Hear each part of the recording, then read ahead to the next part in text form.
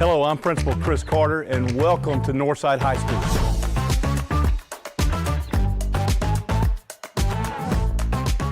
This is the 26th year that I've been at Northside. I like the students and I like the faculty. There's some days that you need more faculty support and some days you just need the energy from the kids. And so either way, it's a win-win. When you walk up those stairs, you can feel, and when I hit those, I just think about how many thousands and thousands of kids have walked up and down those stairs. We have a wide, diverse group of students, and no matter what your background or where you're from, you're going to find your place at Northside. It's truly a home for everyone. We welcome you to this great place. We're here to challenge you academically, and we want you to get involved in just about anything that you could possibly think about to get involved with. I love playing basketball and just communicating with everybody, like just having a good time with everybody. Yeah, Northside really made me like school for real, because like I used to not like it. All the teachers here, like they really are concerned with you, like they'll actually help you, like they're really genuine. There was never a time where I felt like I didn't have any friends or I was searching for friends, and I feel like I'm definitely part of the community, and I feel like everyone is. I chose Northside because I love the diversity. I love being able to seeing people that are rich, that are poor, that are black, that are white in the hallway, and just everybody being able to communicate with each other is why I chose here. I got to Northside and everybody helped out each other. Even if you didn't have as much, everybody was like a family to each other, and I just loved it. My favorite thing about Northside is definitely the way that all the staff and students all come together to help each other. It seems like more of a family kind of place in terms of it's more of a helpful effort to make sure everyone's doing good.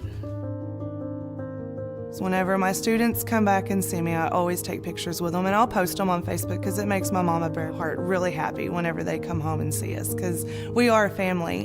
And so one girl said, my teachers care about me and they want me to succeed.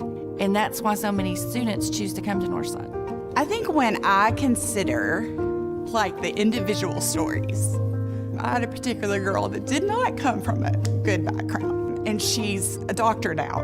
Or you have the kids that are very affluent and have all the right answers and all the right supports, and yet they needed something different. You know, they had to have someone be real with them, they had to fail on their own.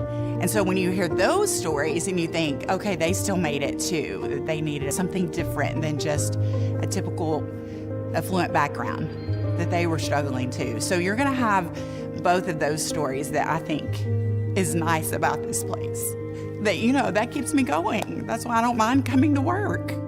Again, welcome, and we're glad you're gonna be a part of the Grizzly family. I'm a Grizzly for life. Grizzly for life. I'm a Northsider for life. I am a Northsider for life.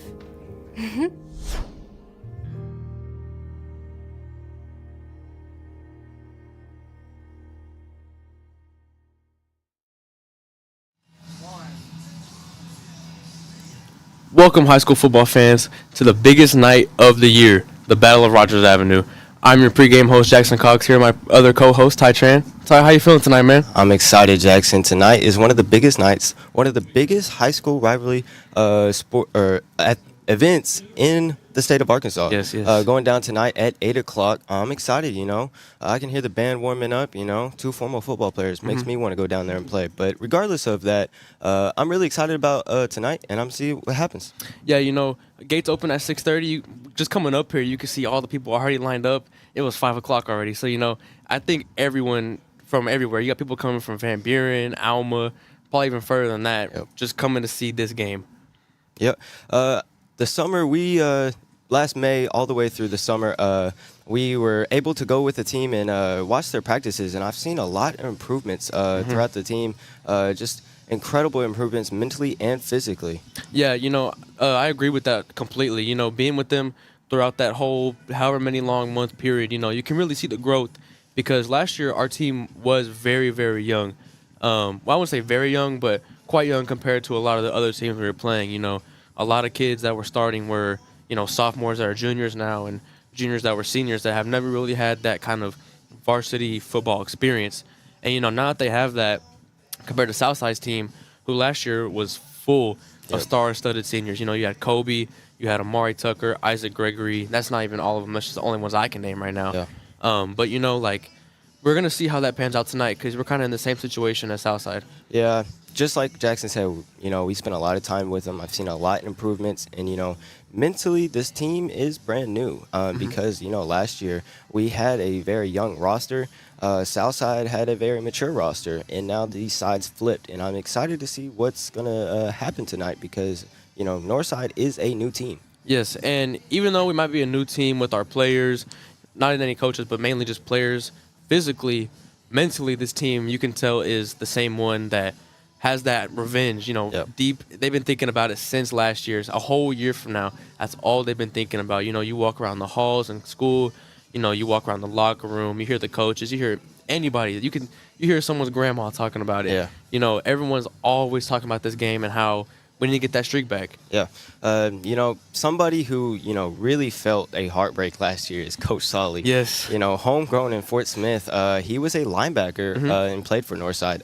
He was actually on that 2000 state champion team.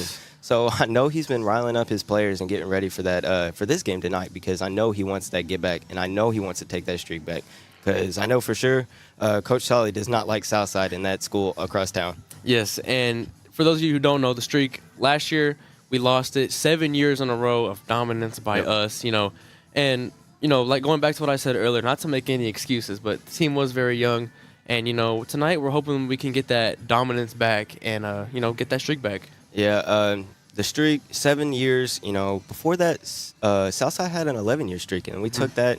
And then now they came back and took that 7-year streak from us. And I know Northside is going to get ready for tonight because they want that streak back, and they want it bad. It's one of the biggest rivalries there is here at Arkansas for high school sports, so I know they want that bad. Yeah, and, we're hoping to keep it at just 1 year, let them have their flowers or whatever, and then we're back to it. But, one thing that some people might not know about this season is that we moved conferences. Yeah. Last year we were in the 7A Central. This year we are in the 7A West, which some would say is maybe a little bit of an easier conference. But either way, we're hoping that this game tonight can kind of give us that momentum throughout the rest of the conference play. Yeah, now we are in 7A West, just like Jackson said. We were in 7A Central. Yeah, most people would say 7A Central is a little bit more tougher. So hopefully we can take advantage of that opportunity and being in maybe a little bit more lighter conference because, 7A Central, far away games. Very, very far. Now, not very far away games. Farthest away game, probably maybe like 2 hours, less Not than even. that. So hopefully we can take advantage of that opportunity and being in 7A West now. But at the end of the day, at the end of the season, regardless what conference you're in, you're going to still have to play teams from 7A Central and 7A West in the playoffs. So you need to be ready for that. Yeah, and going back on what he said, kind of the game further, the distance away, it might not seem like it's that big of a deal just if you're kind of watching or not even paying attention. But, going from school 7 hours a day to straight on the bus all the way to Jonesboro, like, I know nobody wants to do that. Yeah. Not even to go watch the game. Like, you can all watch it on TV, but, like, for the players, we've gone further than that, so probably 2.5 hours, a little bit, but I think it'll really help us mentally wise this year. Yeah, Fayetteville, we played them the last 2 years and unfortunately lost both of those. But that game was non-conference. Now we played them in a conference game. Yes. So now it's going to be a little bit more important, and it means a little bit more to take Fayetteville down because that is a conference game. That's going to help you get to the playoffs and get a better position. So hopefully they can, beat Fayetteville this year as a conference game. Yeah, and kind of touching on the mentality thing we've been talking about this whole time, the mentality last year and the years before and the years prior, we've had a strong mentality as a team, but being with the team, like as long as we've been with them, you can really see how Coach Curry has really been trying to get them to have a very, very strong mentality and not let anything, make them act out during the game or make them quit during the game, even if because I remember sometimes, you'll be there, they might score a touchdown on us. You can kind of tell the body language and everything like that. You can kind of tell they kind of get down. But watching them throughout the summer and even just seeing them around, they can kind of tell they've been more mentally strong. Yeah, I know Coach Curry is getting on his players really bad this year for just keeping that mentality strong and keeping that physical body language stronger and just making sure that you are, what is the word? Mentally strong, basically. Yeah, mentally tough.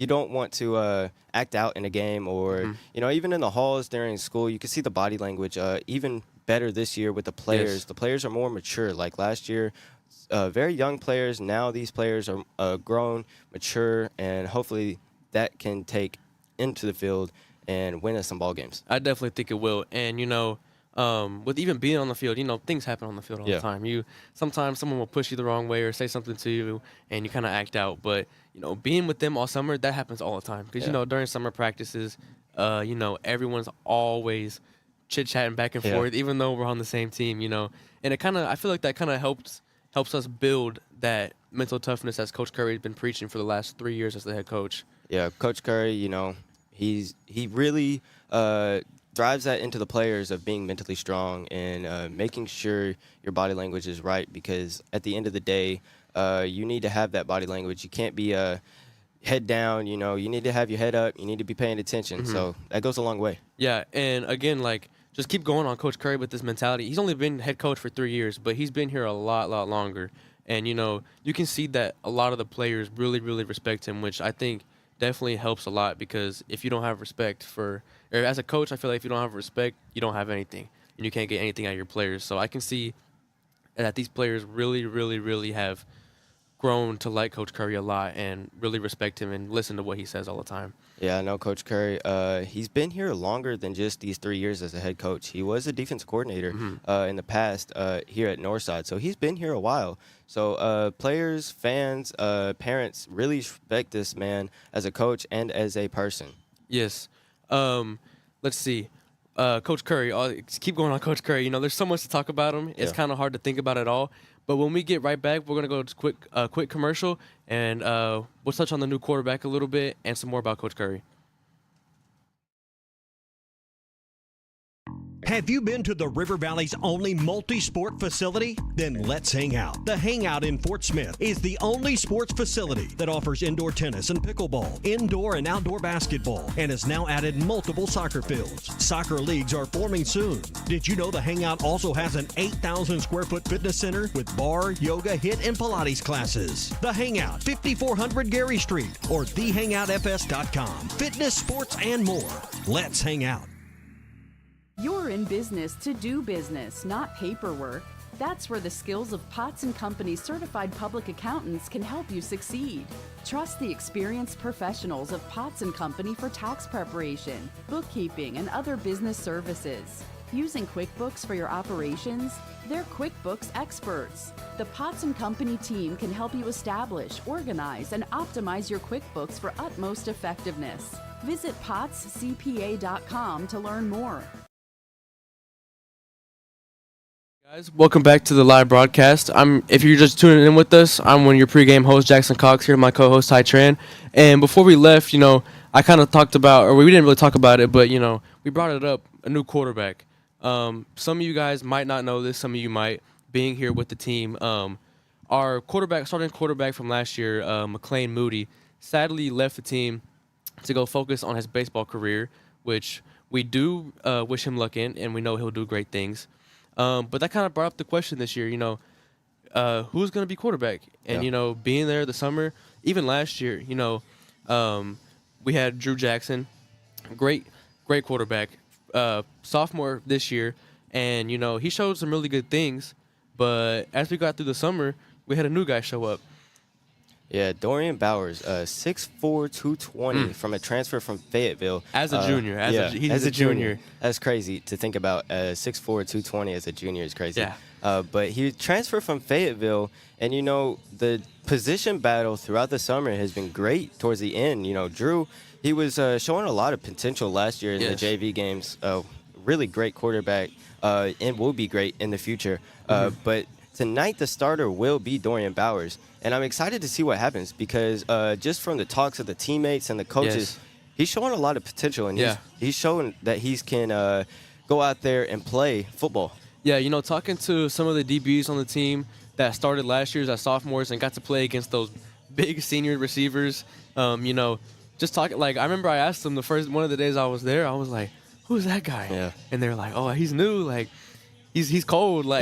He's throwing dots on us at practice. And, our secondary is pretty good. So, that really gives me hope for this year. And, I know he'll do good things. Yeah. But, it's really exciting. It's going to be really exciting to see, coming from Fayetteville, we know how good they were last year and the year before and years past. And, we're going to see how that kind of translate to our offense, how well he's learned the playbook in these last couple months. And, yeah. Yeah, I know Coach Solly might not like this transition just because he's the defensive coordinator, and he's going to have to get his defensive guys in practice ready for the new quarterback, because if he is good as everyone is saying, the DBs need to step it up. Yeah. But just messing around, at the end of the day, Coach Solly is grateful for this new quarterback to come in, because at the end of the day, you're one team, and this quarterback's going to help the team win football games. Yeah, and not only we're just one team, you can really tell here we're a whole big family, not just with the football team, but with the fans, the band, literally anybody in the school. They all come together for this one thing, which is amazing to me. And with the team, again, and I both know that no matter who's going to play, if they might even split snaps tonight, we don't know. We know the team's going to rally around whoever that is. Yeah. And that's really an amazing thing to see, because a lot of times you don't really see that in sports or just in general. You'll see, if someone new comes in, a lot of people don't like to talk to them or kind of leave them out. But just being around the team these last couple months, even when he got here, you can really see that the team really likes him and no one has bad blood towards anybody or anything. Yeah. Just going back to Coach Curry, I mean, you can't ever not talk about Coach Curry enough. Yeah. We talked about him earlier. He's really strived his players to support each other and act as one and be a family, because support in your teammates can go a long way. And I know that quarterback, Dorian Bowers, has really felt that support in his team, and I know that's going to help him go out here tonight against Southside and help us win this football game. Yeah, and we've been talking about Coach Curry a lot tonight, and another coach I want to touch about, since we're talking about the quarterback, is Coach Frazier. Yeah. He's been here forever, one of the co-offensive coordinators, quarterback coach. I've pretty much known him my whole life. He's known my dad. He coached my dad, and you can really tell he cares about all the players, and I just know deep down that he's prepared whoever's going to play tonight. Even though we know Dorian is starting, if Drew happens to come in, I know that he's prepared them, and along with all the other offensive coaches, not just Coach Frazier. Yeah, I know Coach Frazier has been getting Dorian Bowers prepped up and ready for tonight. I know he's been getting that playbook ready. And alongside with Drew, I know he's been pushing that position battle, pushing Drew to get better every day, because at the end of the day, once Dorian Bowers leaves in 2 years, Drew's going to have to step in, and I feel like he can take that position very godly, because he has Dorian as a mentor now, and that's going to help him. Yeah, and for I know sure. Coach Frazier's pushing that position battle every single day. For sure. We've seen it going back to the summer thing again, just being with that team. You can see the growth with all the new people, all the new up-and-coming freshmen as well, just kind of pushing the team to do better. Not just every single position group, but as a team in general, offense challenging defense, defense challenging offense. And, for me personally, I can really, really see the growth, because not only are we competing with these other teams, we're competing with ourselves, which really helps. And one thing that Coach Curry would always say is iron sharpens iron. Yeah. And you can really tell, this team is full of studs made of iron. Yeah. And you can tell every day when they're going against each other, full pads, hot out here, 90 million degrees, sweating, everything, you can really tell it's making them a lot better players. Yeah, and of course, you're going to have your disputes in practice. Things are going to get heated. Players are going to get mad at each other because you're going hard. You're doing one-on-ones. It's going to get heated. But Coach Curry has made sure, you're going to get heated. But at the end of the day, you're a family. You're a team. And, we've been talking a lot about that, because he's really tried to make that our identity here at Northside, as being one, as being a family, and playing together. Yeah. That support goes a long way. Yeah, and again, going back to Coach Curry, like he said, you can't talk enough about Coach Curry. There's so many good things about him. And, it's only been 3 years he's been the head coach here. Excuse me.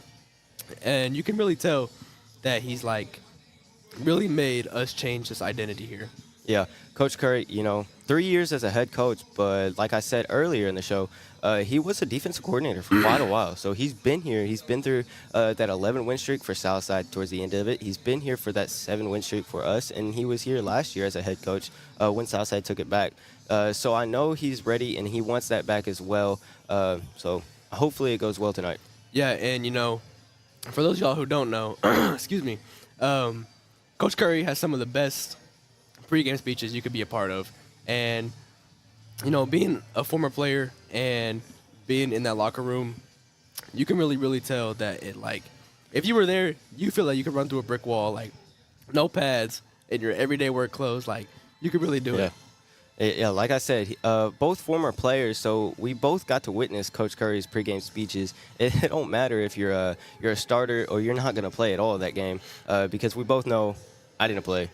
You didn't play. Yeah. So even though I didn't play, the pregame speeches really made you pumped up and ready to go. Even if you're just going to run out and sit on the sidelines, it makes you ready to go. Yeah, it makes you feel like you're maybe the best water boy you could ever be.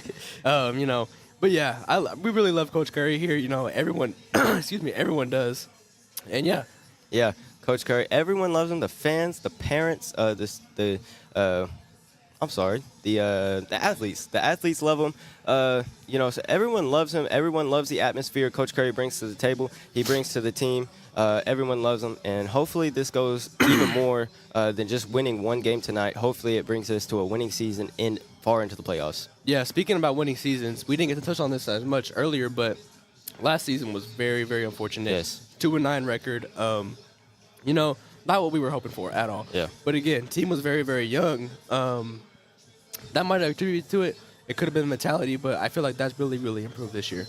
Yeah, 2-9, not so great last year. That's unfortunate. Hopefully this year we'll get a little bit better because we know Coach Curry. A lot better. Yes, we want a winning season. We want to go far into the playoffs. But hopefully Coach Curry has implied to the players that, this is the year. If we're going to do it, it's now. So hopefully just not one game, but all through the season. Hopefully it goes. Yeah. And I remember Coach Curry talking to me and the whole team, talking about, he really wants us. He has big dreams for us as a team. And no matter what class it is, he wants to strive for the best. He wants us to be on ESPN playing Friday nights against IMG or what's DeSoto or Duncanville or any of those really, really big teams. And I believe that we probably could do it. Yeah. Because, the team, all this coaching staff, they have really, really, really improved this team a lot. And not just them, the players themselves buying in has really, really helped. Yeah, I know Coach Curry really wants the players to buy in.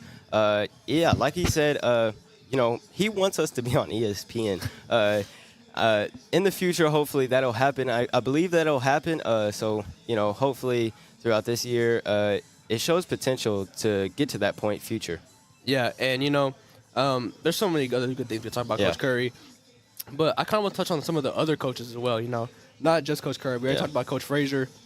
Coach Neal, he's a great coach. Yeah. Coach Bracken, great receiver coach. Our defensive staff is amazing. If you want to touch on that a little bit. Yeah, our defensive staff is a stud. We have Coach DC, which is Coach Curry's son. He actually played at Oklahoma State for a while as a DB. We also have Coach Solly. We got Coach DC. Coach Kennard. We have Coach Kennard as the D lineman coach, man. He's a stud, too. He'll run through a brick wall for you any day of the week.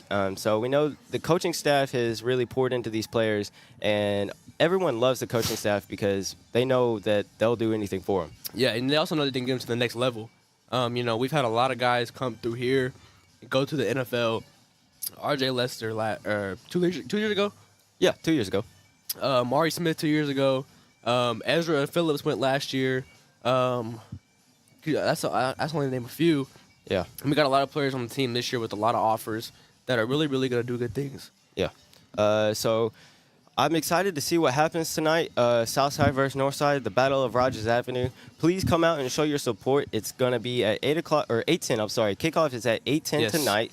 One of the biggest games, like I said, in Arkansas for high school sports. Come out tonight, show your support. Northside versus Southside. It's going to be fun, and I'm excited to see what happens. Yeah, and also if you guys would like, we have a lot of pregame festivities going on. I think they start about 7:15-ish, around there. So, yeah, make sure y'all come out, support either here at the stadium or here live on Grizzly Sports Network. And, yeah. Yeah, so after this, we're going to go to a short commercial break, and then Coach Curry has his show. We'll go to the Coach Curry show after the commercial break. Like I said, this is Ty Tran, your pregame host. I'm Jackson Cox. Jackson Cox, and we'll go to the commercial break. Between life, work, and family, sometimes the person that you need to take care of the most is you. At Fort Smith Therapy Health and Wellness, you're never alone. Through our counseling, we can help you regain control of your emotions, mental health, and life. We provide both face-to-face and virtual therapy services. Whether it's for your child, family, or yourself, Fort Smith Therapy is here to help your true self shine through. Schedule your appointment today with Fort Smith Therapy Health and Wellness.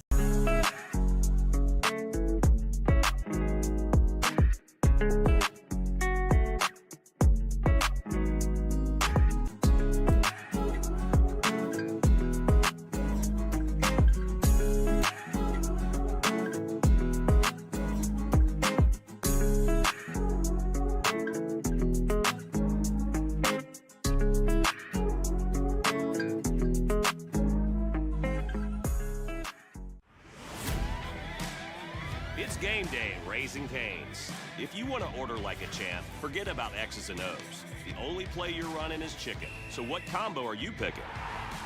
We've got tailgates of hand-battered, cooked-to-order chicken fingers and cane sauce, and jugs of freshly made tea and lemonade. This season is about to be unbeatable. Raising Cane's Chicken Fingers, one love.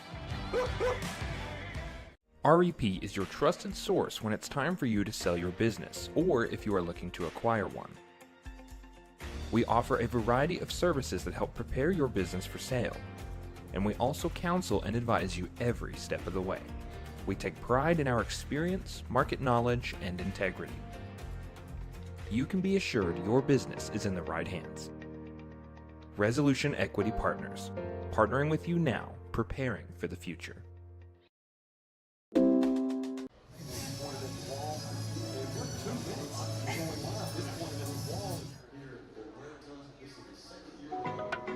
With an older car, there's so much maintenance. Knowing that my brakes are covered for life with the Golden Guarantee is a relief. I'd like to be driving this car forever, so that's why I keep taking it back to Midas. At Escape Camper Vans, we exist to make the outdoors more accessible. We have about 630 vans in our fleet. These vehicles get so much wear and tear. Knowing that there's a warranty on parts through Midas, the Golden Guarantee is so important to our business. Family, it's bigger than blood. Family, it's bigger than bloodlines, stronger than DNA. It's the circle we draw. Family, it's bigger than bloodlines, stronger than DNA. It's the circle we draw around the people that matter, the people we care about and care for, the folks who inspire us, guide us, root for us. Family means finding common ground, rolling up our sleeves, and making our way side by side.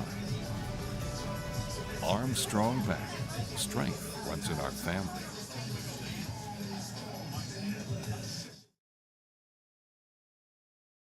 The story of our family business starts back in 1878 when our ancestors settled in Old Town Van Buren and set up shop.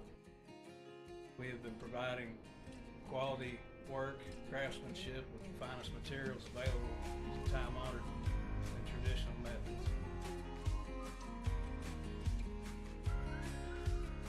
Providing quality service to the River Valley for 6 generations.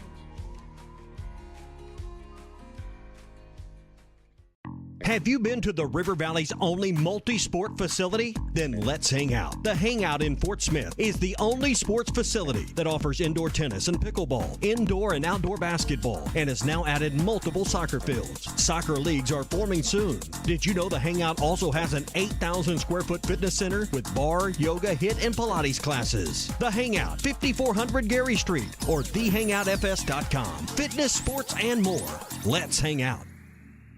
You're in business to do business, not paperwork. That's where the skills of Potts & Company certified public accountants can help you succeed. Trust the experienced professionals of Potts & Company for tax preparation, bookkeeping, and other business services. Using QuickBooks for your operations? They're QuickBooks experts. The Potts & Company team can help you establish, organize, and optimize your QuickBooks for utmost effectiveness. Visit pottscpa.com to learn more. Between life, work, and family, sometimes the person that you need to take care of the most is you. At Fort Smith Therapy Health and Wellness, you're never alone. Through our counseling, we can help you regain control of your emotions, mental health, and life. We provide both face-to-face and virtual therapy services. Whether it's for your child, family, or yourself, Fort Smith Therapy is here to help your true self shine through. Schedule your appointment today with Fort Smith Therapy Health and Wellness.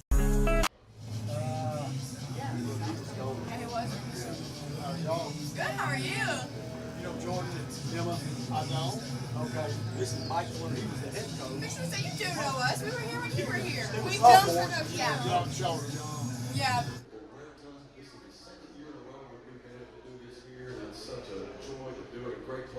Coach's show.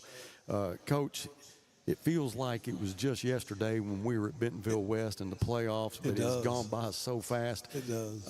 We're already, you know, it's game week. It's the Battle of Rogers Avenue is on us. That's coming up Friday.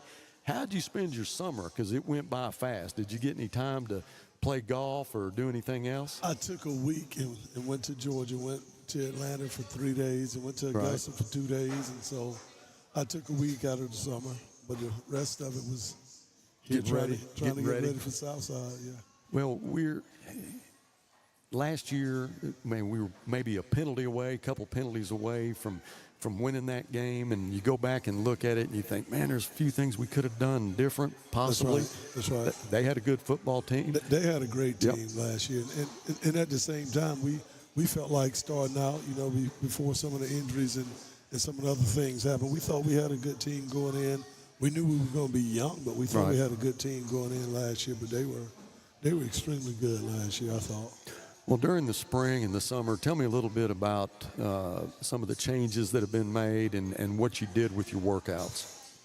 Well, pretty much the same thing as far as the workouts. Coach Beatty and Coach Hansen does a great job with our all-season program, so we kept that the same. Changed up a few things schematically, offensively and defensively to fit our kids, and hopefully it turns out well for us. Yeah. You know, Moody was a quarterback last year. He's had an injury. Is not going to play this year. So you've got a quarterback transferred in from Fayetteville. We're pretty excited about Dorian Bowers. Have you had to change your offense any based on his capabilities? Yes, him and Drew, because both of them guys are battled pretty much all fall camp. Moody has a different skill set, and so not everybody can do what McLean Moody does. And so we definitely had to make sure we're doing what fits into our wheelhouse with the quarterbacks we have. Yeah, there's definitely a different look this year. I went to the scrimmage at Broken Arrow and saw some really good things. One of my favorite things was that wide receiver screen to Cam, and he bust that for about 60 yards. That was fun to watch. I know we want to see a lot of that this year. Cam is electric. I mean, from a hitch to a slant to a whatever, it can go to the house at any time, and it's great to have a guy like that on your side. Oh, for sure. And then you know, a lot of people are going to be keying on Cam. There's no question. You got some other good receivers. Carter Techmeyer's here. No doubt. You've got Mendoza. Actually, Keelan is back there. Keelan's also, here. Yep. We have a great set of receivers, and Cam is definitely the guy that a lot of people focus on. But we have a great core of receivers. You do, and one thing that you always, you look for in that first scrimmage, can we run between the tackles? That's right.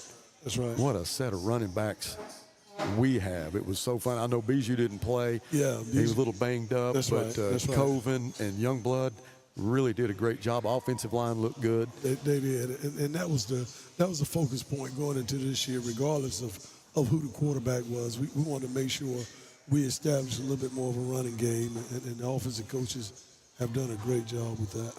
Yeah, and it was good to see defensively. I've heard a lot of good things leading up to that game, but from you and Coach Solly, the defensive coordinator, y'all feel pretty good about what they can do, and they definitely showed some bright spots in that scrimmage at Broken Arrow. It's fun to watch those guys, and they hit with a purpose. It's not that they're trying to stop somebody. They're trying to stop you, hurt you. Oh man, there are a bunch of guys that's on that side of the ball. Yeah. First of all, that can run. Right. And a lot of them had to grow up quick last year playing as 10th graders, and I think they're hungry to prove their worth this year. You like to have, some leaders on both sides of the ball. Yes. And on the defensive side of the ball, you got a great linebacker coming back, Caldera. He's special. He is. Tell me where you're using him this year, because he can play some secondary too. He has a different skill set, and we learned that probably mid or end of the year last year. He has the mindset and the mentality of a linebacker. Yet he has a skill set that he can do some things in the perimeter that we like, and so we'll use him safety linebacker type. Yeah. Yeah. And your secondary, you got the Chavez brothers. Yes. They're fun to watch, and I love seeing them off the field too, Coach. They're good kids. That's they're right. excited That's about right. life, That's not right. just football, but life. They're and fun. They're fun They're to talk to. Yeah. It was good to see Javion Mays back. Yes, no doubt. It was actually, I guess, a year ago, because we had Broken Arrow at the scrimmage where it was a no-contact injury. Yeah. Where he tore his femur, just had a bad break and a bad step, and it tore his femur. And so we're happy to have him back. We thought he was going to have a great year last year, but I think he's come back with a different mentality even this year. I was thinking about him during that scrimmage, wanting to know what's going through his head, because it was in that game last year that he got hurt, but it looked like he did well, had that blocked out. Yeah. Abram Dodson had an interception. He's fun to watch too. So you got a good secondary. You got a good set of linebackers. Antoine Thomas. That's right. That's Coach, right. He's something. And Antoine, he has the ability to really shut down a side of a field. He's rangy, fast. He's athletic. We got some guys on that side of the ball that can play. Malachi He has Warren. one. That's right. This will be a good That's one. right. We got a pretty special one in Taylor Webster, who's here tonight. We're going to be able to talk to him. Yes, sir. He put a lick on somebody during that scrimmage, and we heard that about 20 rows up. Oh, man, he gets there with the intent. Man. Yeah, he does. He gets there with the intent. Well, I know you're excited about the Battle of Rogers Avenue, and we're going to be able to talk about that at the closing part of the show, kind of find out what you're doing to get ready for them. But you brought a couple of guests with you today, Cam and Taylor. Cam Massey and Taylor Webster. Yep. Well, Coach, we're going to take a break, and when we come back, we're going to have Cam and Taylor and talk to them a little bit about what they've done this summer and how excited they are about getting the season started. Then once we finish that, we're going to come back and talk to you and wrap it up. We're going to talk about those Mavericks. All right. All right. That's going to do it for the first segment. Thank you. All right. Between life, work, and family, sometimes the person that you need to take care of the most is you. At Fort Smith Therapy Health and Wellness, you're never alone. Through our counseling, we can help you regain control of your emotions, mental health, and life. We provide both face-to-face and virtual therapy services. Whether it's for your child, family, or yourself, Fort Smith Therapy is here to help your true self shine through. Schedule your appointment today with Fort Smith Therapy Health and Wellness. All right, welcome back to the Felix Curry Show. We've got a couple of seniors here with Cam Massey and Taylor Webster. Yep.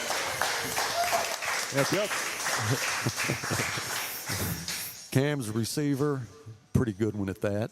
And Taylor is a defensive lineman, and you guys had a good year last year individually. We didn't have the season that we really wanted, and we got a chance to change all that this year. You had the spring and the summer to think about it. So tell me what you guys did this summer. Had a little bit of time off. Cam, what did you do this summer? I think it was just more of like a team building thing. Yeah. Because we had a lot of like new guys last year. We had a lot of just situations we had to deal with last year. And it was just more just like a team building thing to keep everybody together and all that. Right. Taylor, what about you? I mean, I agree with Cam. Yeah, it was more of a team thing. What about like something that didn't have anything to do with football? Cam, I know you like to do some fishing, stuff like that. Did you do any fishing this summer? I did more golfing than anything. Really? Yeah. How did that turn out? Good. You can ask Coach Curry. We golf a little bit. And Coach Curry can play. Yeah. So, I mean, is it an even match between you and Coach Curry? Yeah.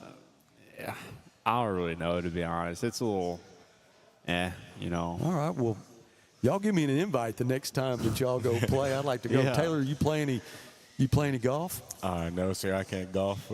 Can you imagine the club head speed that this guy could generate right here? Well, you never know. Every time.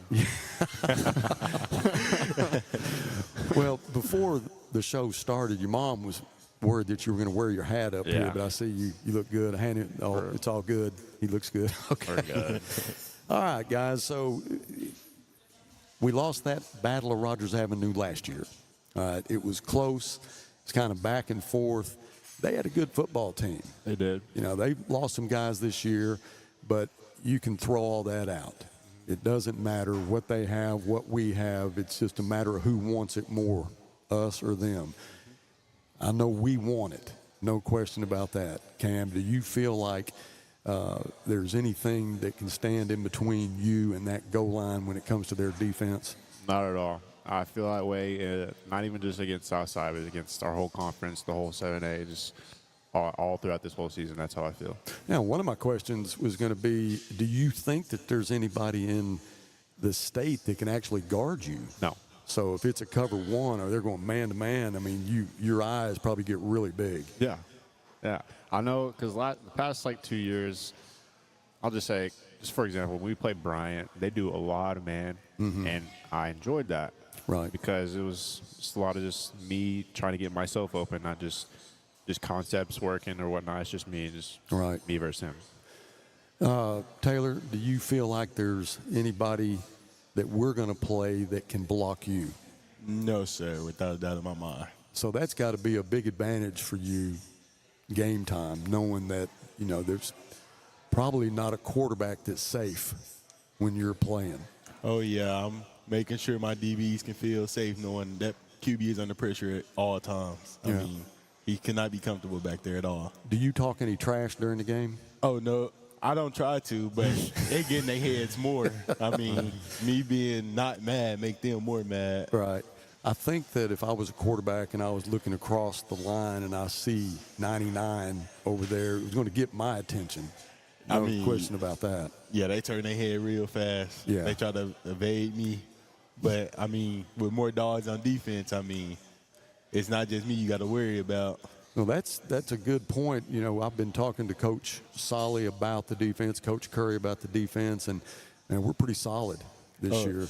Oh, yeah, I feel very confident in our defense. I mean, secondary, D-line. Right. I mean, anywhere you want to go, it's somebody there to meet you. And one thing that I noticed is that when you guys make a tackle, I'm not just trying to get him down. You're letting him know that he's been hit by a Grizzly. Oh, yeah, and one thing about us now, when one person hits you, it's going to be more than one. I mean, it's a swarm coming. It's gang tackling. Yes, sir. Well, I enjoyed watching you guys during the scrimmage, and I don't know who the guy was that you hit, but I'm sure that he felt that for 2 or 3 days. We were 20 rows up and heard it. And one of the coaches I was with heard it but didn't see it. He said, "What was that?" And I said, "That was Taylor Webster." Yeah, I think I know exactly what play you're talking about. Yeah. My teams came. I mean, all our players came, dapped me up. I'll tell you somebody else who's a backup DB is Everett Gooden. He hit somebody, too. I don't know if y'all saw that tackle, but it was an open field tackle. Really got everybody's attention. He was the number 2 coming in. But one thing that got us really excited was that touchdown you made, Cam, in the very beginning, that little screen pass. And I guess it's hard for us to see because it was on the opposite side of the field. But did you get a good block or did you? Oh, yeah, it was a great block. Yeah. I'll give a lot of the credit to Jane Foster. He set a good block for me. The rest was just 100-meter dash. That was the rest of it. You like that pretty good, don't you? Yeah, just straight road to the end zone. Well, we were going to stream that game, and then we decided not to because of the way they had the format. It was so cut up, we didn't really know how we'd be able to stream it and make it make sense to people. So I was actually texting your mom during pretty much every play, kind of keeping her up to date on what was going on. Yeah. And that was one of the first things I was able to text. And I said, he just went 60 yards for a touchdown. And then we were up 14-0, and they scored a couple of touchdowns, started getting it back close. And then we had the ball on our own 5-yard line, and we needed to move the football. And she said, just give it to Cam. He can run it in about 10 seconds. And I said, yeah. And that is a true statement. So any predictions you guys have against Southside? And I hate to put you in that situation because a 1-point win or a 3-score win, it's a win no matter what. But how do y'all feel about our chances against them? I like our odds. Yeah. I'll just say I like our odds. Yeah, I can't say nothing's. I mean, obviously anything that could have happened since last year. Yeah. I mean, every year we're going to think we're going to beat them or whatnot, but like since last year, I mean, it's whatever. But I do like our odds this year. Everybody healthy? Yeah. Yes, sir. That's important. That's a good thing too. Yeah, as well. it is, and I worry about that a lot, especially during scrimmage. Last year we lost Mays in a non-contact injury, and you just never know. Yeah. But glad that everybody's healthy now, and we're just a couple days away from game time, so it's going to be here before you know it. A lot of pregame activity. It's going to be a big hype. It's going to be a lot of fun. We're looking forward to it. The Battle of Rogers Avenue is always a huge event. Nobody has to get up for it. You're just going to be up for it. Mm-hmm. Throw the records out, and let's get after it and go get us a Maverick. Yeah. All right. Let's do it. Cam 100%. Massey, Taylor Webster, thank you guys for coming in.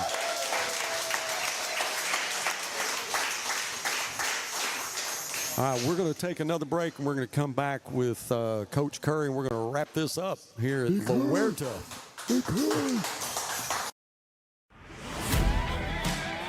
It's game day at Raising Cane's. If you want to order like a champ, forget about X's and O's. The only play you're running is chicken. So what combo are you picking? We've got tailgates of hand-battered, cooked-to-order chicken fingers and cane sauce, and jugs of freshly made tea and lemonade. This season is about to be unbeatable.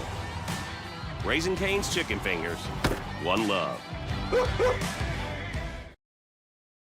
Welcome back to the Felix Curry Show here at La Huerta on Garrison.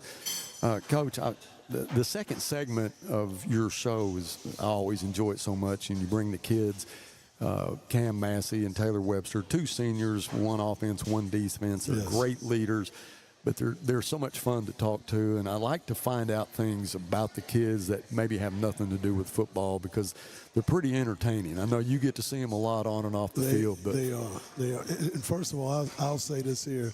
There's some good kids. A lot of times you look at them and they're athletic or they're big and they're strong, but more than anything, they're good kids. Good kids. Yes, sir. And they've been good leaders. They and, are. you've watched them grow from the time they were freshmen now up to they're seniors, and they've hung in there with it through the good and the bad. That's right. The experience is what counts, and it's made them not just better football players, better human beings. That's right. And that's what I tell people. A lot of people play football for a lot of reasons. Yeah. For me, I love watching kids develop and grow, especially when you see them as ninth graders or learn who they are as middle schoolers, and then you see them as seniors and just see the transformation. Right. Yes, sir. You and I have talked about this for years, how much you and your coaching staff really do try to help them in their journey after Northside to get where they want to go. You have so many connections. I love the web that is created from coaches. Your connections are all over the country, and it's pretty impressive to listen to you and other coaches talk about what other coaches in the country that I had no idea that you knew what they're doing and how you guys connect, and that really helps you promote some of our players. Coaching is really a small fraternity. I mean, there's a lot of ways that you're connected to a lot of people, and you just try to use those, I guess those relationships to help promote your kids. And we've had pretty much the same coaching staff at Northside for a long time, and it's such a great group of men. That's right. And every time that sometimes I get caught up talking about what you do and what Coach Frazier or Coach Neal or Hanson or Coach Beatty, what they do, and then I remember it takes a good wife to help you do that, because the things that they have to do to help you do what you do is pretty important. Yeah, because the time, if you do it right, the time that you put into football is more than just, when you're at the school building. A lot of that stuff you bring home with you, and most of our wives, they understand that. Yeah. And we're so thankful for them and what they do. That's right. Coach, now let's talk about Friday night. It's the Battle of Rogers Avenue. Throw out the records. We always talk about that. It doesn't matter who's got who. That's right. The expectations are to win from both teams. It's a lot of pregame hype coming up to this, and then there's going to be a lot of pregame activity. So the game's going to start a little bit later than normal. So how does that affect you? To be honest, us as coaches, we just try to make sure the kids stay locked in. Right. Because it's an exciting game by itself, and then you bring all the other things that our athletic directors. I think a lot of people in the community will be impressed with what's going on, and so you just hope as a coach that within all of that your kids stay locked in. Right. And most of the time, our kids, when it's time to play, they'll be ready. Well, I said that it feels like yesterday when we played Bentonville West. That was last November. Yes. Here we are in August. Yeah. It's hot. Yeah. I know you talked about your last 2 practices indoors and how brutal that it's been. And it's going to be hot Friday night. And I know that you've done a lot between Bentonville West and now to get prepared for this. Do you feel pretty good about where we are? I do. And really, like I said, the thing that we were worried about is making sure you can get through summer and spring, summer, and fall, healthy, because we feel like we got a good team, but at the same time, we can't lose kids to injuries or other things, because that puts us in a pretty tough predicament. So we came out healthy, and so we feel good about where we are. I like the confidence of Cam and Taylor. When I asked Cam, is there anybody in high school football basically that can guard you? No. It was there. He's not stuttering. He's not thinking about it. No. Because he puts in the work. He's not just wishing. Cam works hard. He's super talented, but as talented as he is, his work ethic is even far beyond that. Yeah. And I'm talking about Cam and Taylor because they're here. They were our guests tonight. You have a lot of kids on the team that are very talented, and they're going to. And you got a lot of young kids. That's right. I think last year against Bentonville West, and they were picked, I guess, to blow us out. It would end up being like a 3-point ball game, and then you looked and you said, man, we started 8 sophomore, we started 2 freshmen, and I think the kids kind of looked around and went, man, we got a lot of people coming back, and so they paid the price. That's got to give you some confidence going into Friday night. That's right. Yes, it's been a joy watching that team, watching these kids go from freshmen to seniors. I can't believe that it's gone as fast as it has. It flies by. I know that if I was playing defensive back and playing against Northside, then I would fear number one. I'd have nightmares about what he could do to me.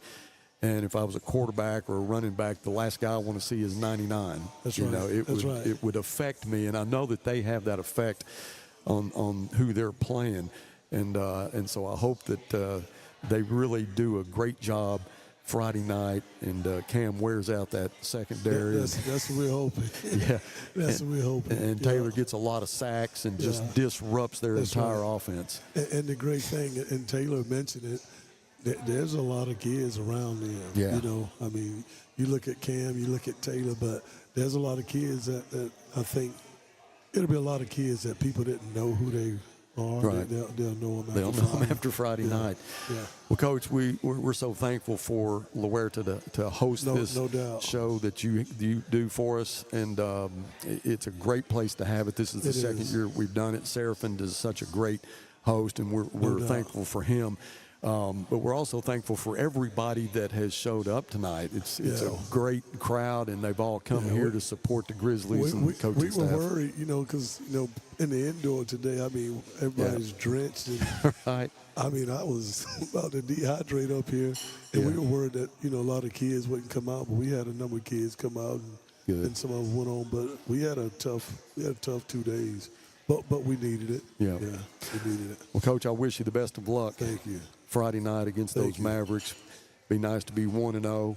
It'll be nice. But it is a big game. It's going to be a big hype. Keep everybody safe, and we all the players and the coaches are in our prayers. It's going to be hot. Yeah. We pray for no injuries. That's right. And get to the end of that fourth quarter with a victory and nobody hurt. That's the plan. All right, Coach. Thank you, and thank you to everybody that came. We appreciate all the people here. It's been a great show, and the game will start. Kickoff is at 8 o'clock. Instead of 7, because there's so many activities. And I was talking to Matt Blaylock, he's here tonight with his wife Shelley. Matt is here. He said that it may even be a little bit later than that. So have patience, and we'll probably start somewhere between 8 and 8:15. That's what we're hoping. Coach, good luck. Let's go get a Maverick. Felix Curry. That's going to wrap it up for tonight. Thank you.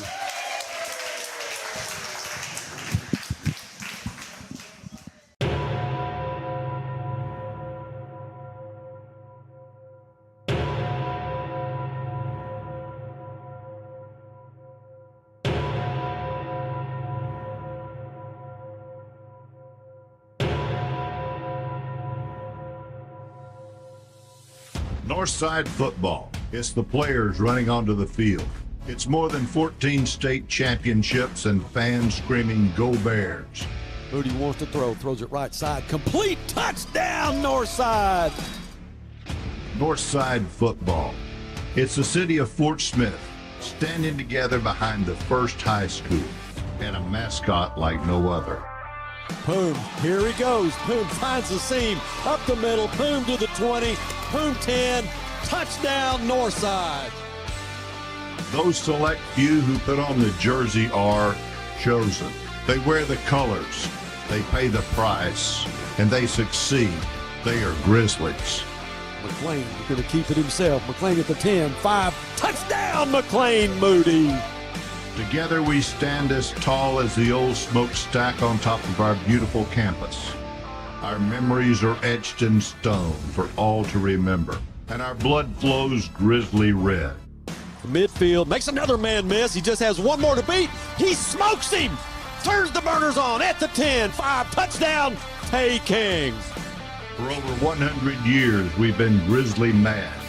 And today we will continue the tradition that has set us apart from any other. Ladies and gentlemen, we are Northside Grizzlies.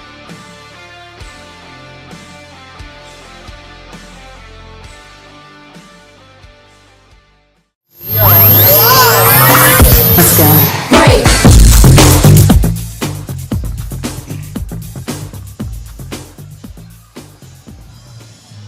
On behalf of Felix Curry and his Northside Grizzlies, we welcome you inside Mayo Thompson Stadium for the Battle of Rogers Avenue. It's that time of year. I'm Buzz Sawyer, next to my broadcast partner, the Dash Riprock of broadcast, Jeff Fallure.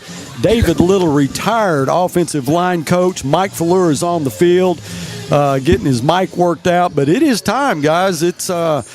It's football season in Fort Smith, Arkansas. It's the Mavericks and the Grizzlies. We were on a 7-year winning streak. Last year we got upset. I think maybe a couple of penalties might have been the difference, but we need to avenge that victory or that loss tonight, guys. What do you think? Oh, definitely. You know, it's a great night. It's hard to believe football's already here. It's still August. It's a hot evening. Hence, they moved the game back an hour. But it's a great night for football. It's the Northside, Southside. Doesn't get any better than that. We're coming on a little bit early, and I hope everybody tuned in. We tried to give you plenty of notice to let you know that the broadcast started at 6 o'clock tonight. Man, we had a couple of Northside journalism students that opened the show for us, Ty and Jax, and boy, what a great job they did. I mean, future broadcasters for sure. Glad to have them, but we've got a lot of stuff going on celebration-wise tonight as far as this game goes. A lot of pregame stuff that's going to be taking place. There are some things that I can't really say anything about right now that are going to happen. So whatever you do, don't leave your easy chair. Keep that TV on. It's going to be fun to watch. And that's before we get to the football. The football ought to be really, really good, and we'll talk more about the football team as we go along. But I'm glad we're up here in an air-conditioned press box where Chick-fil-A has definitely catered it, and appreciate them. A lot of food out there in the hall, and kind of hard to pull yourself away to come in here and try to broadcast. But now the Grizzlies are getting their warm-up in now, as you can see them on the field. Southside, on the other hand, is pulling a David Little and a Mike Fleur trick. They're working out or getting their pregame done at Southside. So I'm sure they'll come over, bust in, walk on the field for the coin toss and the kickoff. So you remember when you guys did that. And I'm going to tell you, Buzz, I love doing that. And it's because you can warm up before the game with no distractions. Yeah. You know, this is a big thing right here. You know, you got class reunions down on this end, assembling. You got all kinds of stuff going on. There's a lot of things that can be distractions. The teams, you know, Southside is doing what they think they need to do to focus in for the game. Right. We got Dash Riprock sitting right next to me, a retired head football coach, and he's from Ozark. Yeah. He played football at Arkansas Tech, was starting center there. Alongside you? Yeah, no. You ruined my career. Yeah, ruined but your career. And I tell you what, Coach Fleur, I think he takes offense of you calling me Jeff Fleur. Did I say that? Yeah, you said it. You said Jeff Ferris. Yeah, you but said it. that's all right. All right, It's you don't mind. It's a compliment to me, but it's an insult to Fleur. He may meet you in the alley after the game for doing that. Yeah, well, I think I'm a little faster than he is, but have you seen him lately? Yeah, he's slimmed looking up good. a little bit. Yeah. He's been working out, training, and I still think I could outdo him in the 40. Yeah, you can still run a 4.8 42. Yeah, I can't go 41, but I can go 40. That's it. And what you're seeing right now is a new camera shot that we have that is in the east end zone. You have Jordan Baker, who's one of our new camera girls, and I say she's new. She filmed for Coach Neal and the Grizzlies for 3 years. She's graduated now, and she is on the new camera stand. She's going to bring you some really cool shots tonight. And it'll get better as the sun goes down, but we're excited to have that camera stand. We have Emma McAllister. She's one of our girls, along with Jordan, that are new this year, but not new to using a camera. She's going to be on one of the cameras at the camera deck right below the broadcast booth. But number one camera, our lead camera, Andy Qualls, and if you remember him from last year and the year before, that's actually Dylan's grandfather. Okay. And he does such a great job. Glad to have him back. And then we got Brandon Luckenball, who's going to be on the field and still working with Coach Fleur now on his wireless mic. But hopefully they get that worked out, because that's such a great tool to have in a broadcast, especially from Mike, because he knows the offense and the defense so well. He can pretty much predict the play before it happens. All right, it is. I got 16 minutes showing on the scoreboard, but I think that's before some of the festivities start. Again, we're going to be winging a lot of this, and when we get closer to some of these things are going to happen, I will let you know what to look for. But right now, place is starting to fill up. This is impressive, and I love seeing Mayo Thompson full. You know, this brings me back to my childhood. You know, I went to Northside and Southside games, you know, my whole life growing up, and then to come back and coach at Northside like I did and be able to retire and be here and do the broadcast, it's really special to me, Buzz. I just got a text from Dylan Abbott. He and Hannah, his wife, moved out to California and doing great, and he's been helping us, tutoring us, trying to keep us in line here. But he just sent us the text and said the student commentary was great. They're doing good. So, Dylan, we appreciate that. Thanks for watching. If you've got any tips for us on how to get Mike's wireless mic up and going, just let me know. But we're still working on that. All right, I'm gonna try to pull up some of our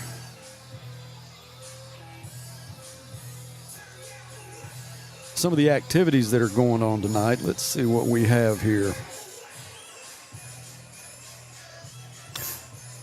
The Dixie Bells They'll actually enter at about 7:18. They'll come onto the field then. Right now it is 7:04. And then at 7:20, the bells will get ready. At 7:22, they will perform. The Southside cheer team will perform at 7:27. At 7:32, they'll have the Southside alma mater. At 7:34, the Northside alma mater. And then we have some celebration activities that will begin then. At 7:41, we're going to have an introduction from Dr. Morawski about some of our speakers here tonight. Then there will be a moment of silence, the national anthem, the game ball will be delivered. We'll have the coin toss. Southside will enter, then Northside will enter, and at 8:10 we're going to kick this thing off. So that kind of, I think having all the activities is probably a plus tonight, and let that sun go down, let it cool off a little bit. I thought it was going to be cooler today, and guys, it didn't work out that way. It was blistering hot. Still is hot out there. I'll take it because earlier in the week it was calling for thunderstorms tonight. So even as as early as yesterday, they were calling for thunderstorms. So yeah, it's hot, but at least we'll get to play the game. Yeah. Here at some point we're going to have to start talking about football. There's some changes in both teams, obviously, and if you know about our history, last year we went 9-2. Southside went 7-5. They got beat in the first round of the playoffs by Springdale. Probably should have beat them. They had an opportunity. Coach Little and Coach Fleur and I went to that game. We actually left a little bit early. Yeah. Watched it on our phones as we were leaving, driving back down 71, and they got back in it. Yeah, they did. Had a chance to drive and score, and Fayetteville couldn't stop them, but they threw an interception. Right. And, Southside graduated a whole lot from their team last year. On the other hand, Northside has a lot of their team back. Yeah. They lost some key players, Northside did, but the bulk of the defense is back, and they're going to lean on them a lot. Yeah, and there's a couple guys that, you'd like to have on the field tonight, and one of them you talked about that left, Ezra Phillips. Right. How do you replace a guy like Ezra Phillips who would do anything? I mean, you got to love, as a coach, a player like him because he would do anything you ask him to do. And he could perform as a DB. He could perform as a receiver. Y'all ran him in a Wildcat a few times. He is now on a scholarship at Ouachita Baptist, although he tore an Achilles in the summer, and he's going to miss this year. But it may work out good for him being a freshman. It'll be. It's going to take a full year for that to recover. So your mindset's got to be, what do I do to get myself ready for next year? And you got to keep a positive attitude about it. I took him to work out. I don't know how many times this year, because he was dedicated. Every morning he would call me or text me and say, "Can you take me to?" Because he can't drive. Yeah. Could you take me to the gym? And so he was diligent about working out, and he feels good about it. Well, before he was legal driving age, I went and picked him up in the mornings for morning workouts at Northside. Right. And he never missed. Yeah, he's one of those players. You'd like to have him back tonight. I think he's probably in Arkadelphia watching this. He sent me a text earlier. Ezra, if you're listening, man, we'd sure like to have you back, but we're going to have to do it without you. Another guy we're missing is McLean Moody. How do you replace a McLean Moody? Well, there's no way you can replace his skill set. He's got a major league arm. He can throw sideline to sideline. You don't replace that. But what they do have, and what I'm looking for, is the Grizzlies have really made an emphasis on being better in the run game. Yeah. Wasn't very good in the run game last year, so they had to rely on Moody, and the defenses knew that, so they pinned their ears back and went. Well, the Grizzlies have really tried to make an assertive effort to be a better running team, and I think you'll see that tonight. Well, and I hope that's what we see, and I talked to Coach Frazier about it earlier. You got some great receivers. First one that comes to mind is Cam Massey. Yeah. That's everybody's All-American. But you do have a lot of running backs. You've got Warren Bijou, who has now become a running back. He's a starter. He did not play in the scrimmage. He was a little banged up, but he's going to be ready to go tonight. Jaleel Coven, he's a north and south runner, and then you got that guy that can go east and west in a matter of 2 seconds. Yeah, Jaden Youngblood, and then north and south and less. Yeah, he can go. They've got 3 guys. I think Bijou played defense last year, so our fans hadn't really got to see him at a running back. Yeah. I think they're going to be pleasantly surprised. They're going to be really. I agree 100%. And then the other guys have great, qualities about them. Of course, Youngblood is a little scat back, hard to tackle. So those guys are going to be fun to watch. And then you talk about McLean Moody not being here. So who's replacing him? Well, we have a transfer coming in from Fayetteville, Dorian Bowers. He's 6'4", 220. He's a specimen. And you talk about somebody that makes you feel small. Watched him in the scrimmage, and he threw a couple of good passes. And what they want to try to do is get him in a comfort zone, get him feeling good, get some momentum built up, and turn him loose. And we're going to test our mics now. Let's see if we can go downstairs and talk to the legend, the Hall of Famer, Mike Fleur. Mike, are you with us? Good. All right. All right. There we hear go. me now? Yes, sir. We got you. All right, we finally got that worked out. Well, good deal, Coach. We're talking about the late kickoff, and one of the advantages to the players is being able to let it cool off a little bit. What do you feel down there? I mean, we're up here in an air-conditioned press box. Yeah, it's warm. It's not as bad as it's been. Well, the temperature's going down, but it's a little warmer than what our forecast was going into the week. Yeah. We've been talking about the difference in the two teams. Southside, who lost a lot of players last year. Northside lost some, but we have some good ones coming up. We had to replace McLean Moody. And what would you do as a head coach, knowing what you have to work with now that you don't have Moody? That takes some things away, but what's your mindset? Well, I'm a run guy anyway. Right. Running backs and the offensive line, I'm going to expect my defense, get out to a good start, mix in the pass, get this new quarterback comfortable, and let my defense, I've watched them, let my defense here early in the game. So we've heard a lot about the defense. Now, Coach Solly and Coach Curry both are saying that it's pretty good, and you guys have had some really, as coaches, have had some really good defensive teams over the last 10 or 11 years, and they're saying this one ranks up there with it. So a lot of change. I mean, when you think about the defense, you got to think about Lucas Calderera. You got to think about Taylor Webster, the Chavez twins, and the secondary. There are definitely some players on that side of the ball, and Abram Dotson is another one. And I saw Abram this afternoon all by himself in the film room. Okay. Yeah, I think it all starts with that big nose guard, Mr. Webster. If he can draw double teams and have a hard time blocking and keeping those linebackers free, like you said, Calderera, the other guys, they're going to have a hard time because they got speed. The thing I like about this defense, they're not extremely big, but man, can they run.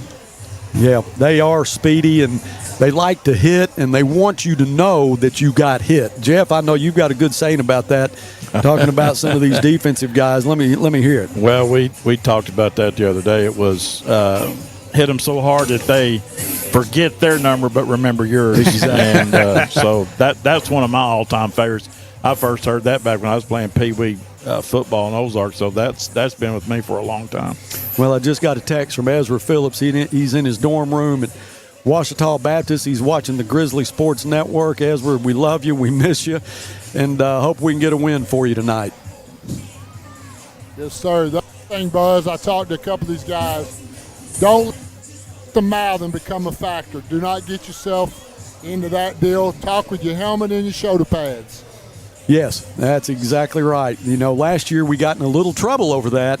In this game at Southside, I felt like in the third quarter we were going to go up 2 scores, and we got a couple of personal foul penalties and took away a first down. We couldn't really ever recover from that. So, Coach, you're exactly right. Yeah, it very easily cost us the game last year.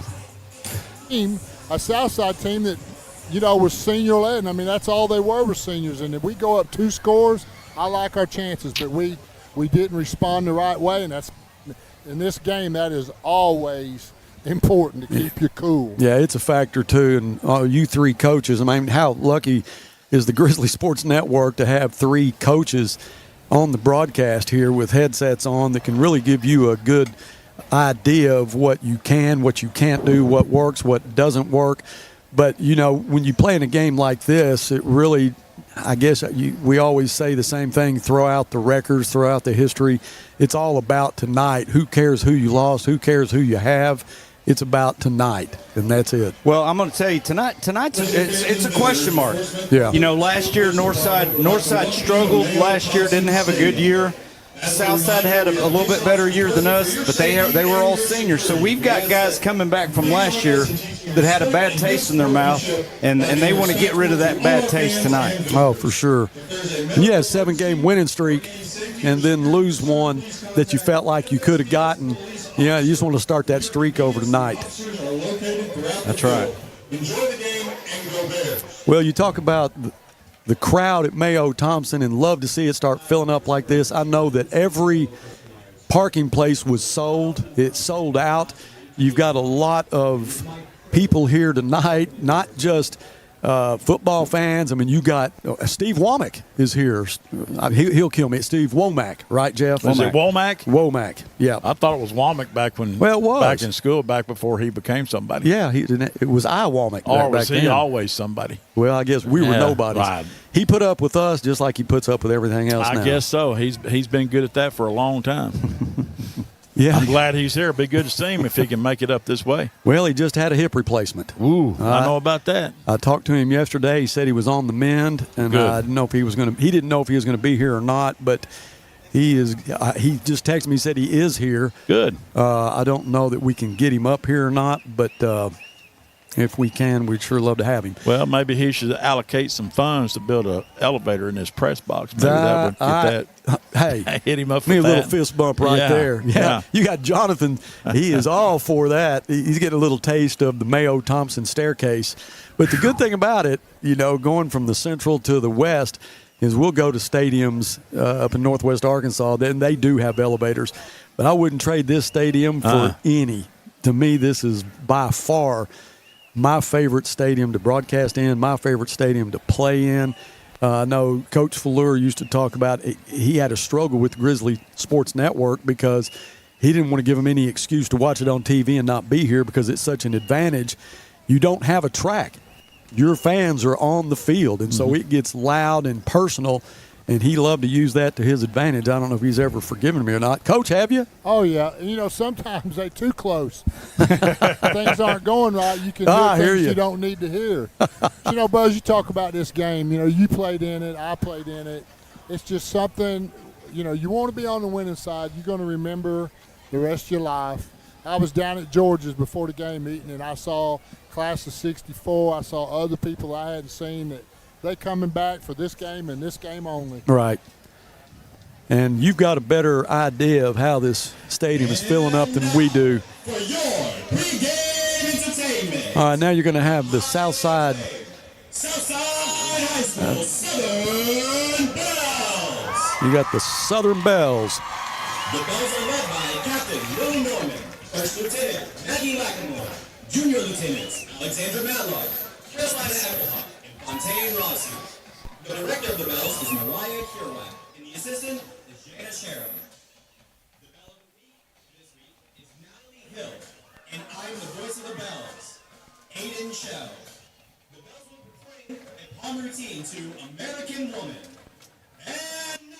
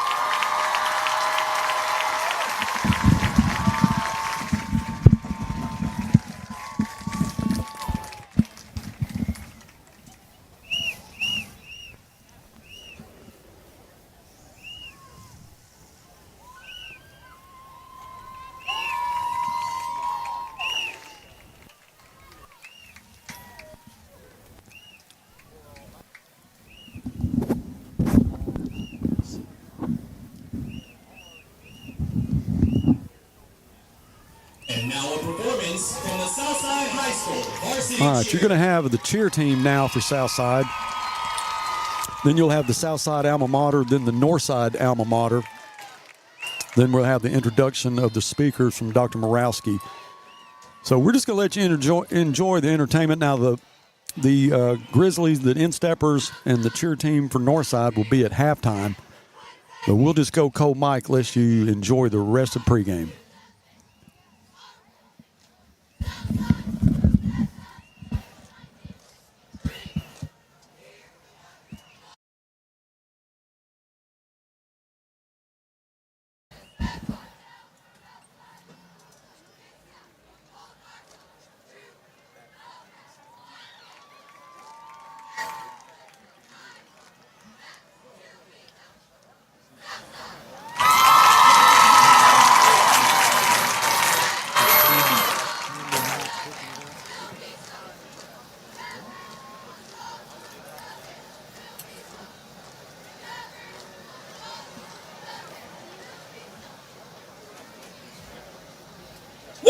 Bring them out, bring them out, bring them out, bring them out.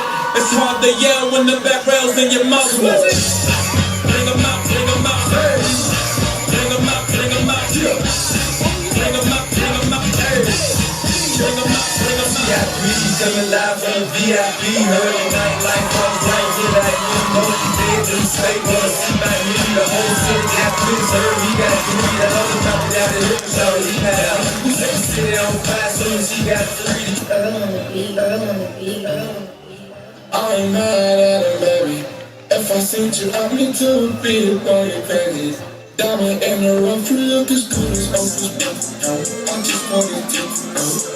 In my house, overseas, I'm getting out. Is it tricky? Do she really know? Let's just find it out. Baby, what's up with you? Said you go straight from the south. Back home, I'm no president, I'm on drama. I control the drama. I'm so down the drama. We don't need the drama shit. Stay in the night, got me promised it. I hide in the kid, like Osama did. I'm going to make the diamond dish. Tell her BB's team, yeah. My side girl got a 5S with a screen crack. Still hit me back right away. Better not never hesitate. Don't come around, think you getting saved. Trying to show the dogs by today. Got a choice, trying to light the way. Biting everybody, which is ironic. Cause your next album probably won't ever see the light of day. Half, we should let them down, but I guess that's how you getting down. I'm so high up, I'm like hot, really getting down. I could never have a kid, then be out here still kidding around, boys playing around. But you really wanna take it now? I got $150,000 for an after party, and I gave it to the killer just to break it down. Bring us up, I never take us down, but if you bring me up, then they might take it down. Fakes with me back then, but it's getting hard for you to fake it now. Being rich when I'm 40, man, I'm trying to make it now.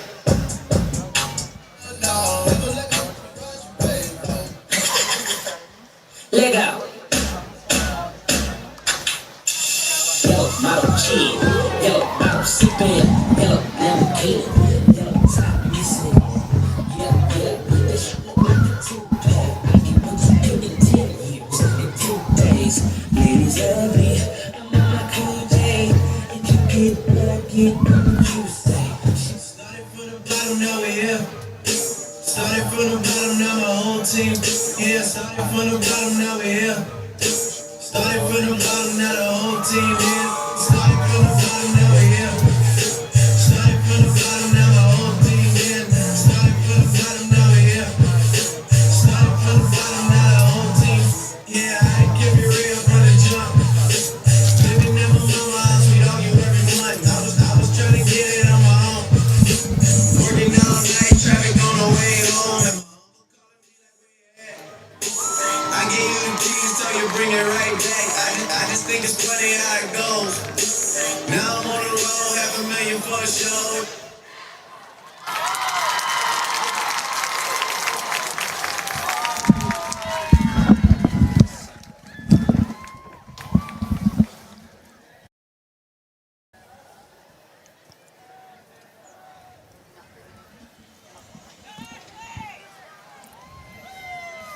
Now presentation of Southside's alma mater. All right, we'll have the Southside Maverick alma mater now. The Grizzly alma mater will immediately follow.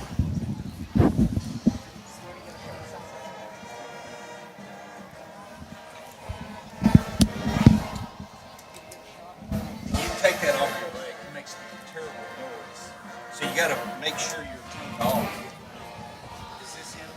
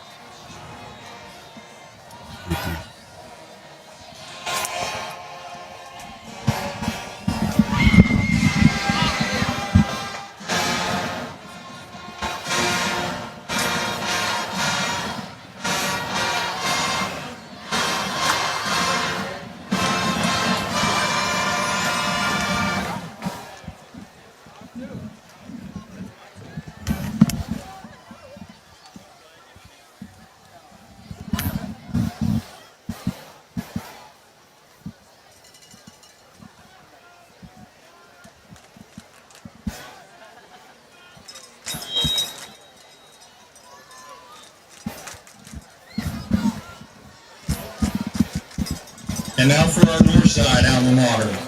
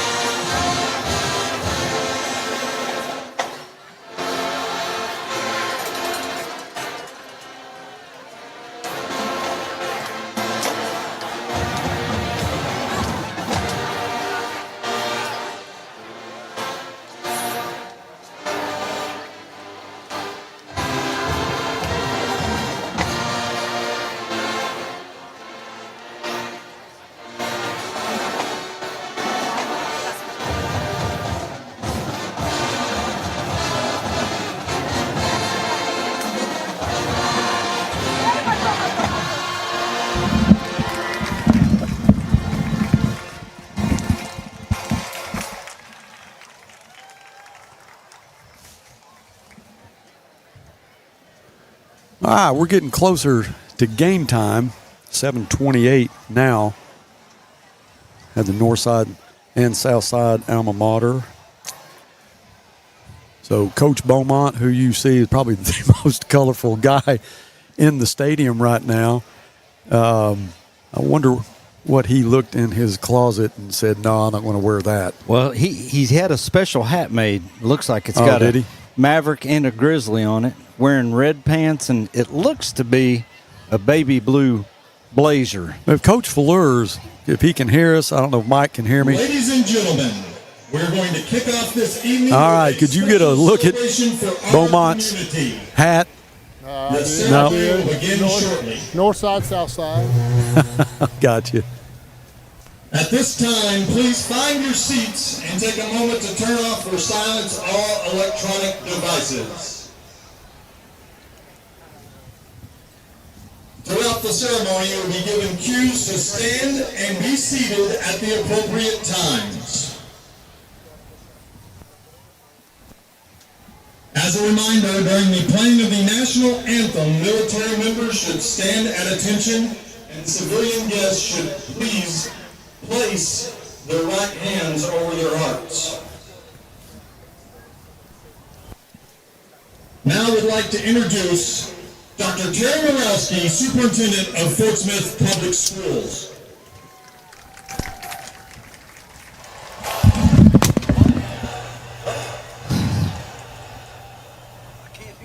Thank you. Ladies and gentlemen, esteemed guests, and other military personnel, welcome to this special ceremony recognizing Fort Smith, Arkansas, as a great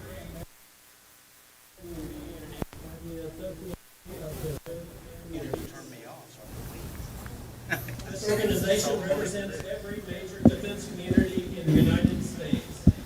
Aligning with the mission of this organization, this honor reflects our community's unwavering support and dedication to our nation's defense and our pride and gratitude for the men and women who serve our country.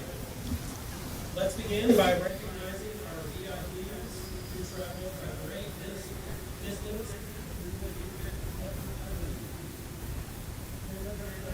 Bozeman and his wife, Kathy Bozeman.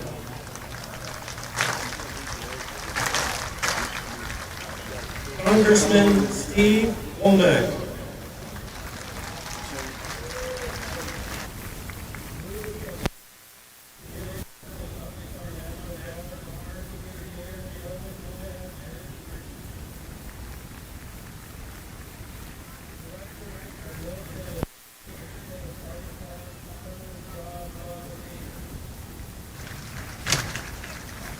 Association of Defense Communities Board members Scott Norton and Brian Lewis. Executive Director of the I'll make it all Association right. of Defense Communities, Matt.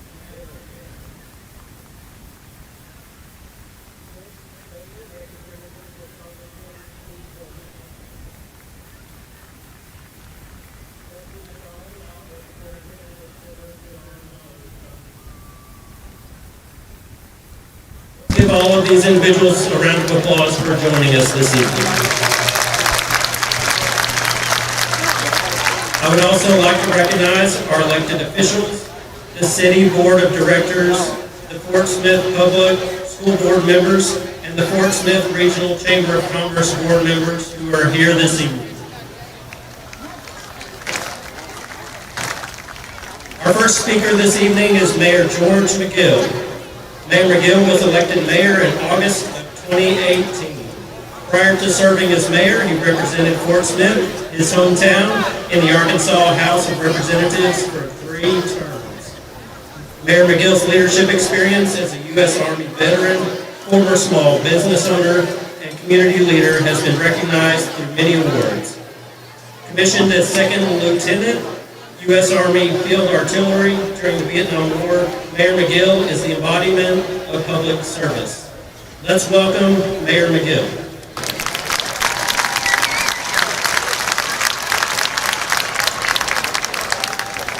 Good evening, Fort Smith. What a great day it is in our city. As Mayor of Fort Smith, it is my privilege to welcome you all to this momentous occasion. Fort Smith has a long and proud history of supporting our military, and today we celebrate that legacy. This recognition as a great American defense community is a testament to our community's dedication, its resilience, and unwavering support for our service members and their families.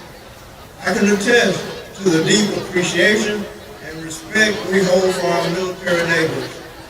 From community events to support services, we strive to ensure that Fort Smith is not just a place of duty, but a true home of service members and their families. This recognition, a celebration of our collective efforts and the enduring bond between Fort Smith and the military community. I would like to thank the Fort Smith Regional Chamber of Commerce for nominating Fort Smith for this award, and thank the ADC for recognizing Fort Smith as an outstanding community. Thank you.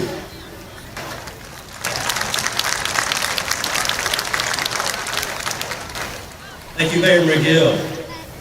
Now I'd like to introduce Senator John Bozeman. Senator Bozeman is Arkansas' senior U.S. Senator and Dean of the state's congressional delegation and an alumni of Northside High School. He went on to play football for the University of Arkansas while completing his pre-optometry requirements. Decades of experience as a successful healthcare provider and as a small business owner guides Senator Bozeman's approach to governing. As the son of an Air Force Master Sergeant, Senator Bozeman learned at an early age about the sacrifices of our men and women in uniform. He serves as a ranking member of the Committee of Agriculture, Nutrition, and Forestry. Senator Bozeman also serves on the Committee of Appropriations, and through his leadership secured funding for the FMS mission.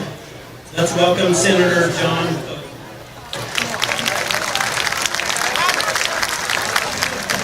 Thank you. Thank you all. It is so great to be here. In a little bit, we're going to see one of the great rivalries, not only of Fort Smith, but the state of Arkansas. In fact, I would argue it's one of the great rivalries of the entire region. Some are going to be rooting for Southside, some are going to be rooting for Northside. The game's going to be played in front of us, and then all of us are going to come together back as a community once it's over and do great things. And we are doing great things as a community. This award that we're getting is a big deal. We know what it means to be in a NAC championship dog. This is equivalent to winning the national championship for military helpfulness for a community. Like I say, it's a big deal, and you are the ones that are responsible for it. So thank you so much for your efforts. I'm so proud of you. We look forward to a great game, and so proud of you, so proud of our community, so proud of my hometown of Fort Smith. Thank you.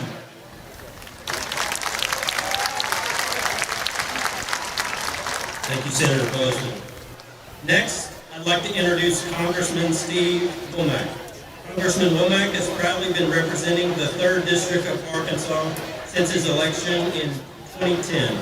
During his tenure, he has never missed a vote and holds the longest consecutive voting streak maintained by any current member of the U.S. House of Representatives. Womack retired from the Arkansas Army National Guard in 2009 at the rank of colonel with more than 30 years of service. He is a member of the Arkansas National Guard OCS Hall of Fame and serves as the chairman of the West Point Board of Visitors, where he supports the U.S. Military Academy and its mission to train the next generation of Army officers. Let's welcome Congressman Steve Womack. Thank you, Fort Smith. Let's give it up.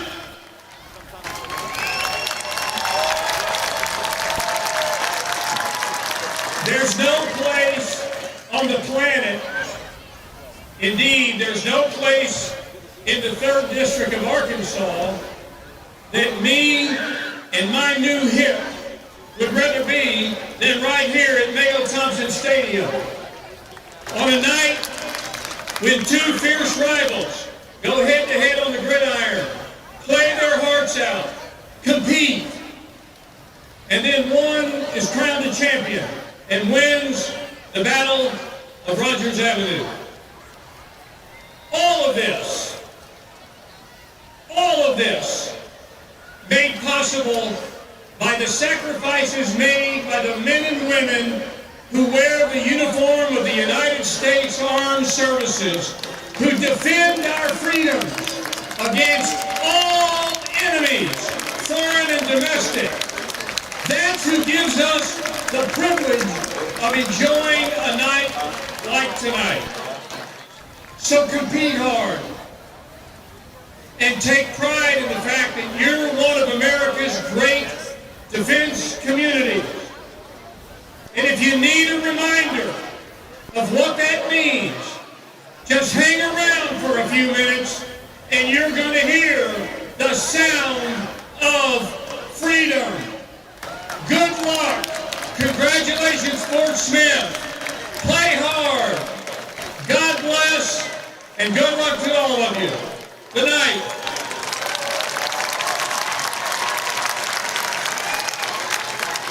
Thank you, Congressman Womack. Finally, tonight, I'd like to introduce Scott Norton with the Association of Defense Communities to say a few words. Scott is here from Texarkana and serves on the Association of Defense Communities Board as their treasurer. Scott is the Chief Executive Officer of the Tex Americas Center.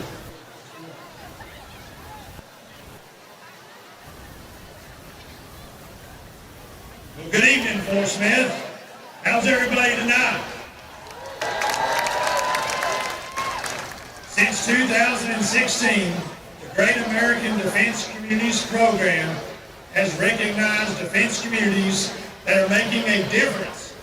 This year, we are thrilled to celebrate Fort Smith, Arkansas, home to Fort Chaffee Maneuver Training Center and Ebbing Air National Guard Base.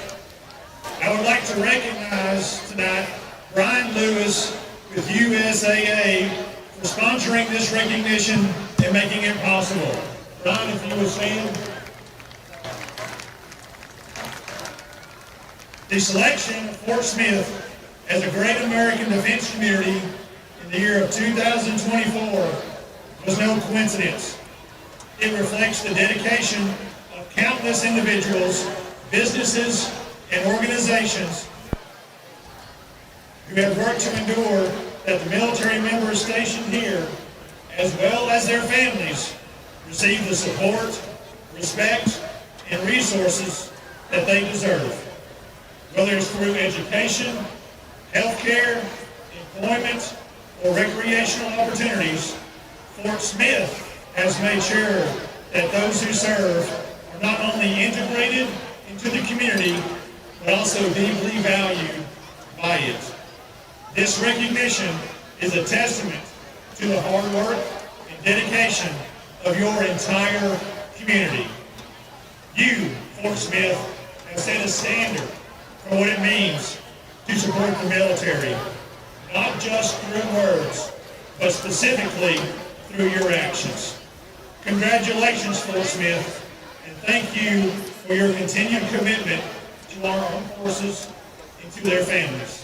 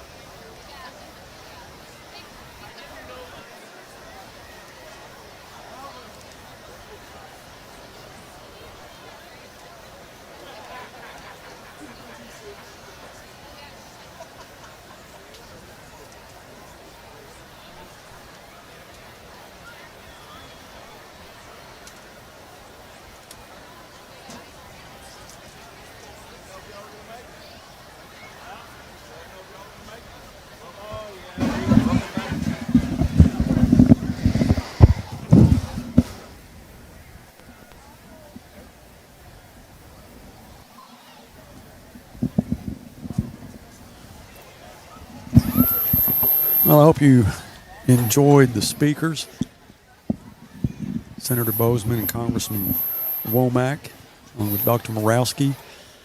Getting some photos now, but it's getting a little closer to game time. Yeah, Buzz, I keep seeing some birds flying around in a big circle. Do you? And you can they're kind of loud from a distance, so I can only imagine what it's going to be like when that sound of freedom comes over. Well, it's getting close. It's been a good pregame, but a lot of activities. I know the players are anxious to get this one going. You know, all of them having butterflies and want to get out there and get that first lick in and get this game underway.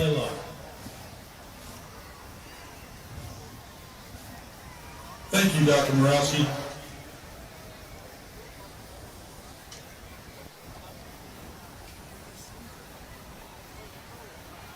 Our choir is set.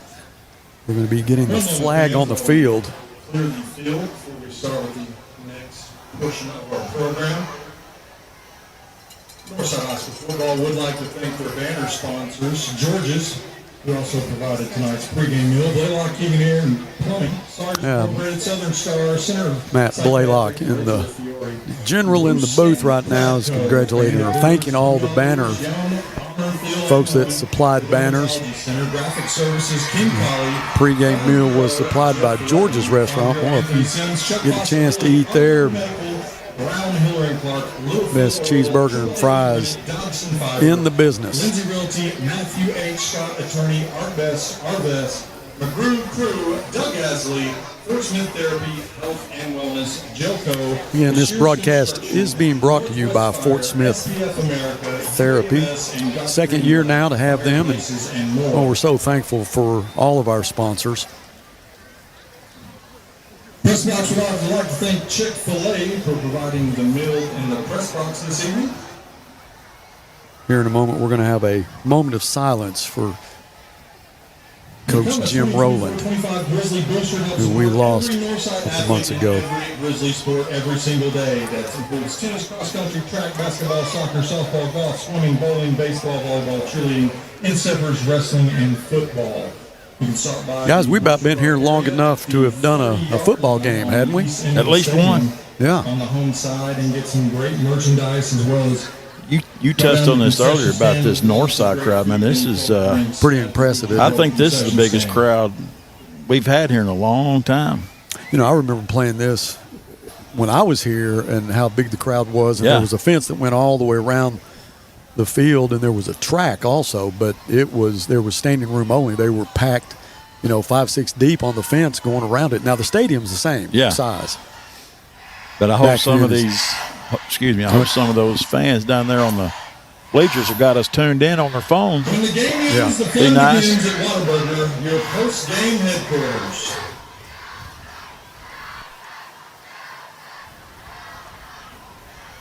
We're going to have a pretty cool ball delivery coming up here at 7:57, about 10 minutes from now.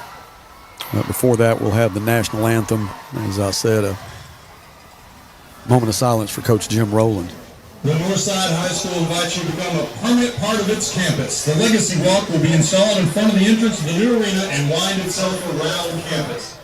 Purchasing a personalized full-day. As you heard Congressman Womack talk, that if you're here, and even if you're not here, but if you're listening to it on the Grizzly Sports Network, during the national anthem, you're going to hear the sound of freedom, and we're kind of anxious to see what that is. We know it's always good to see Womack, and it's nice to see that he still doesn't need a microphone. No, he doesn't. To talk to a crowd. Well, I'll tell you, I don't know if he's up for election this year, but I'm voting for him. He'll appreciate your vote. I'll guarantee you. All right, they're bringing the flag onto the field now, along with the JROTC.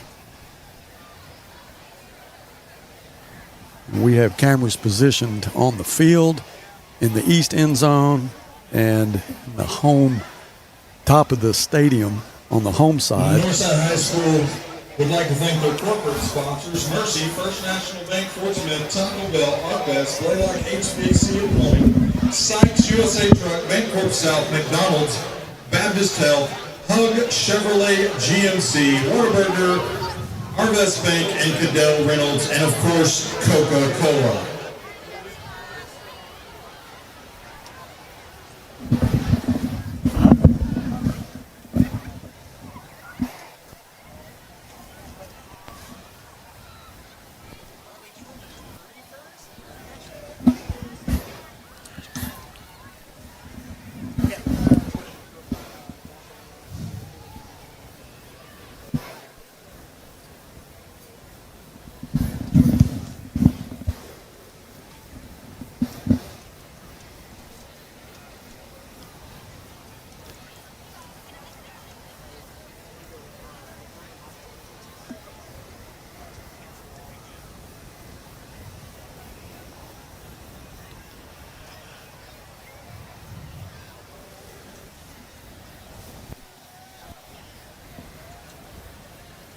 All right, the flag is on the field along with the JROTC. Stands are standing room only.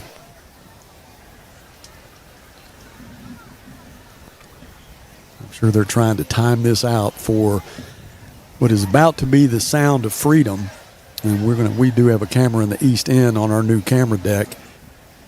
Hopefully we can bring you something that's probably not been done too many times in a high school football game. But this is a special rivalry. It's been going on for years and years. Northside leads that rivalry.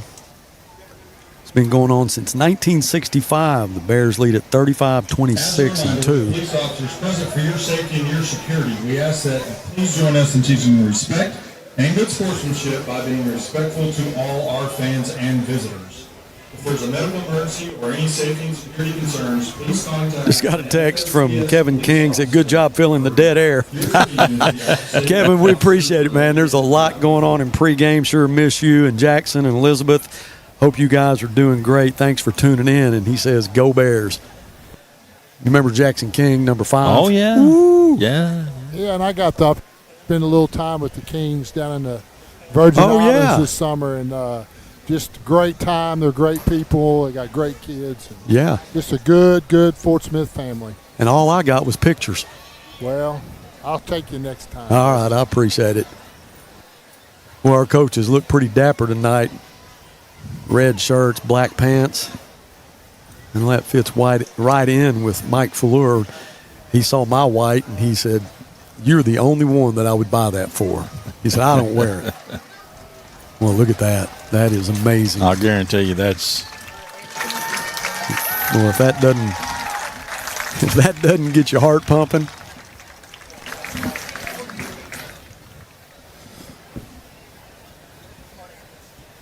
All right, Coach Beaumont's giving Matt the signal. Ladies and gentlemen, please join us for a moment of silence in honor of Coach So now we'll have Rowland. a moment of silence in honor of Coach Rowland, then we'll have the national anthem.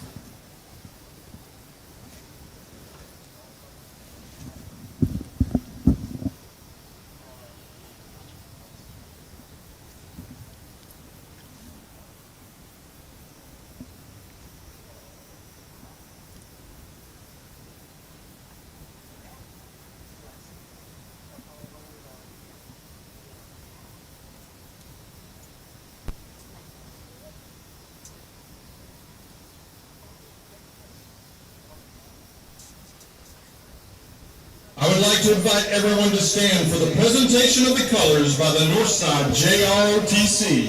Then please join me for the Pledge of Allegiance and a special performance of the United States National Anthem by a combined Northside and Southside choir. The national anthem will be followed by a flyover of F-35 jets from the 100th Fighter Squadron, 187th Fighter Wing at Danley Field Air National Guard Base in Alabama. As a reminder, during the playing of the national anthem, military members should stand at attention and salute, and civilian guests should place their right hands over their hearts.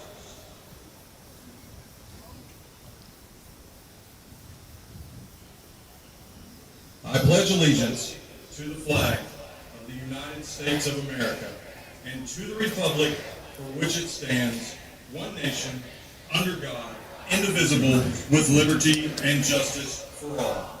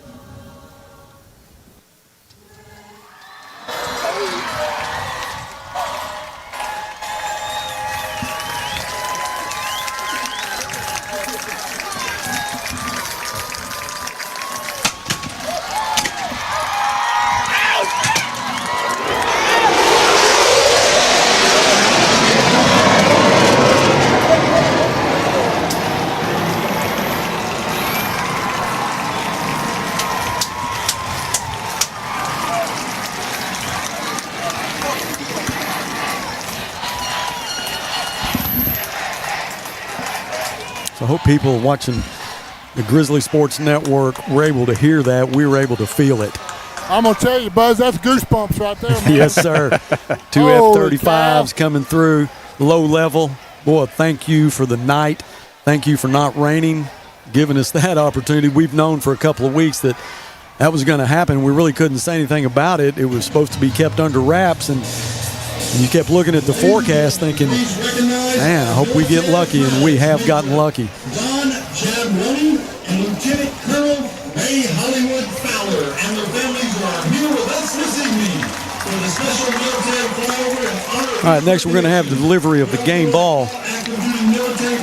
This is going to be pretty special, too. You got a limousine in the east end that'll drive this ball out to the center of the field at the Grizzly, right on the 50-yard line. Let's continue to support and honor our military community with the same dedication and pride that brought us here today. I want to congratulate Jordan for getting a great shot of those F-35s. She's on the camera stand in the east end zone. She's going to be sending you some great shots tonight. Again, Emma McAllister, she's on a camera. Andy Qualls on the other camera, and Brandon Luckenbaugh on the field. 7:57. We have an 8:10 kickoff time. So all we really have left to do is just get that game ball delivered. I'm gonna tell you, Buzz, as a coach, this is the worst time on game day is waiting. It always drove me nuts. Well, I agree. I'll tell you, that last 2 seconds worth it. That's right. Yeah. All right, here comes the limo. Limo provided by Mark Sparks. If any of y'all know Mark, Mark's got a lot of businesses in town, and this is his limo that they're bringing the game ball in. It's a nice shiny white limo too. Sure is. But I'm going to say anything, but I'm going to tell you, I look up in the stadium, and I look where Berlin would be sitting here probably for the last however many years, and just kind of tugs at you. Yeah. What a great man. What a great athletic man. Exactly. Yeah, what a loss to not just people that are in athletics, but anybody that knew Jim Rowland. He is big time missed. All right, Coach Beaumont there. We first let out a Maverick, and that is Weston Burgess, teacher at Southside. Now on the other side will be a teacher from Northside. That will be Miss Lindy. They'll deliver the game ball.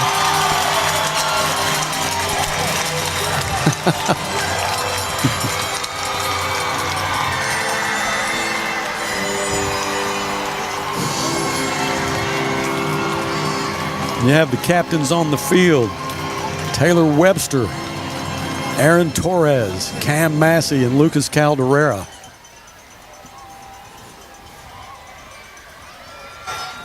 Conducting our coin toss this evening, please help me welcome to the field retired Colonel Denise Beaumont and retired Lieutenant Colonel Stephen Beaumont. Colonel Denise Grizzlies in black, all black. Jerseys, pants, red numbers, red helmets. Mavericks in all white. In Iraq, Afghanistan, and Africa. Her words for decorations include the Legion of Merit. So we're going to have the coin toss now. So Coach Fleur is out there with Brandon. Let's see if we can hear how the call goes. The National Defense Service Medal, the Afghanistan Campaign Medal, the har-ber Campaign Medal, the Global War on Terrorism Expeditionary Medal, Global War on Terrorism Service Medal, the Korea Defense Service Medal, the Army Service Ribbon, the Overseas Service Ribbon, and the NATO Medal. She has earned an Army Combat Action Badge, an Army Combat Medic Badge, and the Army Surgeon General's prestigious 9A Proficiency Designator. Joining Colonel Beaumont on the field tonight is Lieutenant Colonel Stephen Beaumont. Colonel Beaumont served his country for nearly 21 years as part of the U.S. Signal Corps. He served in many locations in the U.S. as well as overseas deployments in Korea. Coach, tell me what it is. So, ball first. We get the ball first? Yes, sir. All right. Well, we were getting drowned out by the PA. We could see what was going on, but couldn't hear. All right, so the Grizzlies will be going from west to east. And they'll get the ball first. The Iraq Campaign Medal and Campaign Star, Army Service Ribbon, Overseas Service Ribbon. Buzz? Yes, sir. I'm down here with Coach Curry. Coach, third year, big ball game. I know you've had a great summer, great scrimmage last week. What can we look forward to tonight? Man, just hopefully fundamental football and everybody stay healthy. Well, we're pulling for you, man. Let's get after it. And from Coach Curry, here we're getting ready for game time, baby. Mike Fleur sounds a little fired up. Well, he should be. This is Northside, Southside. Yes, sir. There's something wrong with you, boy. I agree. If this game doesn't get you fired up, I don't know what will. Well, of all the games that I have seen, Northside, Southside, this may have more electricity than any of them I've ever been involved in.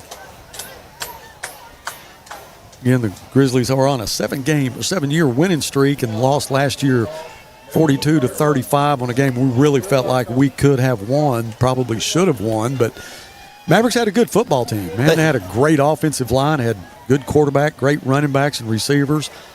Defensively, they were not as good as they'd like to have been, but they were a good team. They were good enough that night, and you know, tonight is all about getting that bad taste out of our mouth and starting another winning streak. Well, I'm looking down on the Grizzlies sideline, and one of our backup linebackers, Jonah Calderera, is not dressed out. He's in the shorts and the jersey, and I didn't get any information on that. That's Lucas Calderera's brother, and Solly speaks highly of him. He's going to be a good player as the Mavericks take the field from the west end. If you look to the right with a Grizzly helmet, that's where the Bears will come out.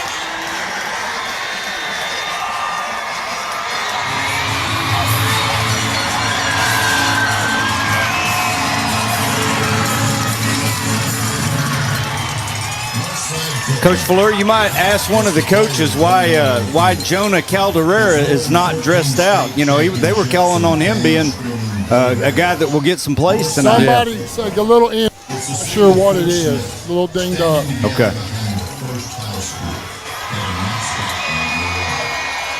Those select few who put on the jersey are chosen. They wear the colors, they pay the price, and they succeed. Grizzlies. Together we stand as tall as the old smokestack on top of our beautiful campus. And here come the Grizzlies. That's new. Man. That is new. I come out in a side-by-side with the Bear in the back. Oh, man, what a night. What a night. What a pregame. Bears are pumped up. I can tell you what, I thought we might have our first injury tonight with a cart running over Cam Massey. But we can't have that. We got to pack out, Bo Sawyer. It is packed. Rodrigo Hernandez will probably do the kicking duties for the Mavericks. We got enough smoke down here, you can't see the other side. Had to let it clear before they kick through it. And that shot you're seeing right now is from the east end zone. Jordan Baker on the newly built Grizzly Sports Network camera stand.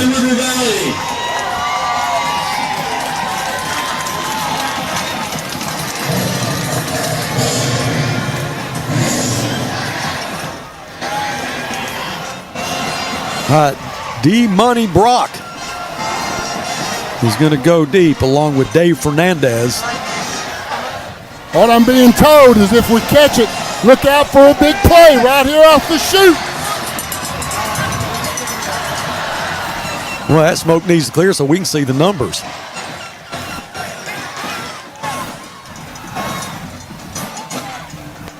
And that will be Hernandez that will tee it up on the left hash.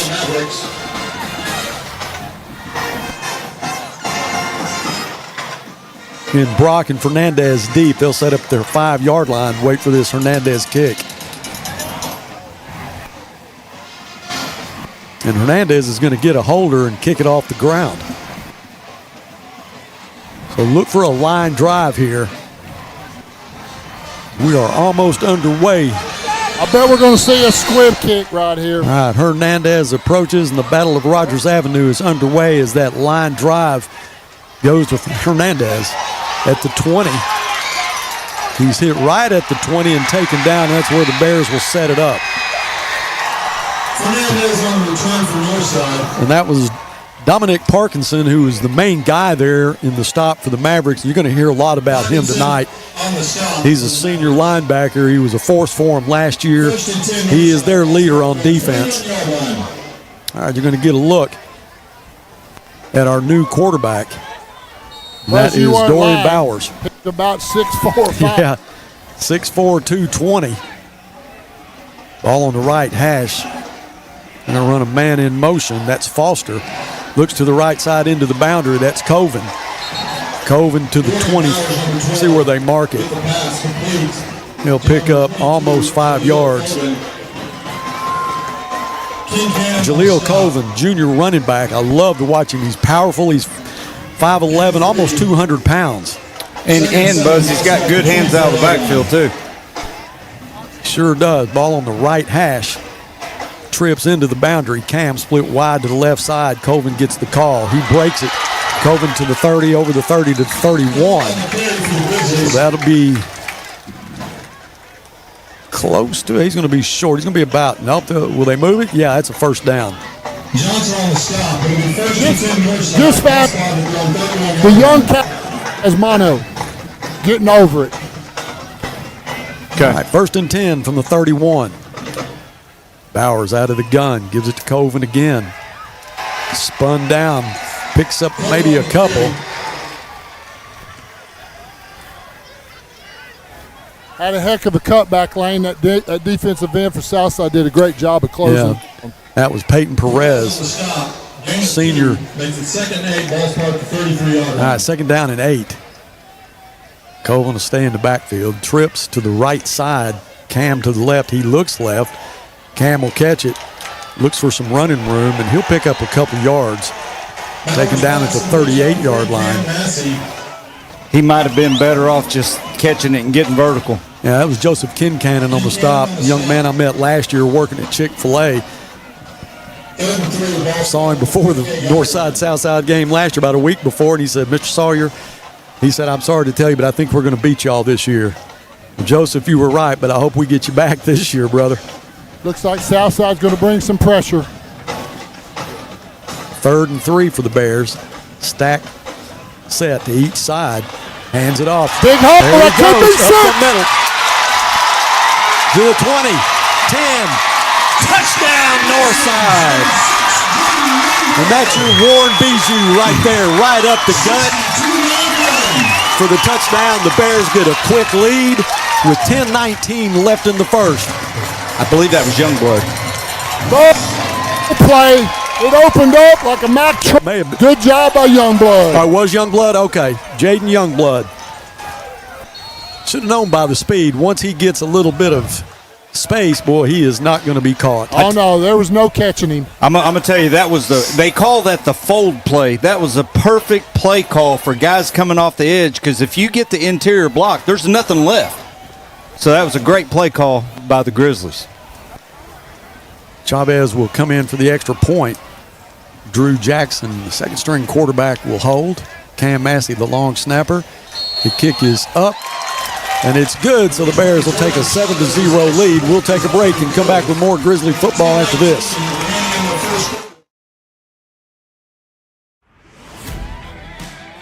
It's game day at Raising Cane's. If you want to order like a champ, forget about X's and O's. The only play you're running is chicken. So what combo are you picking? We've got tailgates of hand-battered, cooked-to-order chicken fingers and cane sauce, and jugs of freshly made tea and lemonade. This season is about to be unbeatable. Raising Cane's Chicken Fingers, one love. REP is your trusted source when it's time for you to sell your business, or if you are looking to acquire one. We offer a variety of services that help prepare your business for sale, and we also counsel. All right, welcome back to Mayo Thompson. In less than 2 minutes, Jaden Youngblood takes it to the house, gives us a 7-point lead. Now Max Chavez will tee it up at the 40. Start right there. You can't ask for a better one. I'm anxious to see this defense. Really been hyped up for the last 2 or 3 weeks. Mavs have 2 deep, set up at the 5-yard line. There's a good kick. The whistle blows, and got a flag prior to the play. We'll see what the referee calls here. Just a little eager to get down there, I guess. Well, Chavez got a little foot on that ball, too. I don't know that there was. He's going to tee it up at the 40 again.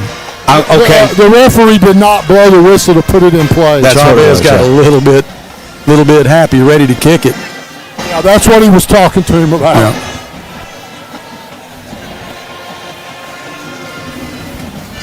All right, he'll watch the white hat this time, is ready to go, and the ball is airborne. He catches that one really good, and that will drive him back into the end zone for a touchback.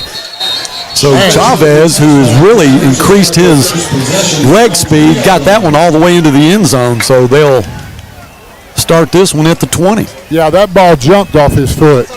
Yeah, he caught that one well. All right, Jaden Youngblood, big sprint right up the middle. Give the Bears a quick lead.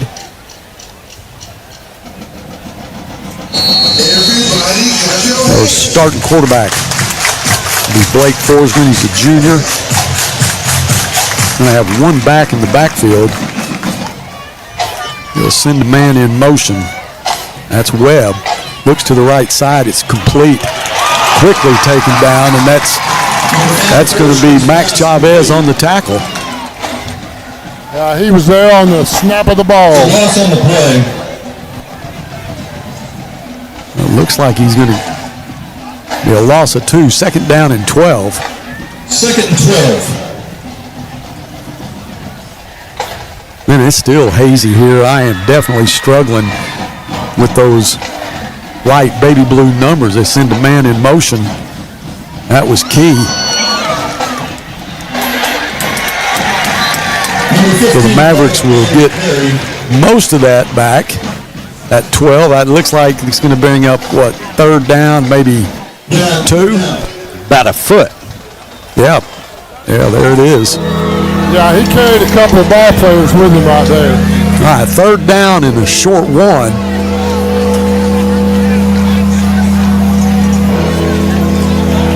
Mavs will send trips to the left side. One back in the backfield. He's going to send Key in motion.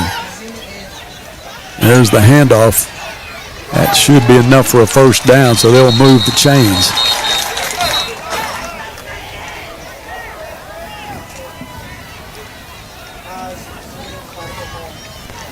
One on the carry.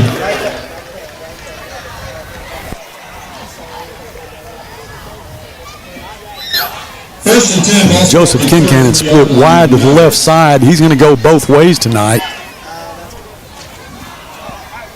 Along with Peyton Zimmerman, I believe they'll both get time on both sides of the ball. First and 10 for the Mavs. Empty backfield. Forsgren throws out of the reach of his intended receiver. That'll bring up second down. Max Chavez in coverage. I figure we'll see Peyton Zimmerman on both sides of the ball tonight. Yeah. He's probably one of their better players. Second down. For Southside. Of course, his brother Carter was the quarterback for the for the Mavericks last year. One back in the backfield, and Forsgren draws them off sides. They'll get a cheap 5 there, so that'll bring up second down and 5.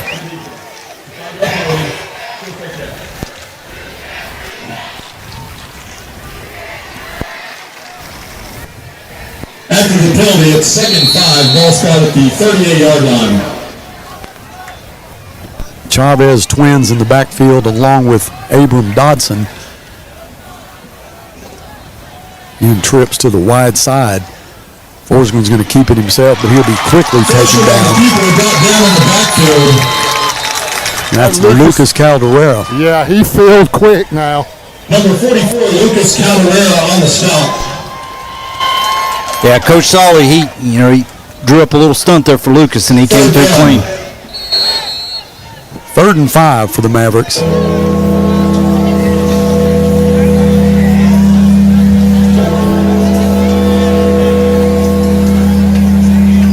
Keel split wide to the right side. Kincannon split to the left.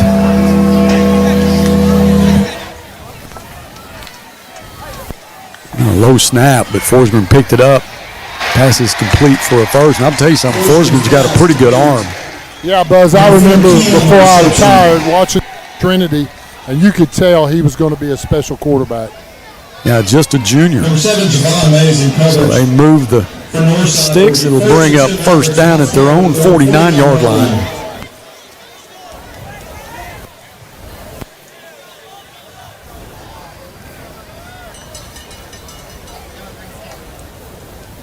Forsgren fakes the handoff, keeps it himself, finds some running room. Over the 45 down to the 42. That'll bring up a 2nd down and 1. Brings up 2nd and 1, ball spot at the north side, 42-yard line. So the Mavericks have a good drive going here. 7:01 left in the first quarter.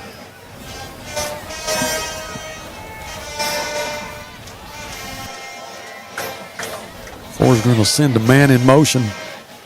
Now he'll keep it himself. Depends on where they spot the ball there, whether he gets the first down or not. I think he's going to be a little short. Caldera again on the stop. 3rd down. We may call for a measurement here. I'm really surprised they're not measuring. Me too. It's going to be 3rd and less than a football. Well, the stick's on the other side of the yard marker. Yeah.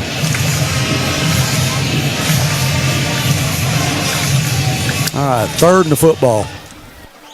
Key in the slot on the left side. Sends a man in motion. Asks for the ball. Hands it off. That'll be enough for a first down, I think. Just barely. Yeah, just barely. Looks like his forward progress got him almost to the 40, and they're going to say move the stick, so another first down for the Mavericks. So they've had the ball for 4 minutes and 19 seconds on a methodical drive. Mavericks ball spot at the north side, 30-yard line.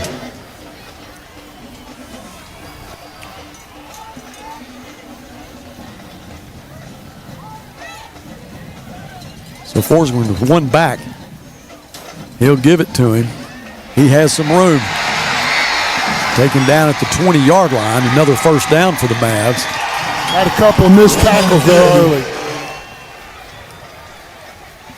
Yeah, that was Peyton Zimmerman on the carry there. Just an inside zone game right there and cut right off the center's block. Yeah, it would have been a 5-yard game, but we missed the tackle about the 5-yard mark. So 1st and 10 for the Mavericks at the 20-yard line of the Bears. Down 7-0. Another handoff to Zimmerman. Tries to get back to the line of scrimmage, and he's taken down for no gain. Stop by Caldera. Caldera and Hansen there. And that's Hansen, Coach Hansen's son, and I've been impressed with him in these summer practices.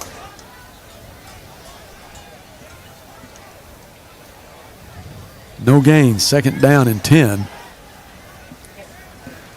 Again, full stadium here at Mayo Thompson. Zimmerman goes in motion. Forsgren gets the snap, looks, throws, has a wide open man, missed him, threw it a little bit behind him. Boy, he was wide open too, and that was key. There might have been a little miscommunication between him and the receiver. Now, Wilson Key, just a junior wide receiver, and he is the son of Justin Key, offensive coordinator for the Mavs.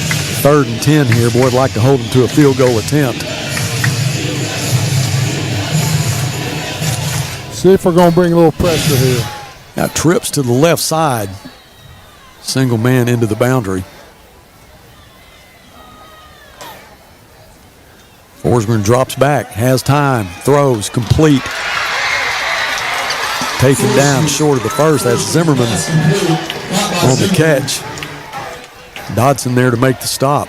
Number 21, Abram Dodson on the stop.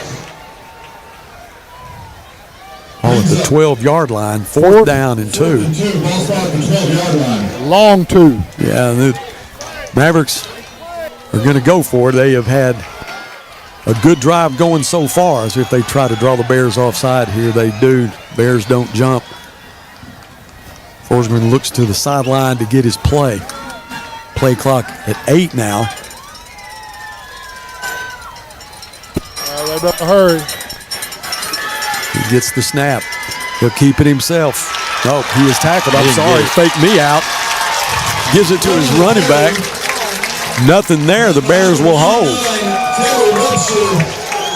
Boy, that was Forsgren did a good job on me. I thought he kept it and had a lane to the end zone, but it was a handoff, and the Bears snuffed it out. So we'll get it back at the 13-yard line. Got a feeling that's exactly how Southside wants to play it, but they got to keep it off the field. All right, Cam's going to split wide to the left side. Colvin back in at running back. Now he'll send a man in motion, looks to the right side. It's caught in the boundary. That's Fernandez. Bowers pass complete. So Massey has been the target of one ball so far tonight. You know that that's the guy they got to really pay attention to. The Bears do have a lot of weapons in their backfield and also with the wide receivers. Bowers will hand off left side, Colvin, but he'll lose a couple there. They had a stunt right into the play. Loss on the play. You talk about Cambos. You remember last week at the scrim? Yes. Flipped it out there to him, and one guy missed. Yes. 80 yards later, he's standing in the end zone. And that was Ethan Dunn that made the stop for the Mavericks. 3rd down and 11.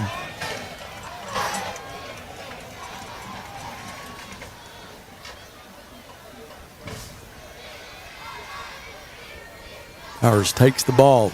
No time. Now he spins out of it. Lucky held on to the ball then. So it'll bring up a 4th and long, and that's going to send in Elijah Rogers to kick this one away. On the play. At just a second, he had the slant wide open. Yeah. Wilson Key will drop back to return this punt. He'll be at the Northside 40. Cam Massey will be your long snapper, and that's going to send Rogers all the way back with his heels on the out-of-bounds line. So a lot of pressure on the long snapper and the kicker to get this one off. You know, I always, if I ever got in a situation like this, I'd say, Jeff, don't bounce this one back here, baby. And perfect snap. Kicks this one away. It's a wobbly spiral. Key's going to take it at the 44. You got a return set up, still on his feet over the 30. He'll get to the 28-yard line. So the Mavericks with good field position, down 7. Minute 16 left in the first quarter. So, Jeff, how many times did you have to snap? Too many. It was nerve-wracking, not just for the punter, but the deep snapper, and it was you couldn't be off an inch, you know, especially if their heels are on the end line, and that's where Rogers was then, because you step on that line, that's 2 points, you know, so. A lot of pressure. But you practice that every day. We had to do that a lot in games. Yeah. We were always had our backs against the wall. All right, 1st and 10. The 29-yard line.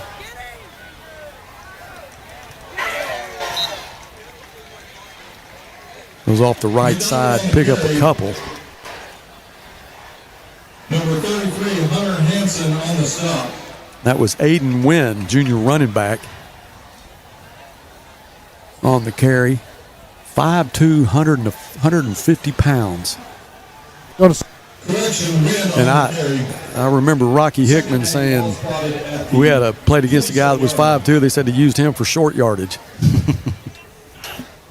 2nd down and 8.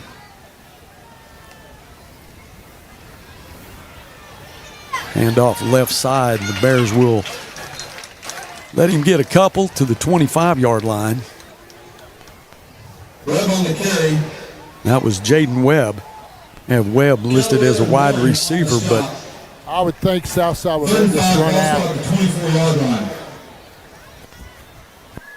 3rd down and 5. Talk about a fast first quarter. Yeah. Yeah, under 10 seconds now. And Forsgren with 3 seconds left. He'll send Key in motion. He'll get the snap before the quarter ends. Has some time, set up a little screen. And that was Webb again. Spins, can't really get much out of it, but that'll be the end of the first quarter. So we will take a break. Be back with you. Stay with us. More Grizzly football.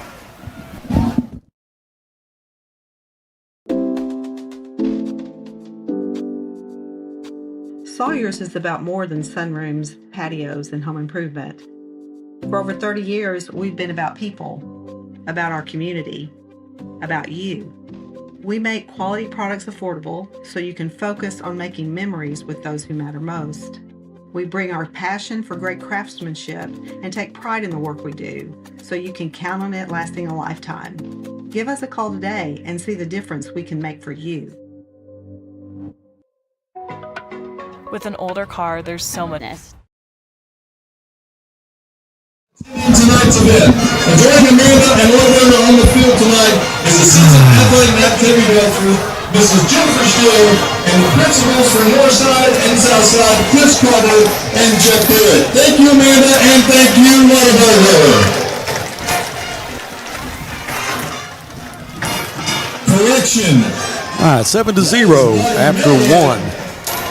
Mavericks going to have a 4th down and a long 3. Ball at the 22-yard line of the Grizzlies.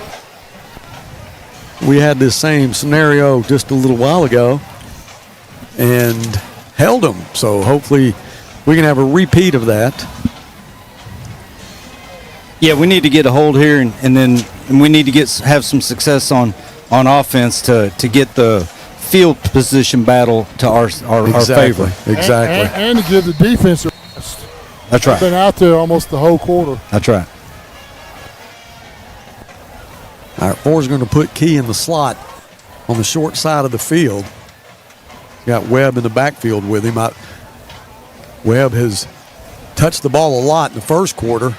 That throw is almost intercepted. That'll be another turnover on downs. So the Grizzlies hold again. We got by with a little contact before the ball got there. No call.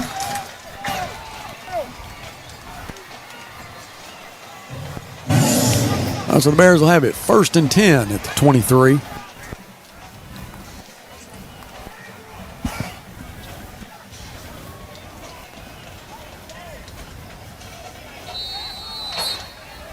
Well, we need something good to happen here to another Jaden Youngblood scamper. I wouldn't be surprised to see that foul play again here pretty quick. Yep. All right, one back in the backfield. Bowers out of the pistol. Really nothing there. Number 6, Jaden Youngblood on the carry. So no gain. 2nd down, and they might have a little loss there. Morales on the stop. Yeah, it's going to be 2nd down and 11. Ball at the 20-yard line. Massey, it looks to me like in an ideal position, split wide to the left. Bowers looks for him. Nope, he's going to throw it underneath. That's complete at the 30. Still on his feet over the 35, goes out of bounds at the 37-yard line. That was Jaden Foster on the reception. Boy, they're paying a lot of attention to Massey, and it got Foster open coming underneath. Good job of Bowers. Like to see him get comfortable with what he's doing out there. That is called take what the defense gives you, right. And the Grizzlies did a good job of that. All right, 1st and 10 for the Bears. Line of scrimmage is the 37. One back in the backfield. Bowers fakes it. Pass is complete. Immediately hit and taken down. And that was Carter Techmeyer. Techmeyer, who's a big target, converted from quarterback last year to a wide receiver this year. 2nd down and 4. I tell you, Carter has improved as much as any of those receivers over this last year. The coaches are really proud of him. There's pass intended for Massey. It's complete. Massey still on his feet. Here he goes. If he's stayed in bounds, he's at the 10-5. Touchdown, Northside. Cam Massey. No flags on the ground. If we can get a replay of that and see, but it looked like he got close to the stripe. But he tiptoed, like Coach Fuller said, he gets a block, makes a man miss, and he's off to the races. He was a half an inch stepping out of bounds when he made that guy miss.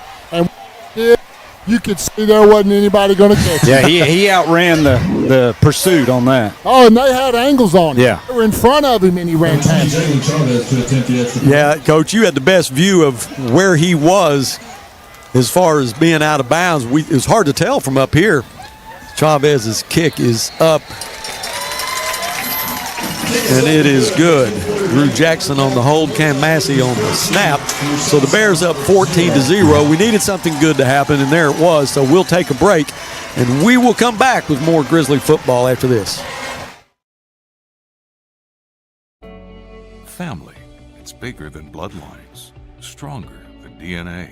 It's the circle we draw around the people that matter, the people we care about and care for, the folks who inspire us, guide us, root for us. Family means finding common ground, rolling up our sleeves, and making our way side by side. Armstrong Bank. Strength runs in our family. Whether it's record temperatures or below freezing, Ted's is here to keep you comfortable all year long. We've been in business for over 55 years, and we love serving our community. Call today and schedule. All right, welcome back. The Grizzlies up 14-0. Jaden Youngblood gets a score in the first quarter. Cam Massey gets a score in the second quarter. Just a sheer speed gets him that score. Yeah, it was just a 5-yard hitch route, and he made the first guy miss and outran the rest of them. Key takes it at the 1. Key at the 20 to the 25, and he's taken out of bounds. Key on the return. Man, I'm impressed with Chavez's leg. You know, they used him in kickoffs last year a lot, was just try to position kick. Yeah. Now he's looking to kick it in the end zone. So it's just been a game, no trash talking, no way. For the Mavericks, ball start around 26. Oh, that's amazing.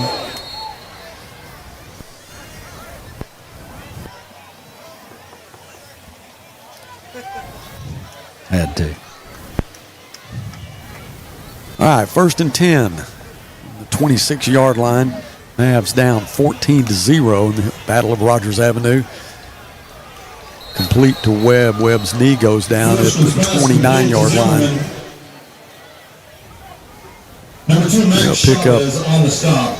Pick up 3. It'll be 2nd down and 7. Gain of 3 brings up 2nd and 7. Ball spot to 29.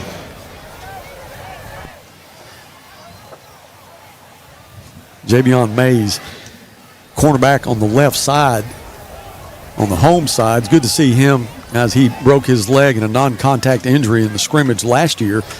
Missed the whole year, and he's back now, and they're really excited about what he can do. Forsgren throws it. Intercepted! That's Caldera. He's looking for some help. Caldera at the 20, the 15, the 10, the 5. Caldera into the end zone. Touchdown, Northside on a pick six. From Lucas Caldera. Oh, my, that reminded me of Jack Green. And I talked to Jason this afternoon, and we reminisced about Jack Green's interception against Greenwood to put it away, and that one got me just about as excited as that. So, Jason, if you're listening, I hope you're feeling the same way. I know they're at Ouachita at the lake, and they're all gathered up watching the Grizzly Sports Network, and I love it, I love it, I love it. 20-0. Buzz, that makes me so happy for Lucas, because he is a guy that does things the right way. He's a leader by example, and that right there that made me feel good. All right, Drew Jackson will hold it. Cam will snap it. Chavez's third extra point is true. It's 21-0 with 9:44 left. So we'll take a quick break. Stay with us. We'll be back with more Grizzly football. The story of our family business starts back in 1878 when our ancestors settled in Old Town Van Buren and set up shop. We have been providing quality work, craftsmanship with the finest materials available using time-honored and traditional methods. Providing quality service to the River Valley for 6 generations.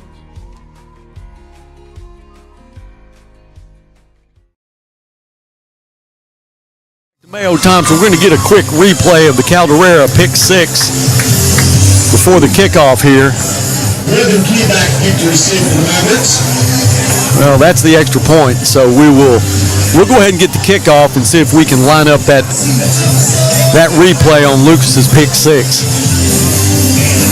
Well, Chavez will tee it up. It's looked pretty good tonight kicking off, and there's really no wind. You look at the flag, and it's just limp. And you asked me earlier, it's hot. Yeah, it's gotten hot up in the press box now. But we got Matt Blaylock up here in case we run into any real heat injury or issues. All right, Chavez waiting for the white hat to tell him to come on. There is a flag thrown now. They're going to call delay a game. Well, had he already given him the go-ahead? If he did, I didn't hear it. I didn't hear it either. I was looking at the ref to see if he was going to tell him to come on. So Chavez was waiting. He's trying to get an explanation now. So they'll back it up 5 yards. Delay game against Northside. I'm not going to say he didn't, but I mean, it's so loud when that music's playing. It's hard to hear. Real quick, Buzz, on that interception, boy, those defensive guys did a great job of getting in front of him and forming that way. Yeah, they did. Well, it's fun to see your teammates help you out. And here comes the kick from Chavez, and he kicks this one low. It bounces at the 22. Picked up by Key. Key at the 30. Wrapped up at the 31. And that's another one that we're really glad to see back this year. No, don't lose your cool. There go the flags. That could be on either one, but we threw the last push. Hopefully it's offsetting.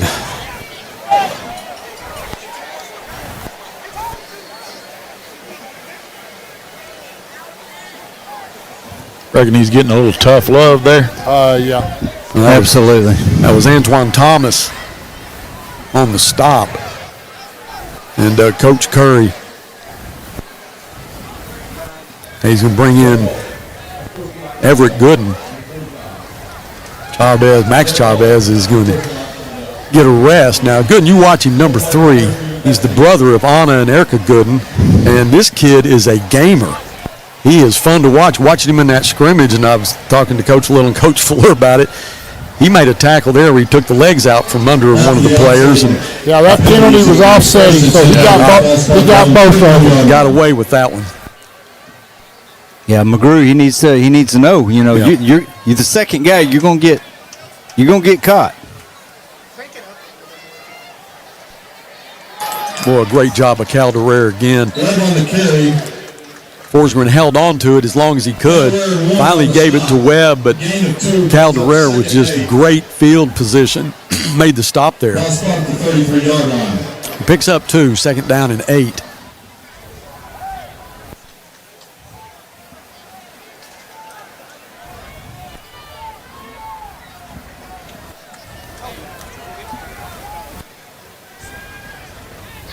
Forsgren's got 1 back in the backfield, and that's Webb. Now he'll move him to the left side, works out of the gun, gets the ball, throws it over the middle. It's complete to a wide open Key. Key is almost had his head taken off. Now that's enough for a first down. Pretty good little concept play, bringing the back out of the backfield, putting him in the flats and opening up the middle for that pass. Not a bad call for Southside. Yeah, and I think that was Malachi Warren that made the hit. He came in there and hit him from on the backside. He did, yeah. 1st and 10 from the 47. Key goes in motion. Webb gets the call right up the middle. And it's a foot race to the end zone, and Webb is going to win the foot race, takes it into the end zone for the Mavs' first touchdown. 52-yard touchdown run for the Mavericks. So Jaden Webb goes 52 yards for the Mavs' first score. At 8:21 left. Just looked like a simple inside zone play, and we missed tackles, I guess. He broke it. Yeah, he sent Key in motion and then gave it to Webb right up the middle. And, you know, if you're a running back and you get through that first wave and you get into the secondary, then you know it's just a foot race then. That's right. I couldn't see who missed the tackle, but somebody, almost like he didn't know he had the ball. Rodriguez's kick is up, and it's good. 21-7 is the score. Bears up with 8:21 left. Stay with us. We'll be right back. Have you been to the River Valley's only multi-sport facility? Then let's hang out. The Hangout in Fort Smith is the only sports facility that offers indoor tennis and pickleball, indoor and outdoor basketball, and has now added multiple soccer fields. Soccer leagues are forming soon. Did you know the Hangout also has an 8,000 square foot fitness center with bar, yoga, HIIT, and Pilates classes? The Hangout, 5400 Gary Street, or thehangoutfs.com. Fitness, sports, and more. Let's hang out. You're in business to do business, not paperwork. That's where the skills of Potts & Company certified public accountants can help you succeed. Trust the experienced professionals of Potts & Company for tax preparation, bookkeeping, and other business services. Using QuickBooks for your operations? They're QuickBooks experts. The Potts & Company team can help you establish, organize, and optimize your QuickBooks for utmost effectiveness. Visit pottscpa.com to learn more. 21-7 is the scores. Hernandez will tee it up for the Mavs after the 52-yard touchdown from Webb. Take it at the 7-yard line, right up the middle. Oh, boy, he had a hole for a second. Okay. All right, we got the best dressed athletic director in the business, and I'm talking about you had to go deep into the closet for that. Let me tell you, these pants are a little skinnier than a man my age should be wearing, but I wanted to be a little patriotic for our events tonight. You remind me of Ric Flair. You're styling and profiling out here today.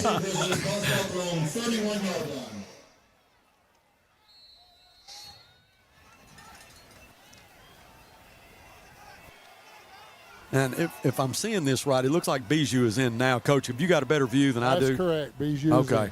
All right, Warren Bijou is number 8. He's the running back, and he'll go in motion. Bowers looks to the left side. Massey right over the top of his reach. Bowers overthrows Massey. Mavs had that one well played, but the ball was a little bit high. I don't know that Cam – well, if anybody could have done something with it, it would have been Cam Massey, but they had that one hemmed up pretty good. 2nd down and 10. As well as he can jump, that had to be way over his head for him not to be able to get it. And he probably has a 40-inch vertical jump in pads. No, I wouldn't be surprised. Yeah. I'll tell you something his mother said here in a little bit is we're looking at a 2nd and 10 here. Bijou in the backfield, twins to the right and the left. Looks over the middle, nothing there. He's lucky to get rid of that one. Referees say that is incomplete. It's not a backwards pass, but Bowers did a good job just getting rid of it. Yeah, Third down and 10. That was a good job not taking the sack there, getting rid of that and getting it out. Talking with Coach Solly on that touchdown run, the end was a little upfield, and he just cut back underneath it. And we missed the tackle, and there's nobody there after that. Yeah, Lee Prince, the cornerback, who played basketball for Southside too, is looking at Massey. Nothing there. That should have been a face mask. Yep. I saw that from here. That was Ethan Dunn that made the stop. That's going to bring up a 4th and long. Rogers will have to come in and punt this one away. Boy, if we could have hung in there long enough, had a little more protection, Massey was going to be wide open. Got a text from Bill Holenbeck, said he is really enjoying watching the Grizzly Sports Network and not having to patrol the stadium right now. So, Bill, thank you. I thank you for all your service, everything that you did for all those years, keeping us safe here, and we hope you're enjoying your time at home with the Grizzly Sports Network. But we need to get a couple more scores here.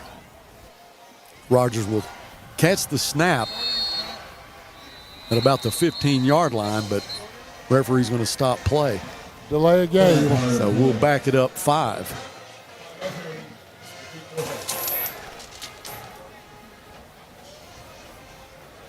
Number 14 for the Mavericks, Lee Prince, almost beat our Grizzlies basketball twice, made a three-pointer to beat them at Southside, and then made a three-pointer to get them into overtime at Northside.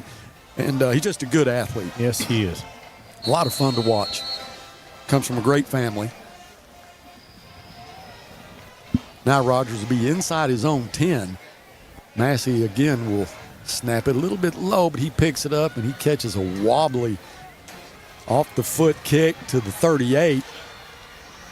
Key still on his feet over midfield to the 49, and I'm impressed with young Key. Well, we've talked about it, Buzz, how important it is for that guy back there to catch the football. Exactly. How many yards through a game, through a season, that can turn into that you've got to make up for. Yeah, Wilson Key hadn't cost him anything tonight. He has just got positive yards off the punt. And talking to Justin, you know, that's his son, and he talks about, you know, he's fearless. You know, he's a receiver. He doesn't mind. He likes going across the middle, and obviously he reminds you of the Maffei brothers, Coach Fleur. When catching a punt, I mean, he'll chase it down. He's going to try to get something out of it. He split wide to the right side now. Now he'll go over to the left side. As Forsgren looks to the sideline, asks for the ball. He wants to throw, steps up, has time, fires, complete. Enough for a first down to the 35. Three-man rush, giving him time to sit back there and throw the football. I'd like to see Coach Solly come a little heat. Evans on the reception will make it 1st and 10. Mavericks, ball spot at the... All right, 1st and 10 from the 35.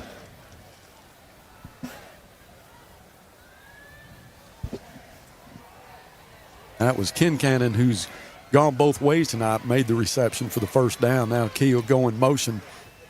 He'll hand it to Webb. Webb again bust up the middle. Boy, he's a good runner. Across the 25 to the 23.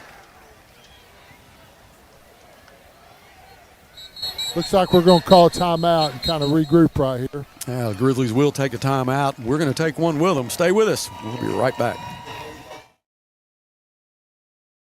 Between life, work, and family, sometimes the person that you need to take care of the most is you.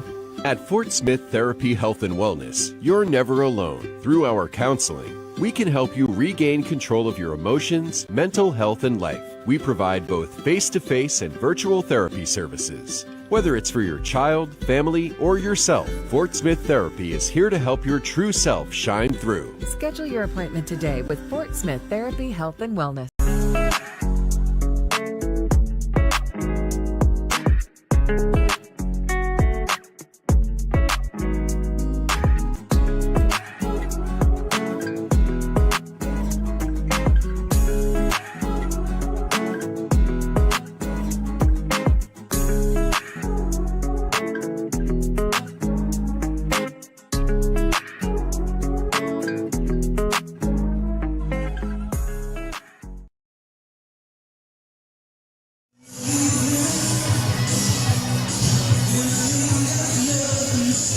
All right, welcome back to action. 21-7. 6:25 left in the half. Mavs on the move again. They'll send a man in motion. Forsgren feeling the pressure, and he will be taken down. Forsgren goes down in the backfield. Number 34. That was Malachi Warren. Warren, who impressed me last year. He's a physical player and very gifted athlete. I think that's the right thing right there. Put a little heat with that speed. It's hard to block him. I think that was a twofold timeout there. Give the defense a little breather and then set up that blitz right there. You're exactly right. 2nd down and 20. One back in the backfield, tries to draw the Bears off sides, and he will be successful. 2 out of 3 now. One that hurts you, that's right over the ball.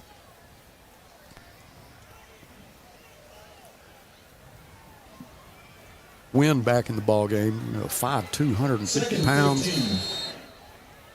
Well, standing next to Forsgren, he really looks small, but he is a tough player.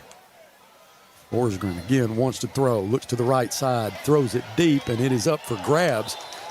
No flags there. Good D. That's Webb. They're playing him at receiver and running back. Yeah. Yeah, he's a very good athlete.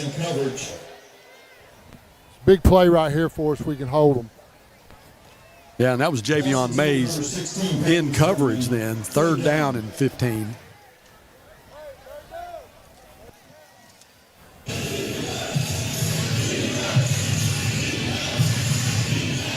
The play clock under 10 as Forsgren looks over the defense. Play clock at 2. Gets the snap, has time, throws it across the middle. It's complete now, knocked out of the clutches.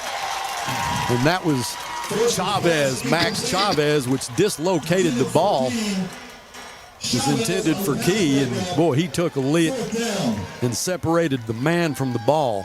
There's that number thing. Wow. Yeah, that's right, Jeff. You're exactly right. That was a good lick. He'll be looking for that guy next time he runs a pattern. All right, big 4th down here. Bears up 2 scores. Forsgren 2 into the boundary, 2 split to the wide side. Win in the backfield with him. Asked for the ball. Now he'll look to the sideline. Whistle blows. Play is going to have to stop and that's deep in the backfield. I think they got to delay a game again.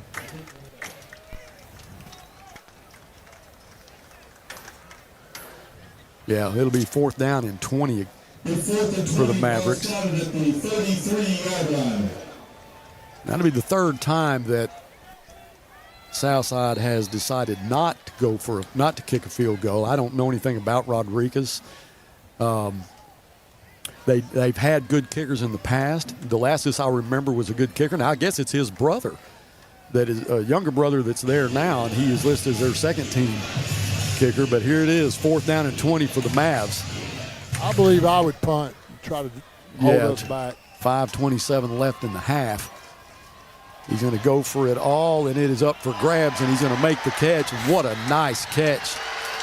And that'll be enough for a 1st down. And that was Key, who battled Chavez and Mays, and he comes up with the catch. Wow. Give that young man credit. He wanted it more. So much for my punt. Yeah. They'll go tempo here. There's the handoff. Wynn's helmet's taken off, and they'll lose yards. Wynn will have to leave the ball game for a play. But, yeah, I mean, Key, what a great play. His dad's got to be proud of him and his mother, Hillary, for sure. Yeah, that ball was underthrown, and he just came back and got underneath him and got the ball. Mate, like you said, out-wrestled him for it.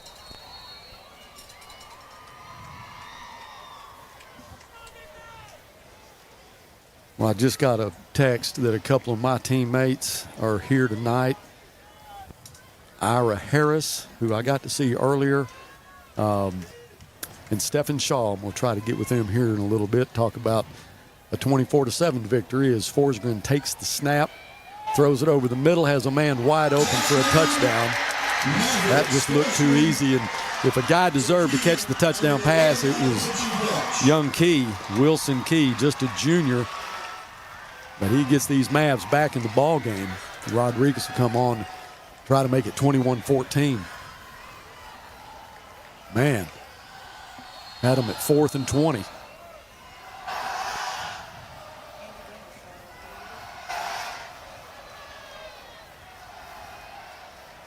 A good snap, good hold, and the kick is good. So 21-14 is the score. Stay with us. It's getting interesting. We'll be right back.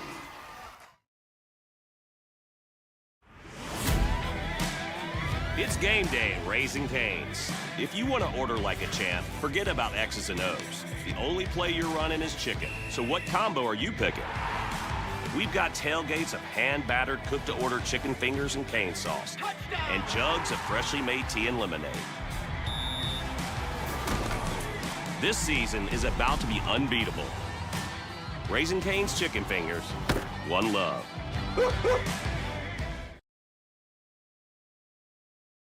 All right, welcome back to action. While we have just a couple seconds, Coach Beaumont's here with us. I just want to say what an impressive pregame that was. And every year, you know, whether you're parachuting in or whether you're landing a helicopter, but the F-35s and the limo, that's pretty cool.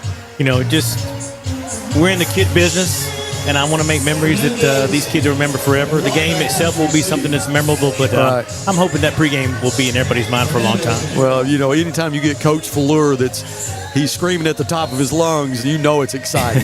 So, all right, Rodriguez has it teed up.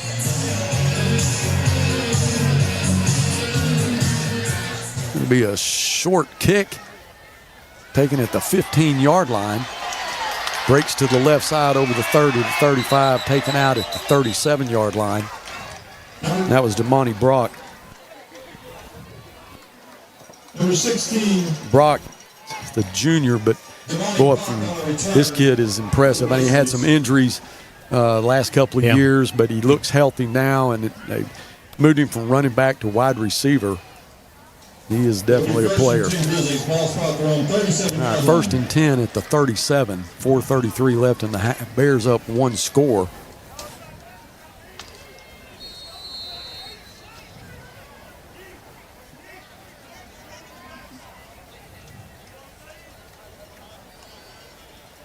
Foster went in motion, the handoff to Coven. Coven tries to find a cutback lane, gets to the 40. So it'll bring up 2nd down and 7. Johnson and Dunn on the stop. Coach Fleur, you're going to be a little conservative on the play calling and just work your way down and run the clock out and not give it back, or are you just going to try to score as early as you can? I'm going to try to get it number 1. Yeah. Yeah, and that number 1 split to the left side. And they'll hand off again. And a helmet comes off, and that is Colvin. He'll have to come out for a play. But Youngblood will check in. Youngblood, who had a 60-yard run for a touchdown in the first quarter. Wasn't that a nice run? Yeah. Wow. Brings up 3rd and 2 for the Grizzlies. Ball spot at their own 45-yard line. All right, 3rd and 2 for the Bears. They'll stack set to the right and to the left. One back in the backfield, and that is Youngblood.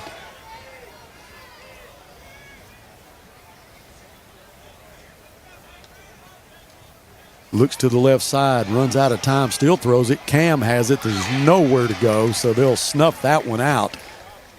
They got on Bowers quick. He really didn't have anywhere to go with it. It's going to bring up a 4th down and 4. Wall on the stop. Yeah, he made the right decision not throwing that the first time. It probably would have been picked. Ball spot at their own 43-yard line. So the Bears will punt this one away. That'll mean Elijah Rogers will come in. They'll send Wilson Key back, who's had one heck of a night for the Southside Mavericks. He'll set up at his own 20. Rogers, who has a good leg, I'd like to see kick this one over Key's head. Got another delay game.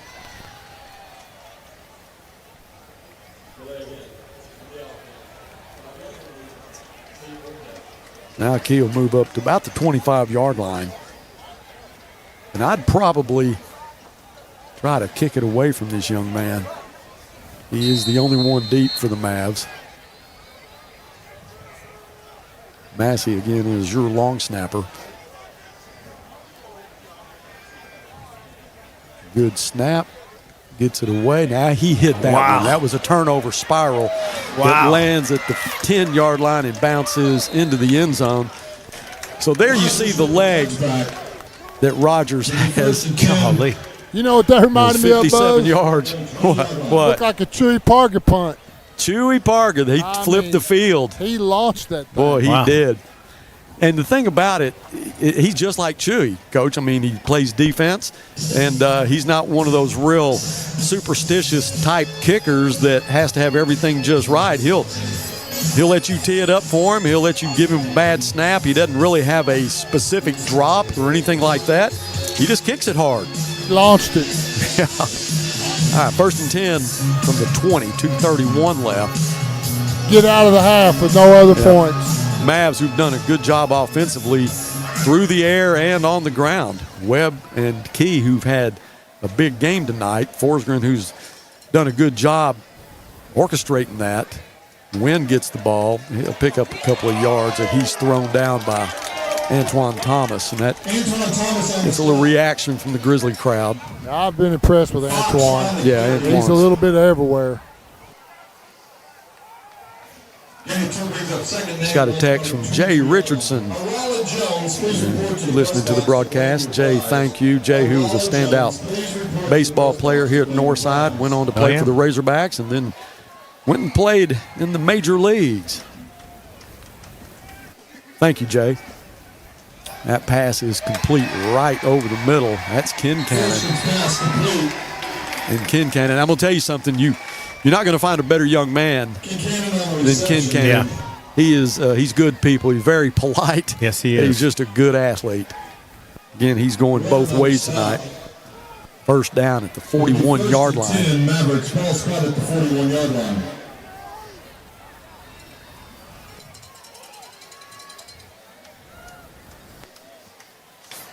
All right, Forsgren feels the heat, throws it complete over midfield, and he's got plenty of room to run, and that's Wynn. Went all the way down to the 22-yard line of the Grizzlies. They caught us right there, Buzz. Had a blitz coming from the outside through the screen right behind it. Their linemen did a great job picking up people on the perimeter. Yeah, it looked like it was going the Grizzlies' way to start with, but it was a well set up play. Yeah, they executed that very well. 1st and 10. Didn't take them long to get to the Bears' end of the field. Minute 19 left. He'll send a man in motion. Gives it to Webb. Webb over the 20. Down to the 16-yard line. I'm going to tell you what I'm seeing a little bit here. Our defensive guys have been on the field a bunch. Yeah. They look a little tired. Ball spot at the 17-yard line.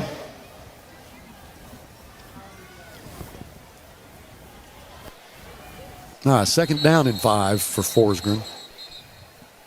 Bears are going to take a timeout. We'll just stay with it. And this broadcast being brought to you by Fort Smith Therapy. Appreciate all of our sponsors. One heck of a pregame, all hyped up. Man, we came on live at 6 o'clock tonight and had a couple of students from Miss Jennings open the show for us. Did a fantastic job. Great. Jax and Ty, and they were getting all kinds of reviews and reviews that we don't get, unless you have Linda Williams as an interview or I don't know. It's fun to have the kids get involved. Again, when you do stuff like that, Buzz, that's the fun about the job that we have. Having them a part of it is great. Coach Fleur, I'm watching that flag on that flagpole over there, and it's not moving an inch. And the temperature's not bad, but it's humid down on the field, isn't it, Coach? Very humid and no breeze whatsoever. No, I know. I just want to know, do we get paid for overtime?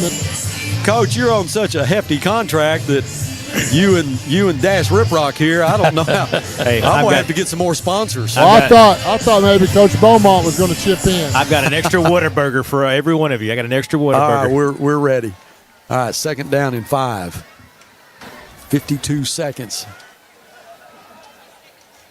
Forsgren has trips to the wide side, one end of the boundary, drops back. He has room to run. Gets back behind the line of scrimmage. Now he's going to get rid of it, and that is another touchdown. And that's key again, and boy, what a game that Blake Forsgren and Wilson Key are having. I mean, what do you do? I mean, golly, these guys down 2 scores and didn't get their head down, and they're down 3 scores. Yeah. Yeah, that's right. 21-0. I thought when we had it 21-0 and we were fixing to Yeah. stop and they got a first, if we could have stopped them there and scored, it'd been over. But, oh, boy, has it changed. Rodriguez's kick didn't look good, and it isn't any good, so it'll make it Northside. That could be huge there. That missed extra point. Sir. 21-20 with 43 seconds left. And love getting a lot of our viewers send in texts. Love hearing from them. Just got one from April Brock, Devin Jones's mother. Yeah. Oh, yeah. I called him the equalizer because when he was playing basketball, he was such a good football player, but they had him playing basketball, and if they got in with a big center or somebody who needed to be moved around a little bit, here came Devin. So I started calling him the equalizer. He's here tonight somewhere in the stands. So, April, tell him that we were talking about him. Thank you for listening. We really appreciate that. And also, Wes Moore, who's an ex-quarterback for the Grizzlies, he's listening. Just sent me a text, said, "Go Bears." Christy Kendrick, who has a couple of girls at Northside now. Yeah, playing. one's not a bad basketball Isabella, player. yeah. She's not bad. She's not bad. Sophia plays too. Yes, Watched her she play does. volleyball the other night. And Christy, who was a great basketball player at Arkansas Tech, she says she's watching. She's having an adult beverage right now, watching and enjoying it as the Mavericks kick off. And there probably was a fair catch called for there. 41 seconds left, so we'll go back to what, oh my goodness. Man, I have got some studs that just came into the press box. Stephen Shaw and Ira Harris. We got an alumni from 75 coming in. These Boy, guys I here like it. Nice, are tremendous. These guys, this is what Grizzlies are all about right here. Well, we have 41 seconds, and as soon as that 41 seconds ticks off, I'm going to be able to talk to you guys. You guys might need to go put a helmet on. All right, Cam's got it on a jet sweep, still on his feet. Wow. He just got hammered at the 20. Really nowhere for him to go.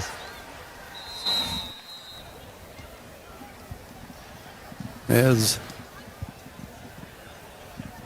we got 30 seconds left, but anyway, Christy Kendricks enjoying watching the Bears play, and Christy, we appreciate you and all your support of Northside and Johnson and everything she does so much, not just for her kids, but for a lot of the kids 100%. that play at Northside. There is a timeout on the field right now. We've got 30 seconds left, so the Bears up by 1, 21-20, and this game got interesting fast. We're going to have to kick it away in the third quarter. Yeah, it'll come back. You have to let them have the possession to start the quarter. But, Buzz, it looks like unless the Grizzlies do something here, 21-20 at half. Yeah. Catch your breath at halftime, and then let's go. Yeah. First game of the season. It's been hot, and everybody's hyped up, and that adrenaline hopefully is keeping them going. Second down and 7. Long 7. Before they start this clock, Buzz, you got some guys here that you've got a homecoming of sorts happening here tonight. So I'm excited about this, but I'm gonna step on out. Well, Coach, thank you for stepping in, and thank you for what you did tonight. Yeah, it was fun. We appreciate Thank you all. that. Get a picture of him before he gets out. I don't want to forget that outfit.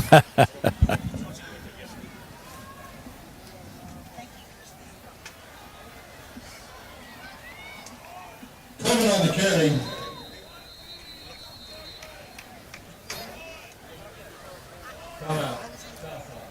Southside will call a timeout now. They missed the extra point. All right, we got Stephen Shaw with a headset on. Stephen, can you hear me all right? I'm good, yeah. All right. Can't hear you very good. You there? Yeah. All right, there he is. Stephen Shaw graduated in 1975, was a part of the 1974 team that beat Southside 24-7 when we were underdogs going in that game. We were picked to lose 14-7 by the AP, and you and your brother there, Ira Booty, which you named him. No, I didn't do it. Well, I think you did do it. Put it on those Rebels. It was the Rebels back then. Mm-hmm. All right, 23 seconds left in the half.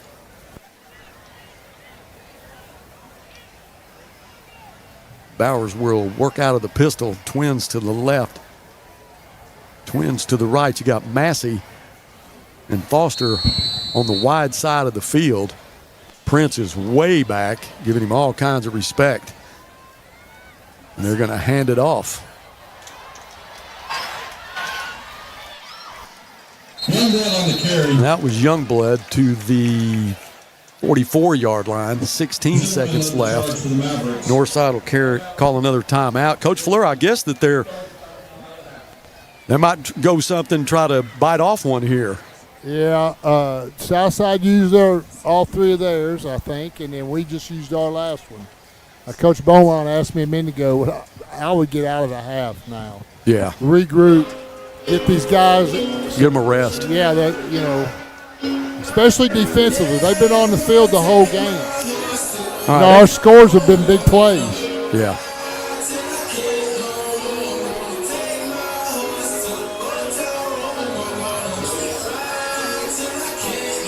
All right, I got to give the Mavs equal billing here. I got Stacy Moore, which is Wes's wife, Stacy, whose dad is Bill Stansel. This press box is named after. She says, "Go Southside." All right, Stacy, I had to give it to you. 16 seconds left. Mavs in a prevent defense. Got Lee Prince on the right side. And you got Ken Cannon next to him. Now Bowers, he's going to have to step up. He's going to run with it now, and he'll tuck it, take the lick, and go down. 7 seconds left, and that should run it out. Now our insteppers and our cheer team is going to perform at halftime, but real quick, I'm going to try to get a talk with, let's go to, we're going to take one commercial, then we'll be right back. REP is your trusted source when it's time for you to sell your business, or if you are looking to acquire one. We offer a variety of services that help prepare your business for sale, and we also counsel and advise you every step of the way. We take pride in our experience, market knowledge, and integrity. You can be assured your business is in the right hands. Resolution Equity Partners, partnering with you now, preparing for the future. All right, welcome back to Mayo Thompson. 21-20 at half. I want to welcome Ira Harris and Stephen Shaw into the press box, two of my best friends, my brothers. Yeah. That you guys mean the world to me, and I appreciate you being here. And I heard Stephen was coming, and here he is in the flesh. So, Stephen, thank you for being here. Appreciate it, and I love you guys. Yeah, man. And it's good to see both of you. Yes, and sir. Ira, you probably could put on that 00 jersey and get out here and probably get a couple of big runs, get us back in this thing in the second half, couldn't you? Yeah, I sure would love to go out there right now. I know you would. After looking at this, and Stephen would too. And defensively, he was such a force. But Stephen and I, as you did, go back to Darby. And I remember Stephen getting mad at me because when we were in the seventh, I think it was the seventh grade, we were trying to get the numbers that we wanted. And I ended up getting number 32, and he wanted it. And in the very first game, I fumbled. He said, "You don't deserve number 32," so I had to give it up to him. And Stephen played for Sertoma And I played for the Mountaineers. I remember trying to tackle him, and he carried me for about 50 yards, and he was something. Yeah, those were days. Those were the days. Sure were. As we've got some entertainment going on here at halftime, and we're going to kind of mingle in with that. Stephen, how long are you going to be in town? This time I'm only going to be here till Sunday. Sunday? Yeah, and then I'm coming back later on. Okay. But I got a good flight from Tampa to here now. Oh, good. I come on Breeze. It was a one-way ticket in. Awesome. All right. Well, then you can spend more time with us. Okay. Booty, you been doing all right? Oh, yeah.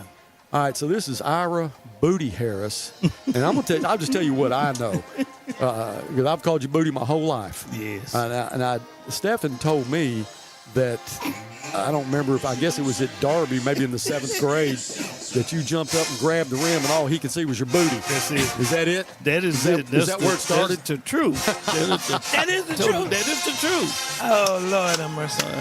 He said, all I see is your booty. And it just caught. It caught. And everybody always called me Booty. You know, then when we went to Northside, we still call me Booty. Right. And I remember all the guys at Southside called you Buddha. Yes. Wes Robertson, he's a big fan of yours too. All those guys had a lot of respect for y'all, and they played a good game, but it just didn't go their way that night. Yeah, it was a big week that week when they was the toilet paper, gag, and all that other stuff. I remember all of that. Yeah. It's different now. You know, there's no social media. Back then, you know, it was vandalism and going to their school, them coming to our school. And I don't know if you remember them putting up all the negative stuff about us on their cheerleaders came over and put all the negative stuff on the fence about us. Yeah, it was something. So what are y'all doing after the game? I don't know. I'm going home to sleep. Are you? I'm an old man now. Yeah, I'm up in age now. We're getting a late start tonight, aren't we? Yes. But it's good. It is it's good to be here, too, my friend. I always love you. I love you. Always, forever, man. It makes my day when I hear about you or see you. And having Stephen here, man, that is awesome. I did that on purpose. I was going to sneak in on it. I love it. Wouldn't know I was coming. Well, guys, we got to take a quick break, and when we come back, I'm going to talk to some folks from Chick-fil-A. No problem. And I'll see you guys here in a little bit. No problem. All right. Stephen Shaw, Ira Harris, legends at Northside. We'll be right back.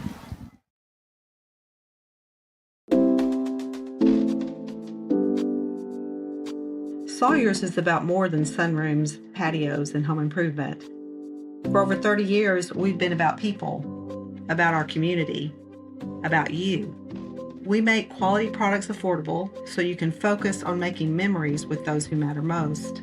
We bring our passion for great craftsmanship and take pride in the work we do so you can count on it lasting a lifetime. Give us a call today and see the difference we can make for you. With an older car, there's so much maintenance. Knowing that my brakes are covered for life with the Golden Guarantee is a relief. I'd like to be driving this car forever, so that's why I keep taking it back to Midas. At Escape Camper Vans, we exist to make the outdoors more accessible. We have about 630 vans in our fleet. These vehicles get so much wear and tear. Knowing that there's a warranty on parts through Midas, the Golden Guarantee is so important to our business. Welcome back to Mayo Thompson. It is halftime, and what I thought was going to be a runaway by the Bears has turned into a really, really good football game if you like close games. It is 21-20, and Jonathan signaling at me. Are we good? Okay. All right. Anyway, it's 21-20, and it's turned into a good game. We got the Bears band out on the field now, but I got Hannah and Kevin from Chick-fil-A who have provided all the catering here with the chicken and the chips and the lemonade and all the stuff, all the good stuff. And, man, I tell you what, I've got the worst job when it comes to that because I got to keep these headsets on when I would rather be out there eating. Chicken. Eat more chicken. I know. Eat more. That's right. Y'all been doing okay? We're doing great. Doing great. Good. Yes, sir. So how's everything been going in the Chick-fil-A world? Yeah, been really a year and a half under new ownership, and we had a remodel about halfway through this this current year. And it went a lot quicker, I think, than what they anticipated. 3 weeks to the day. That's pretty impressive. So if you haven't been over, come on over and check it out. Some pretty nice digs. I know there's a lot of people having withdrawals while that was going on. Us too. Hey, I was in Van Buren yesterday and drove by and saw they're building a new one. It's coming fast. That's Yes, all. sir. When's the due open date on that? October 3rd on that one. Okay. Yes, sir. Absolutely. Awesome. Well, be here before you know it. It will be. And our fall promotion just started. So our honey pepper pimento chicken sandwich is back. Yeah, that's good. It is a crowd favorite. And then our banana pudding milkshake. It's been 13 years since we've had that. I think my daughter told me about that because I was talking about the peach. Laurie and I went over there about 2 weeks ago, went out of our way, completely changed directions because she brought up a peach milkshake. Oh, yeah. I said, let's go. So we went and got one, and it was really, really good. But I think my daughter said something about the banana pudding deal that it had been a while. So that's actually... Yes, sir. 13 years since it's been on the menu. Oh, so my gosh. That's it's awesome. Back. Cool. We're excited. I'm going to have to go try that. Those are seasonal milkshakes. So the peach is now gone. You won't get that till next year. Right. And the banana pudding's here until we get the peppermint chip, which is coming. Well, when we pulled through the drive-thru, we always share everything. And so when she said, you just want to get one, I said, oh, no. We need 2 of those. You get yours, I'm going to get mine. And the thing is, she drank all hers, too. Oh, so, yeah, there you go. It's worth it. It was really, really good. Speaking of drive-thru, we broke a record today. We did. Yeah. Tell them about it. Yeah, so we did 246 cars in 1 hour today between 12 and 1. It's the best we've ever done. We were trying to beat our best, and we beat it by 22 cars. So That averages out to about every 15 seconds a car is pulling away, which is what we like to see. Thank you to everybody who came and supported us today. Pretty it was amazing. a great day. You hear people talk about how fluid and how well run Chick-fil-A is, and they start comparing you to politics. Why can't you go run the government? And get it where it's actually functioning. Yeah, we got our hands full with the restaurant business. Hear you. Well, you do a great job, and we appreciate it. And we appreciate what you do for the school too. Oh, it's our pleasure. Thank Absolutely. You. And it's good to see y'all again. You too. Yeah. Where else would you rather be? Here it is, Labor Day weekend. You got the biggest game in the whole area, and it's a shootout, and everybody's here. So much fun. You had the Jets fly over. How about that? That was pretty awesome. That was amazing. The last 3 years, or actually the last 2 years, we had they parachuted the game ball in. Oh, wow. Then they had a helicopter land here 2 years ago. Wow. And then this year with the F-35s and the limo bringing it in, it's pretty cool. Oh, my goodness. It's something. Well, we're just honored to be a part of it.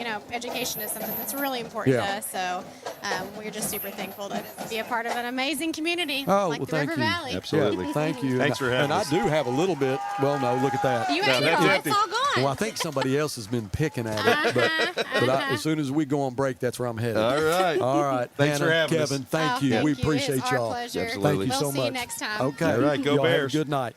That's Hannah and Kevin from Chick-fil-A. 21-20 at halftime. Stay with us. We'll be right back. Family. It's bigger than bloodlines, stronger than DNA. It's the circle we draw around the people that matter, the people we care about and care for, the folks who inspire us, guide us, root for us. Family means finding common ground, rolling up our sleeves, and making our way side by side. Armstrong Bank. Strength runs in our family.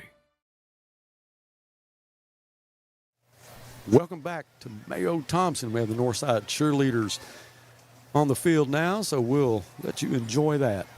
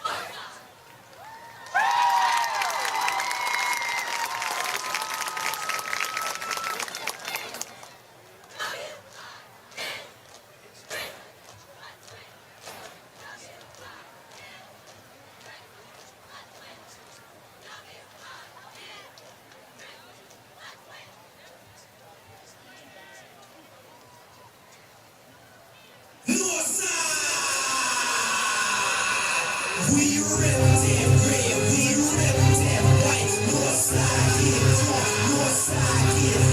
We rep that red, we rep that white. Northside, yeah, Northside, yeah. It's where I'm from, it's where I'm from. Until I'm done, that's when I rep, son. Student on, it's time to go. Northside Grizzlies, now you know. Hear them high, no, hear them low. When the Grizzlies crack, no more, no more. Running up, cause you know it's on live. Keep running in, cause you know you're on top. And when it comes to fear, you can either forget everything and run. I said, or you can face everything and rise. I believe. Everything I believe. I believe you can face everything. I believe you will win.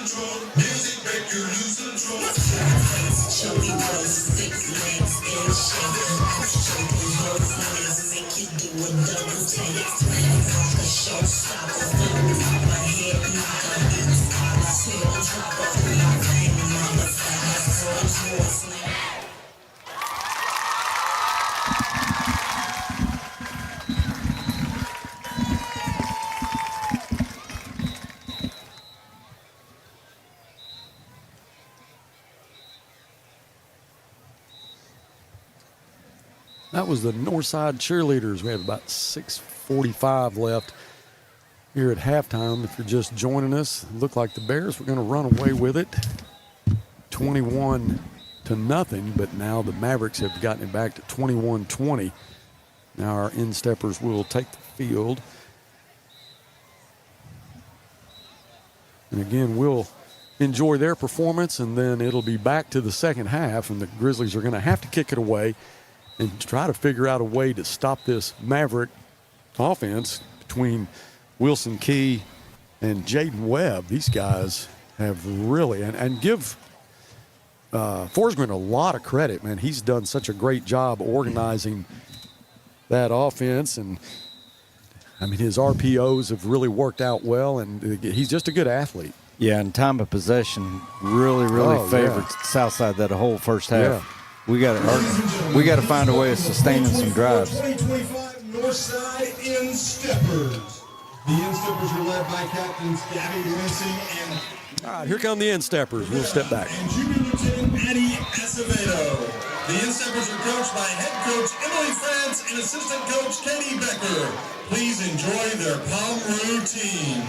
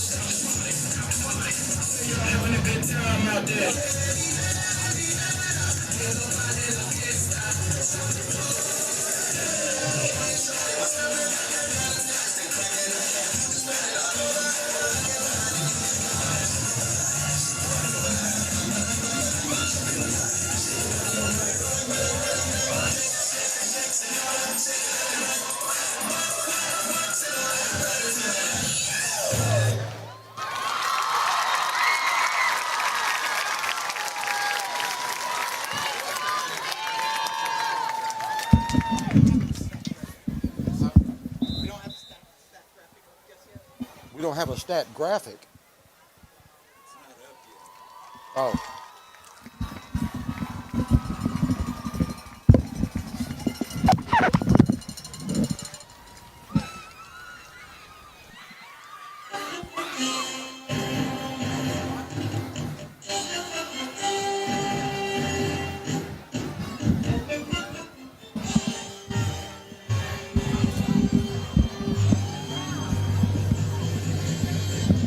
We're going to try to get some stats up for you here shortly. We're going to take a quick commercial break. Stay with us. We'll be right back.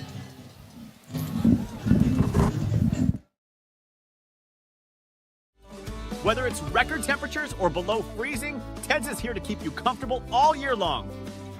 We've been in business for over 55 years, and we love serving our community. Call today and schedule your seasonal checkup so you're always prepared for what's around the corner. Ted's Air Conditioning and Heating, always ready to help. Tell us you saw Duke and save 10%. The story of our family business starts back in 1878 when our ancestors settled in Old Town Van Buren and set up shop. We have been providing quality work, craftsmanship with the finest materials available using time-honored and traditional methods. Providing quality service to the River Valley for 6 generations.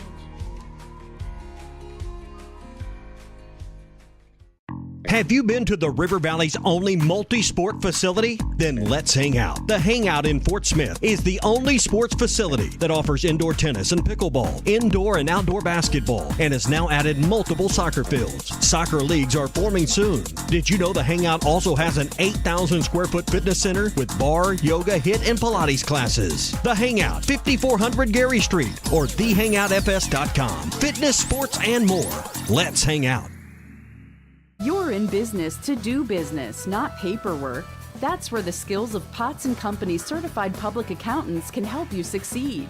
Trust the experienced professionals of Potts & Company for tax preparation, bookkeeping, and other business services. Using QuickBooks for your operations? They're QuickBooks experts. The Potts & Company team can help you establish, organize, and optimize your QuickBooks for utmost effectiveness. Visit pottscpa.com to learn more. Springdale leading at Little Rock Central in the third quarter by a score of 28-14.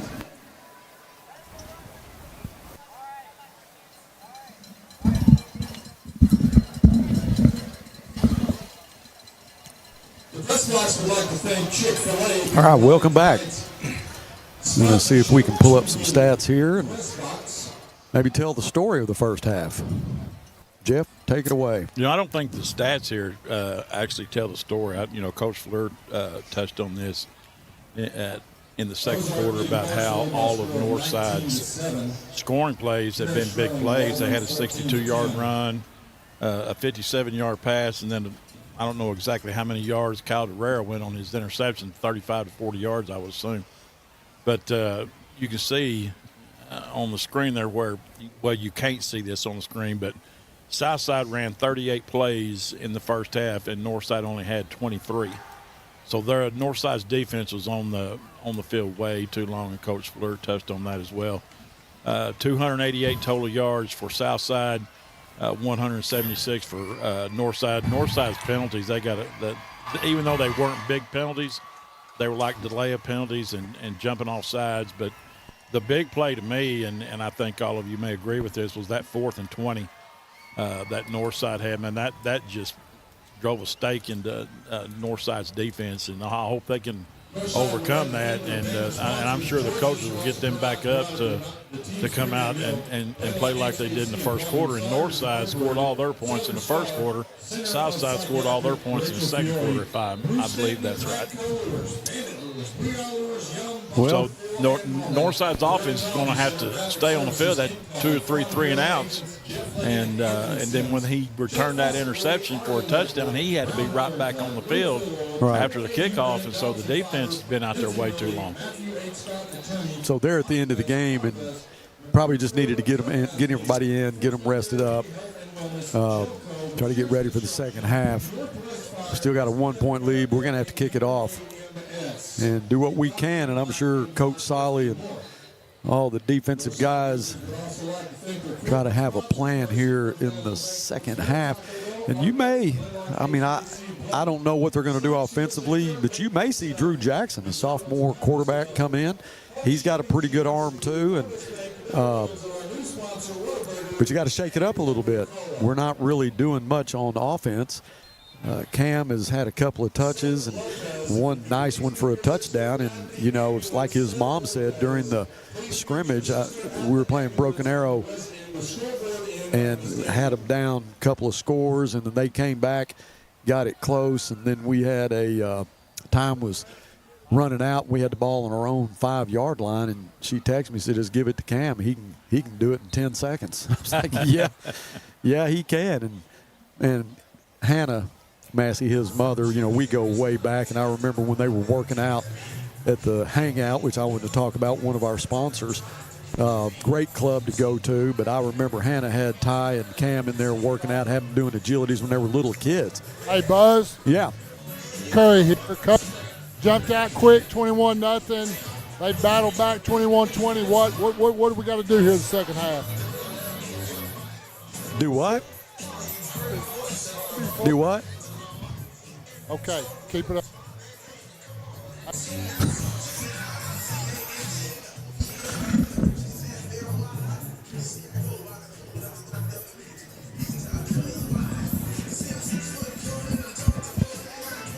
Well, Buzz, I can say this. In the first quarter, we established the run. We had some good runs, had that long run by Youngblood, and then from that point on, the running game has been non-existent. The Grizzlies have got to commit to running the football, and they've got to have success running the football, and then all this other stuff opens up, the quick game and all that kind of stuff, and we need to get the ball into Cam Massey's hands a little bit more. He's electric. He can take it to the house anytime. But in order for us to win the game, we have got to have some kind of running game in the second half. And you're not going to hit the home run on every play. Sure. And maybe Northside was a little guilty of that since they had those 2 big plays. They kept looking for the big play every play. I don't know if that's right or not, but that's what it looked like to me. Well, Southside, they were methodical. They moved the chains, We haven't moved the chains. We're not keeping the it's either punt or long play for a touchdown, or our defense has no break. Now, I'll say this. Defense needs to make their own break sometimes and get themselves off the field. You're right. But the offense needs to help them and sustain some drives and get some first downs and use some of that clock and make Southside play defense. Well, it's like Coach Solly said, 4th and 20, you got to get off the field. That's right. That's right. You can't give up a first down. That's huge right there. Yeah. So this first drive's going to be big. That's right. Southside had one drive that was 15 plays, and they had another drive that was 10 plays. Yeah.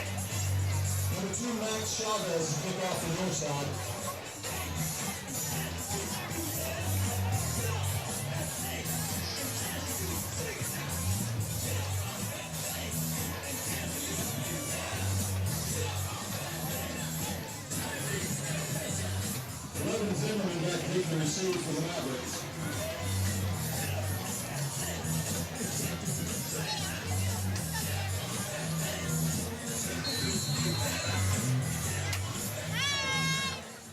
All right, we're underway in the second half.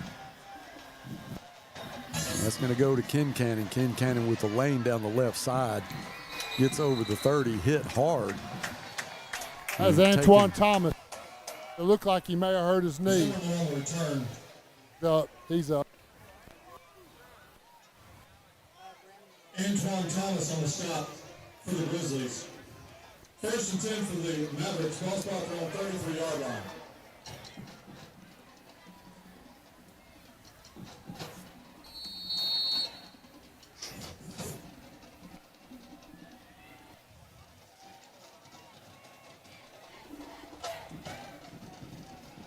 Boy, 3 and out would really, really be nice right here.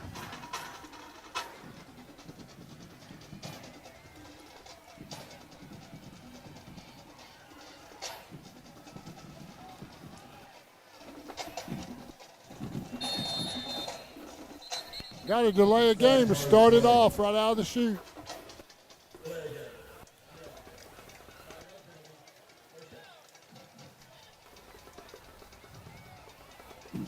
After the penalty, it'll be 1st and 15, ball spot at the 28-yard line.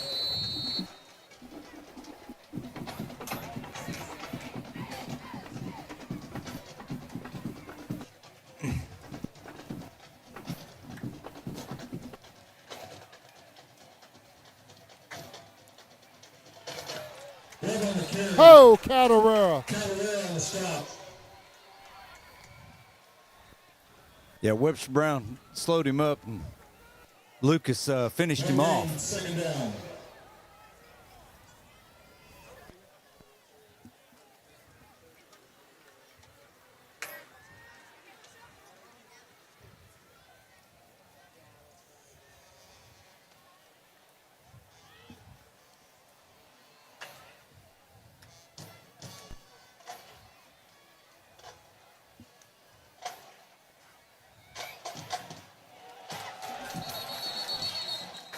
No. Force one sack to the backfield. Made a big play right there and just going to get a 15-yarder for slamming him on the ground.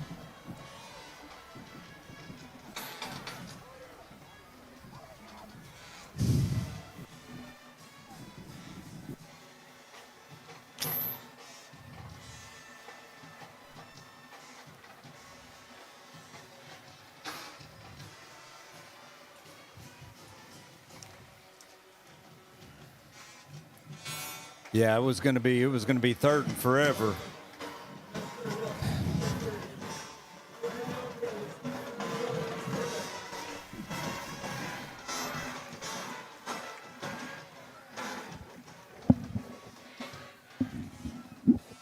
Make it 3rd. 6, ball spot 37-yard line. Those are forward to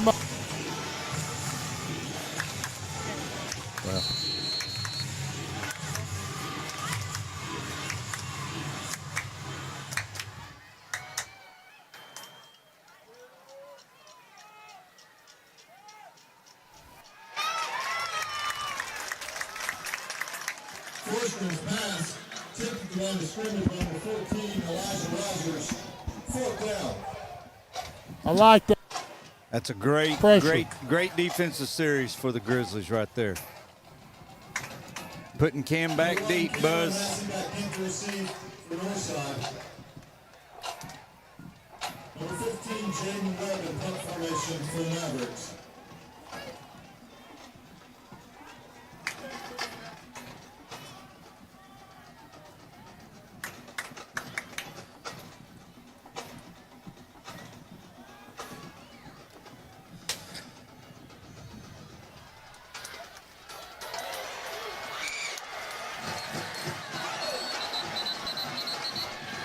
Massey on the return.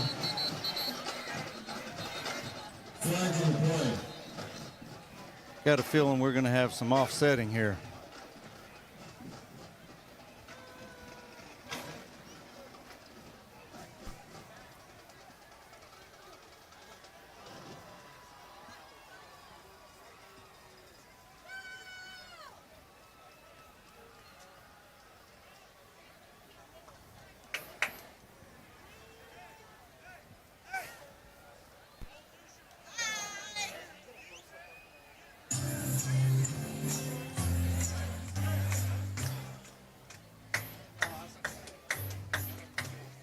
on that series, Buzz, there, you could see a sense of urgency from the defensive line on that one. They were bringing it. A little different energy right there.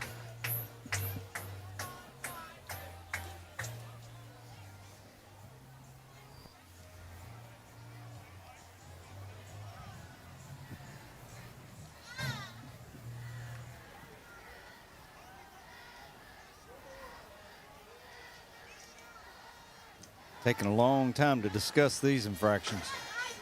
A lot to sort out.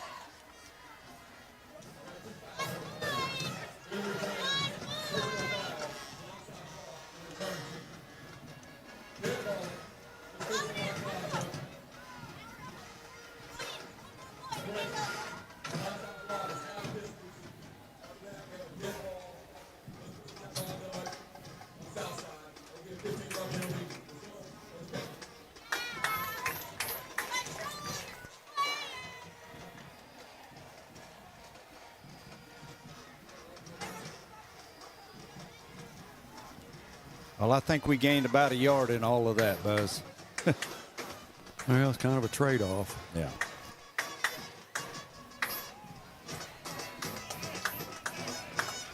They were 1st and 10 Northside, ball spotted at their own 33-yard line. Well, hopefully we can do something on offense. Okay, this is the very first play of the game. This is the same formation. We had trips into the boundary.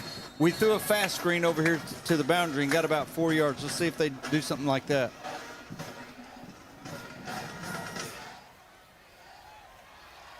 I'll tell you, he's quick. Number 6, Youngblood on the carry. Yeah, Youngblood's fun to watch. Yeah, a couple guys came through untouched, and he just made them miss.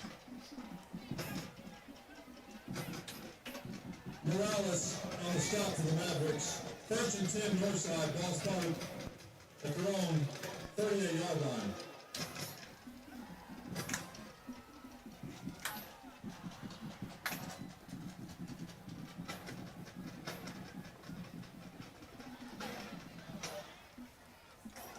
Bowers pass complete to Mendoza. Buchanan on the stop. You can see Coach Bracken there telling his receiver. Quarterback just came out. They just put this young one in. Something's wrong with the starter.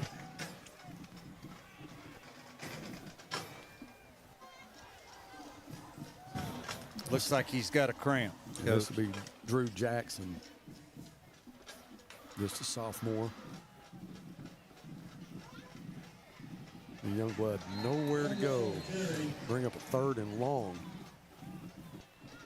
Zimmerman and Morales on the stop. On that play right there, Youngblood is supposed to be reading the tackle's block, and he should have cut that one back. He's got to be a little bit more patient, cut it back against the grain, let the pursuit overrun it, and he'll have a good gain there.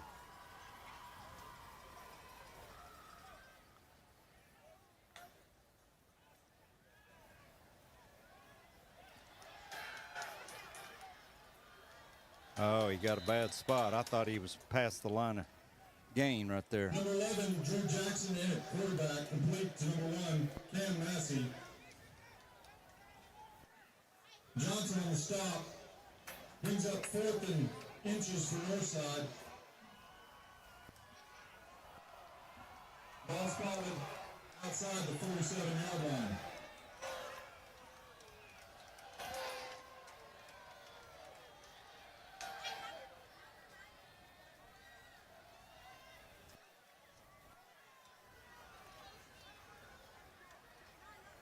Still have plenty of time.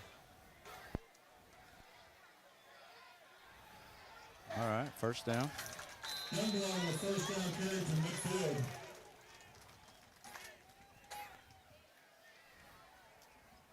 Morales and Parkinson on the stop. 1st and 10 Grizzlies. These are the kind of drives the Grizzlies need to open up this second half. We stopped them on their first possession. We need to use some clock, grind it out, make their defense play, give our defense more rest, see what happens.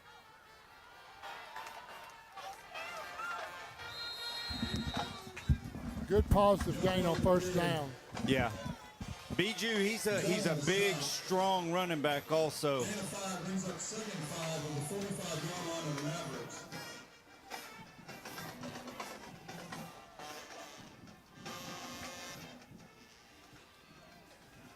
Looks like Bowers went to go back out there, Buzz, and they called him back.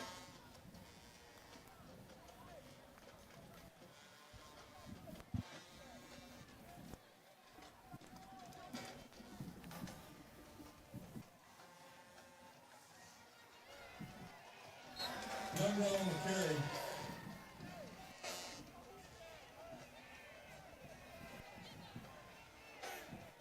Dunn and number 94 Braxton Youngblood on the stop for the Mavericks. Loss on the play brings up 37. Ball spotted at the 47-yard line.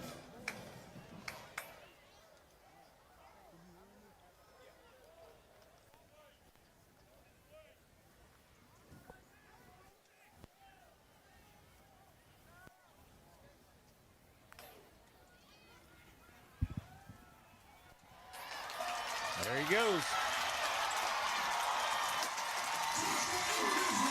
We needed that big time.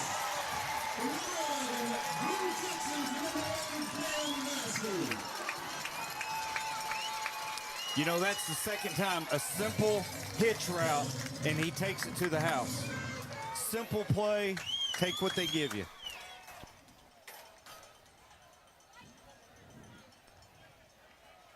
Yeah, I like what you talked about the last series on defense. We put pressure on them. We came after them and forced the situation. That's right.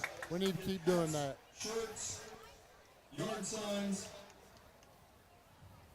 Catch them on the 35-yard line towards the west end of the stadium. On the main walkway. Get signed up to support all of Northside Athletics.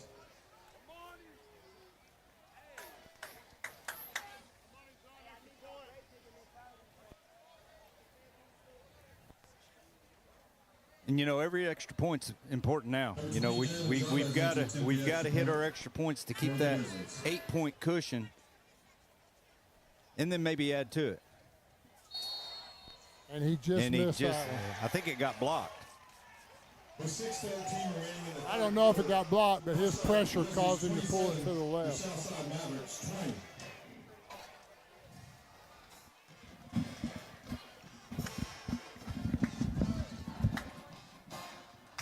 She said she wasn't hungry. She only wanted a bite. Between life, work, and family, sometimes the person that you need to take care of the most is you.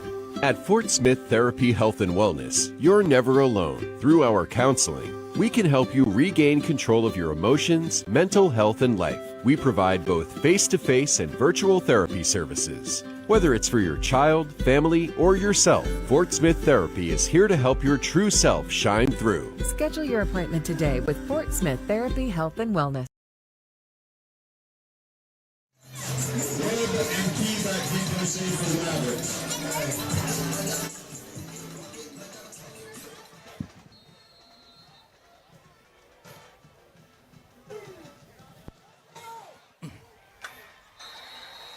That was close. Onside kick by Chavez, recovered by number 34, Layden Rowe, for the Mavericks.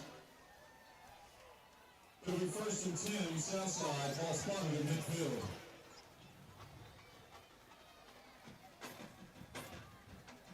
Well, Buzz, we had a good defensive possession last time. We'll see what we got this time.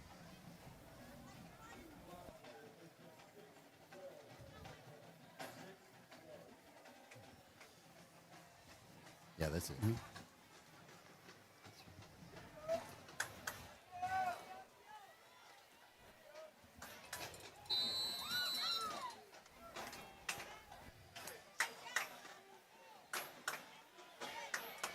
Good stop.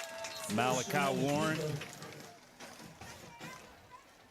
did a great job of staying home. Brought down by Warren and Hanson.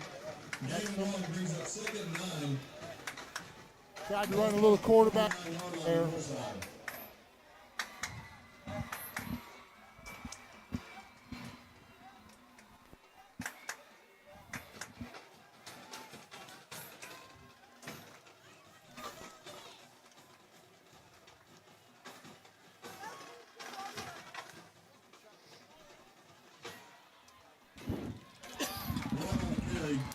Good stop right there.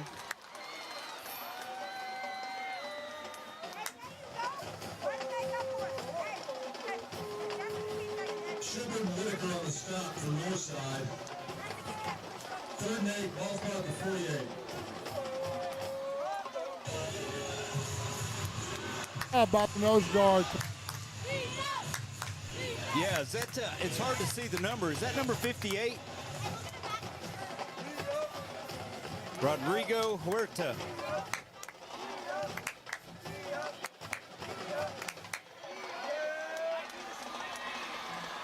Nice. Great pursuit. Great pursuit by the Grizzly defense right there. Lucas Calderera, Elijah Rogers, and a lot of other guys met right there. I think 15's down with a cramp.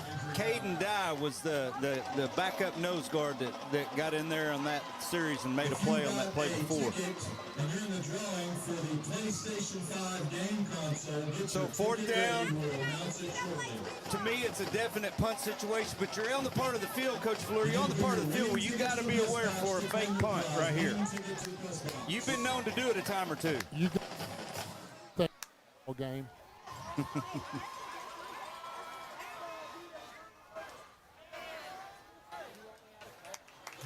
Winning ticket number for a new PS5 game console. Bring your winning ticket to the press box to claim your prize. Winning ticket number is 1160992.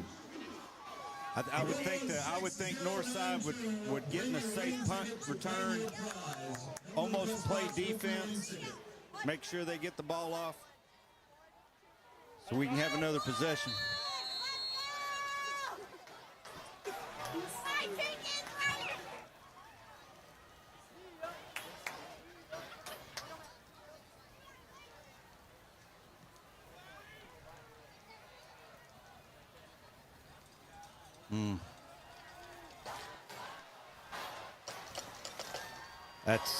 That's a killer. You got to get up there and catch that ball. Got to get up there and catch that ball. That ball first bounced on about between the 15 and 20. Yeah, now we got it on the 1 yard line. It rolled a good 16 yards. Yeah.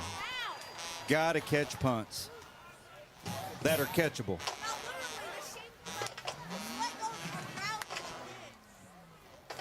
Well, Coach Fleur, how about a 99-yard drive right here? That sounds good to me. And I really don't care how it happens. I'd just like to see it. 1 play, 15 plays, whatever it takes. Bobby Bowden used to say somebody's going to score. That's right.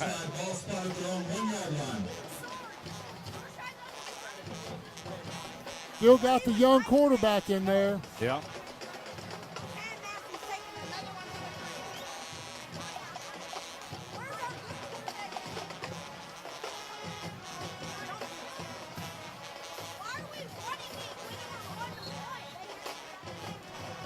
Got a player for Southside going there in cramps. Starting to happen a bunch.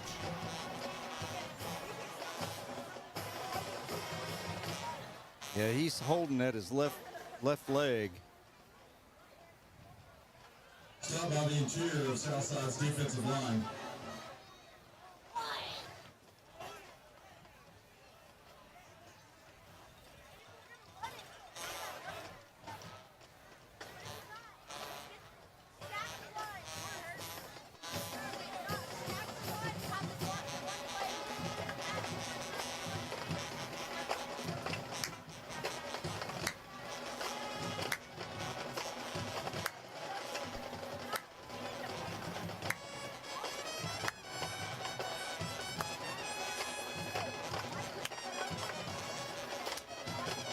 They backed off Cam. I wouldn't be surprised to see a little quick fling out there to him one-on-one. I wouldn't be against it. 2nd and 9, ball spot at the 2 yard line.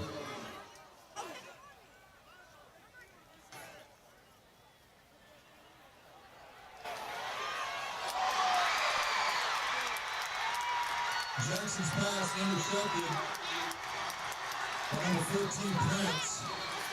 Flag after the play. Going to have a 15-yarder on the Southside guy down here for an illegal hit.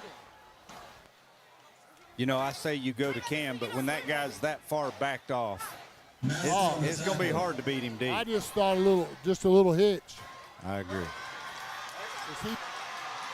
To Cam.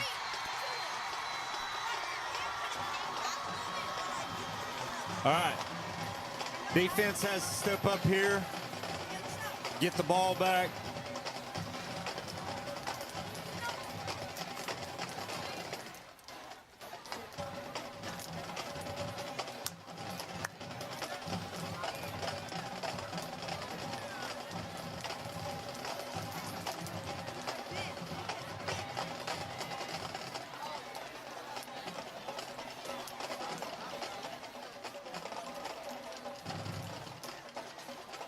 The winner of the PTA T-shirt is Courtney Halsey.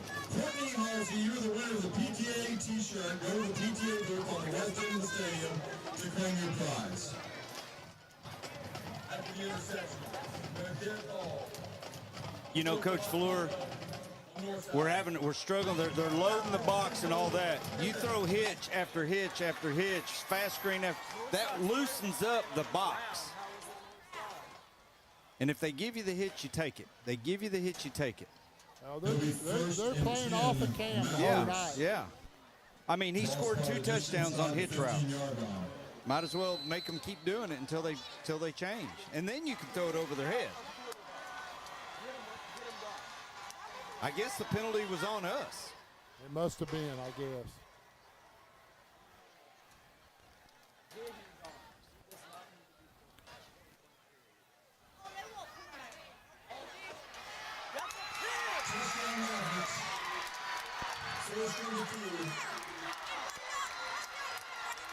Yeah, Southside ran a little scissors pick right there and had the guy open.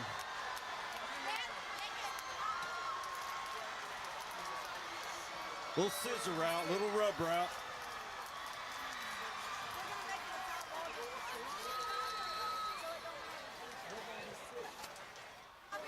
Hernandez to attempt the extra point for the Mavericks.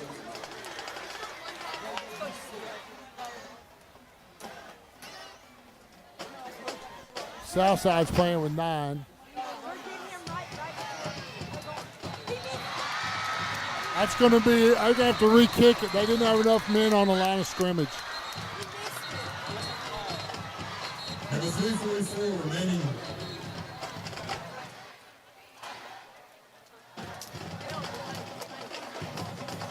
Illegal formation. Unupfield, the line of scrimmage on the offense. 5 yards in the lead. Retry.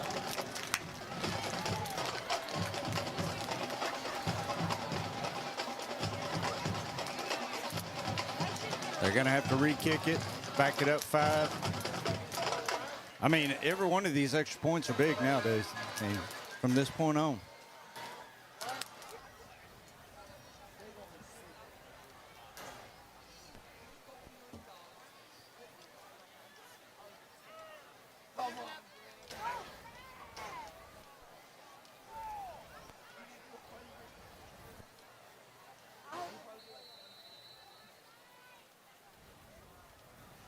Their kicker is he doesn't use the tee, so he's kicking it off the ground.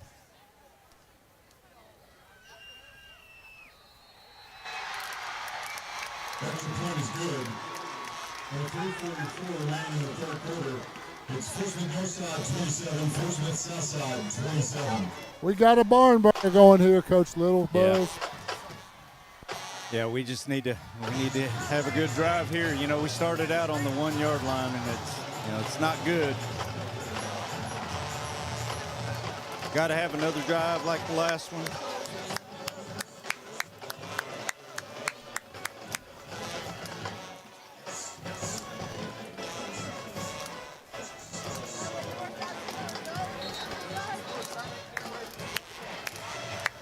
Figured Northside's going to. Of course, they need to continue to try to run the ball, but if they're going to give Cam Massey the hitch route, we've got to use that and wear it out until they get down and press on it. Report to the ambulance. David Lemon, please report to the ambulance. Be aware something's kind of tricky. You never know.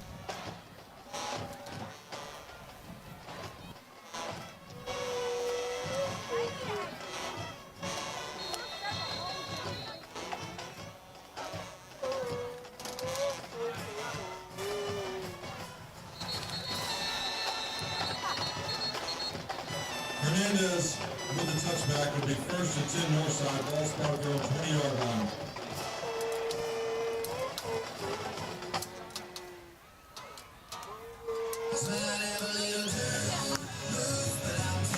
Looks like they're going back with Bowers at quarterback.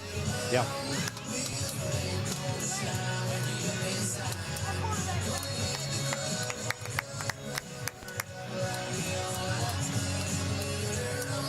They got Coven in, running back with him. Number 22. Yep, Coven.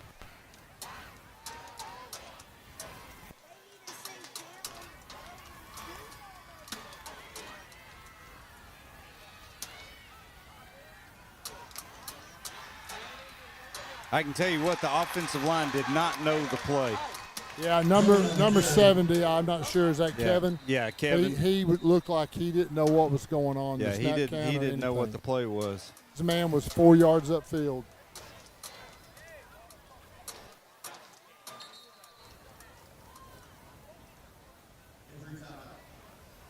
You know, I don't think they've even tried to run the wide zone to the right side. It's always been to the left side. There was definitely some confusion.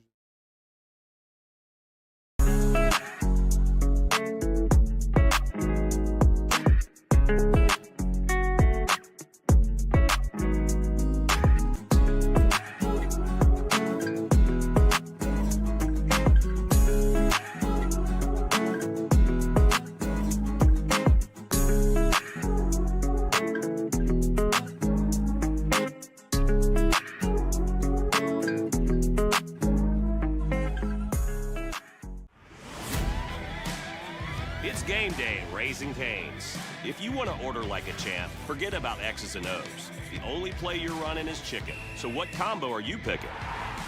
We've got tailgates of hand-battered, cooked-to-order chicken fingers and cane sauce, and jugs of freshly made tea and lemonade. This season is about to be unbeatable. Raising Cane's Chicken Fingers, one love. REP is your trusted source when it's time for you to sell your business, or if you are looking to acquire one. We offer a variety of services that help prepare your business for sale, and we also counsel and advise you every step of the way. We take pride in our experience, market knowledge, and integrity. You can be assured your business is in the right hands. Resolution Equity Partners, partnering with you now, preparing for the future.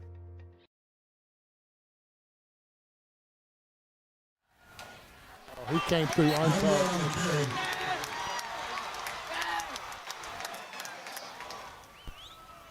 Done on the stop. Loss on the play. All right, 3rd and 20. Going by 3rd and 19. Not going the way we want it to. The 11-yard line.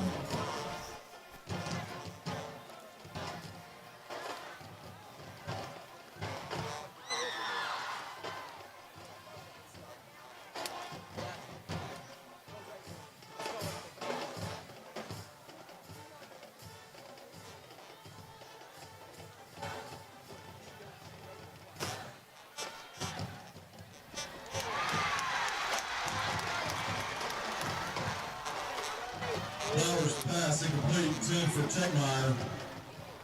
Just an out route. Defender did a good job of defending it. Continuing coverage for the Mavericks. 4th down. So not a good series for the Grizzlies. Mavericks going to get the ball around midfield. Back deep to receive near midfield for the Mavericks. Rogers in the punt. He's 5 yards deep in the end zone. We need another one of those to turn over. Nope. Get a good roll. Nope.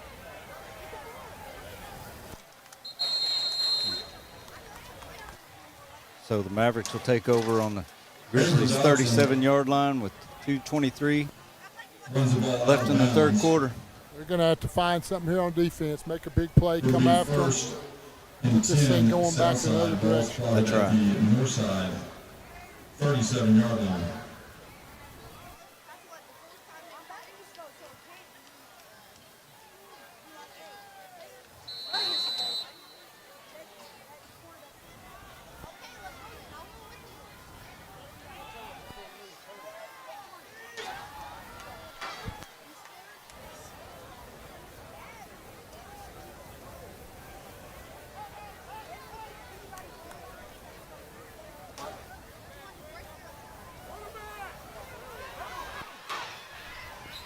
Forced on the carry. Quarterback counter. Did a pretty good job of making it bounce. Yeah. Out of bounds, number 20. Gain of 5 yards, going to be 2nd and 5 for the Mavericks on the 32-yard line. 32 of Northside.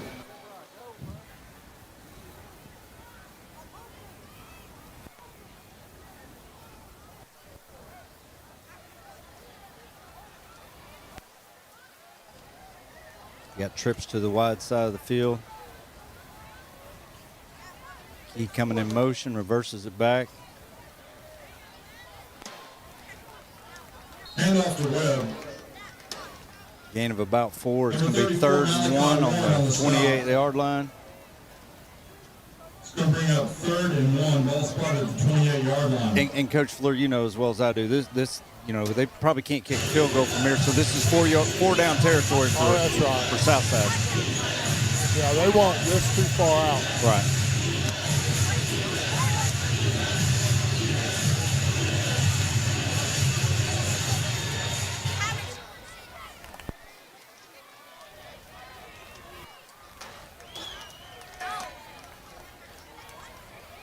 Counter again. First on the keeper, forced out of bounds by number 20, Jalen Chavez. It'll be 1st and 10, Mavericks at the north side, 21-yard line. Got to bow our backs, come up with something right here. Yeah, I would think one more first down and they're in field goal territory, so we definitely need to hold them on this. I believe we're coming after them right here.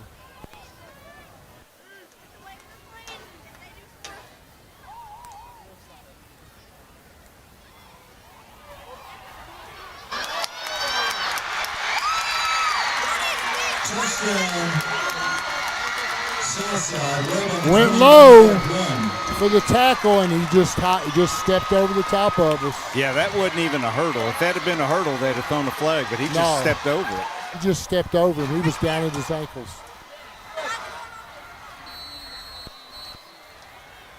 Hernandez into attempt the extra point for the Mavericks. The counter has really been the Mavericks' play on that series. Yes, sir.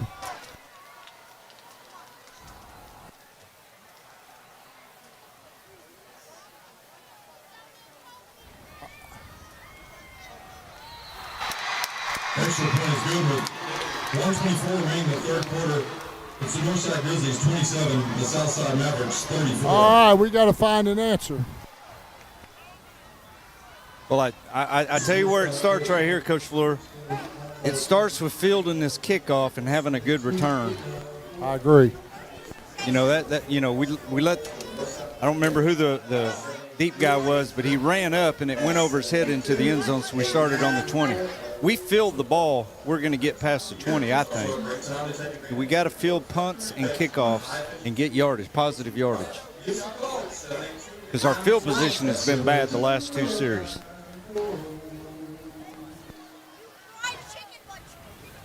That was that 37 yards in 4 plays. Yeah, you give them the ball at the 37 to start a series. Yeah, it's going to be behind the 8 ball a little bit right there. Jeff, I got a feeling if you count those plays up, they're way in favor of Southside. Yeah, they're way in favor of Southside now. I think Southside's over 40 plays now. Got to be.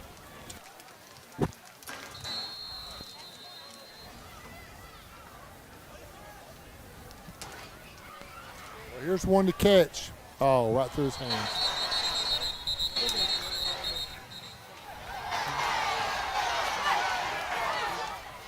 Starting to lose cool on both sides. That should have been a flag. That should have been a flag. Yeah, that should have been a flag. It'll be 1st and 10 Northside. Ball spot at the 20-yard line.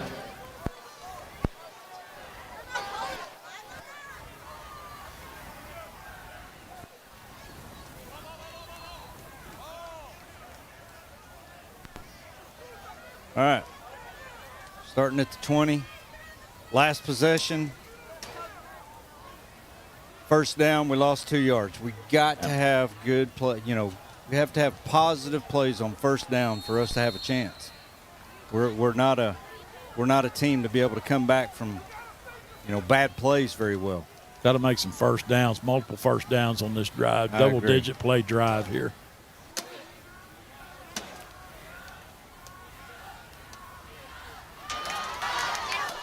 Good first down play. Number 6, Jaden Youngblood on the carry. That's a counter play. I tell you, like you said, like I said, he's very exciting running the football. Yeah. He's not very big, but he's explosive. And he makes people miss. That's important. And right now, that helps. That's right.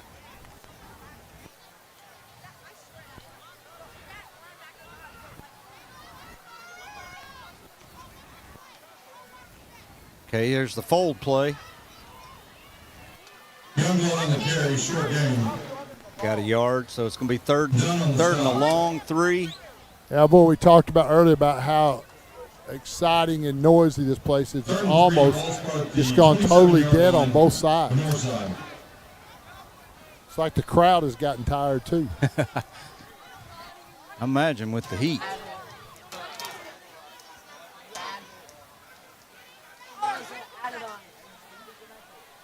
Go forward. There it is. Pass complete to number 1, Cam Massey. I mean, like you said, Dave, I mean, every time he's one step away from going the distance. Until they walk up on him and cover him, I'd do it again.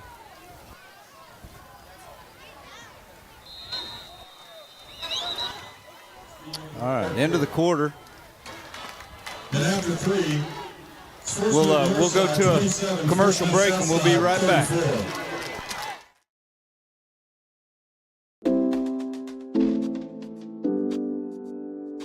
Sawyer's is about more than sunrooms, patios, and home improvement. For over 30 years, we've been about people, about our community, about you. We make quality products affordable so you can focus on making memories with those who matter most. We bring our passion for great craftsmanship and take pride in the work we do so you can count on it lasting a lifetime. Give us a call today and see the difference we can make for you. With an older car, there's so much maintenance. Knowing that my brakes are covered for life with the Golden Guarantee is a relief. I'd like to be driving this car forever, so that's why I keep taking it back to Midas. At Escape Camper Vans, we exist to make the outdoors more accessible. We have about 630 vans in our fleet. These vehicles get so much wear and tear. Knowing that there's a warranty on parts through Midas, the Golden Guarantee is so important to our business.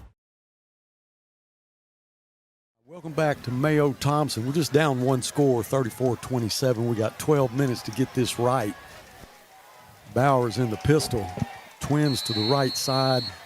Massey into the boundary. He's going to send a man in motion. It's Foster.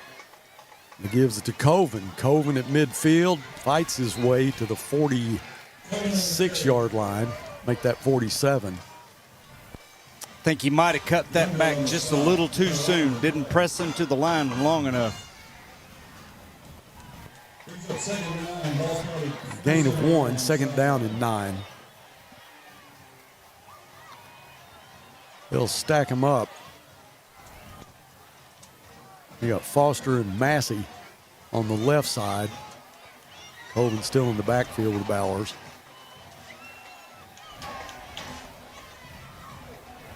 The screen pass to Massey. He needs to make a man miss. Pretty good. To the 40-yard line. He's going to be a couple yards short of the first. pretty good gain because Foster missed his block out there. Yeah, he manufactured that out of nothing. He sure did, because he shouldn't have even had to worry about that guy. I don't know that I'd get in this stack. I think I'd let him out there by himself. 3rd down, 2 yards to go. Bears have got to convert. Coven in the backfield. Bowers works out of the pistol, and we've got a illegal procedure.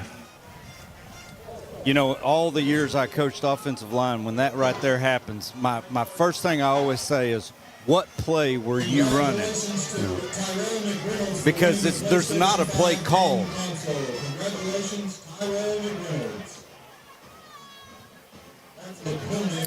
Be 3rd down and 8 now.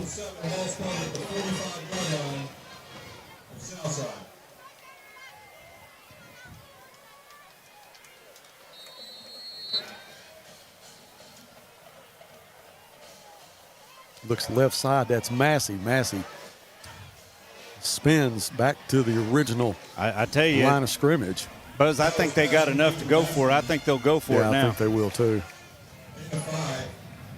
It'll be 4th down and a couple. Ball squarely on the 40-yard line. Just into the 4th quarter. They're going to press him now. It's going to be Lee Prince. He's going to man up Massey. Going to send Foster in motion. Bowers will hand it to Coven. Coven is hammered. Looked like he was going to get a little momentum built up, but Ethan Dunn was there to say no, so it'll be a turnover on downs, but we got a Maverick on the field.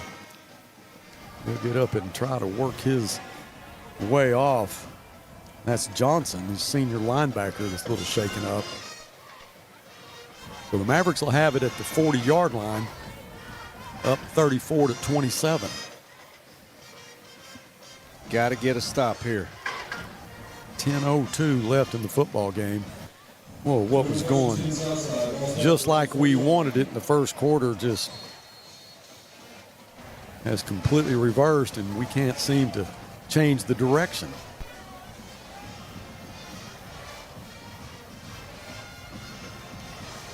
Forsgren will give it to, he fakes it to Webb. He keeps it off the left side. Great stop there. They think they found something with that quarterback canter. That's about the 5th time they've run it. And he picked up a couple on 2nd down. 8 yards to go for the Mavericks. Rakeem Whitaker made that stop. That was a great stop on his part, because I think Forsgren would have got a lot more if he'd not made that stop. All right, Grayson Wadiger was in the slot. Webb in the backfield. Forsgren gets the snap, drops back, has time. Trying to pick out a receiver. There is a flag. It may be holding as the ball falls incomplete. So do you make it? Do you make it? You know, 2nd and long, or do you make it 3rd and 8 like it is? That's the question. I'm taking them back. Taking them back.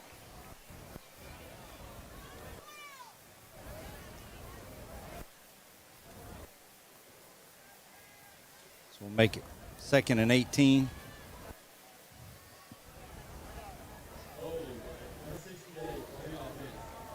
Now we got to make the stop. That's right.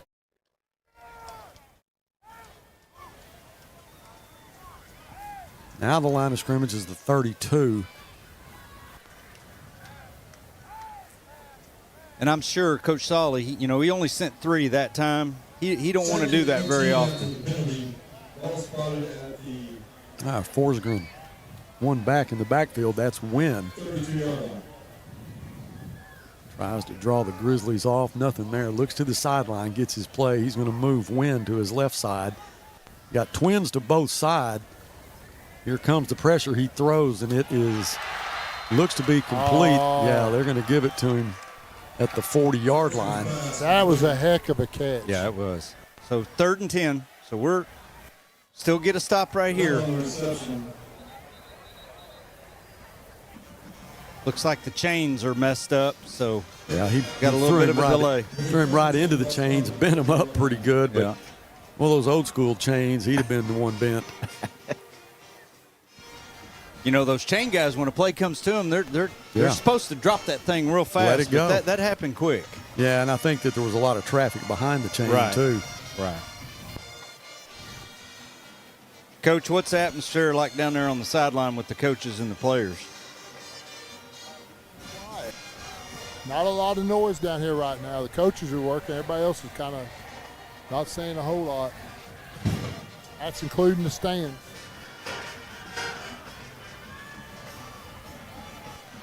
I have a timeout on the field. Looks like we might have a major operation over there. Well, I think they have a backup over in the building. They may have to go get it. All right, let's take a break. We'll be back with some more Grizzly football, so don't go anywhere. Family, it's bigger than bloodlines, stronger than DNA. It's the circle we draw around the people that matter, the people we care about and care for, the folks who inspire us, guide us, root for us. Family means finding common ground, rolling up our sleeves, and making our way side by side. Armstrong Bank, strength runs in our family. Whether it's record temperatures or below freezing, Ted's is here to keep you comfortable all year long. We've been in business for over 55 years, and we love serving our community. Call today and schedule your seasonal checkup so you're always prepared for what's around the corner. Ted's Air Conditioning and Heating, always ready to help. Tell us you saw Duke and saved 10%. The story of our family business starts back in 1878 when our ancestors settled in Old Town Van Buren and set up shop. We have been providing quality work, craftsmanship with the finest materials available using time-honored and traditional methods. Providing quality service to the River Valley for 6 generations.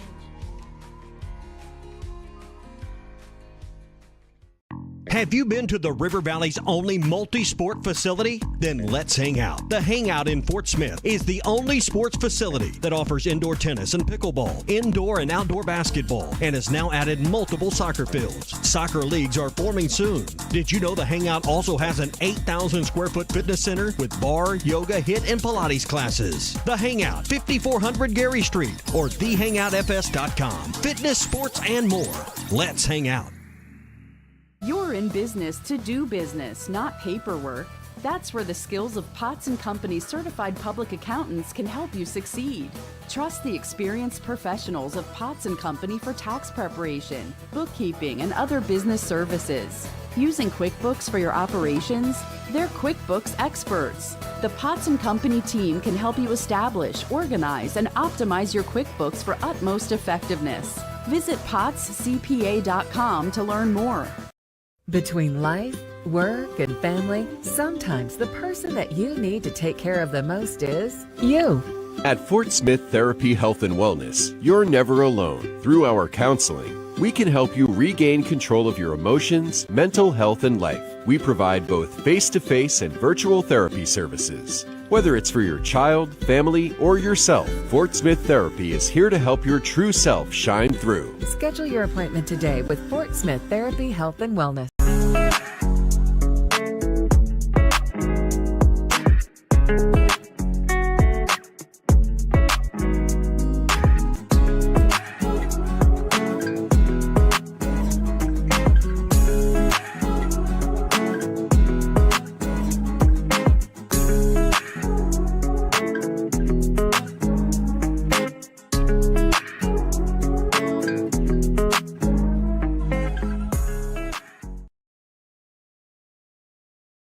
.9:14 left in the football game. We're down 34-27. Pretty long break here.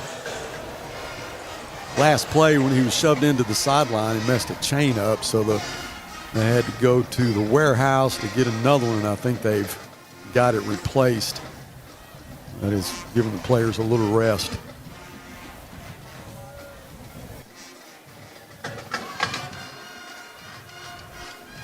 And when we come back, it's going to be 3rd and 10. We'll have the ball at their own 40-yard line. It's going to be a big play here. We got to make a stop here and get the football back. Not for sure about the change that they brought out there, Buzz. It looks like they may be stealing from that one to get the other one fixed. Trading parts. Hard to tell. Trading parts.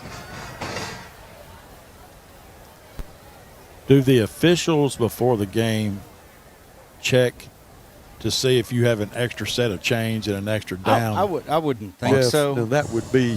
I wouldn't think so, but it's a good idea to have an extra set. That would be the smart thing to do. I would. They check everything else. They don't check. They don't check chains. They You're just make sure you you're have chains. expected to have it. Yeah. Yeah, that's what I was asking, if they checked to see if you had an extra set. I don't think so. Okay. You've never seen that? No. All right, we're going to get back to action. The ball at the 40-yard line. Big down here for the Bears defense. 3rd and 10. Win in the ball game as a running back. Forsgren has trips to the wide side. Key's going to be in the slot. Hadn't heard Zimmerman's name called in quite a while. I think that Ken Cannon into the boundary. I think Zimmerman may have gotten shaken up. Forsgren. Okay, we had a corner blitz right there. I'm sure Solly is checking out of it. All right, Forsgren asked for the ball. Offsides, no flag there. Yeah, now there's a whistle. That should move them back 5. Well, that's going to make it 3rd and 15. That will be 3rd and 15 for Southside. Ball spot on the 35-yard line.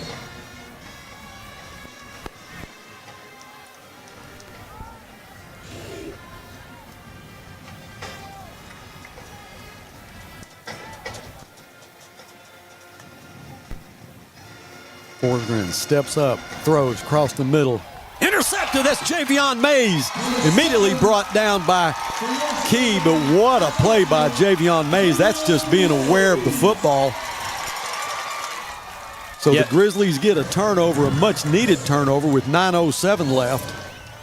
They'll have the ball at their 44-yard line. He was going for Key, Buzz, and he overthrew him just a little bit. I think Mays was a little bit surprised. I think he was too. Look what I found, but he was in the right place at the right time. Now Massey and Foster into the boundary.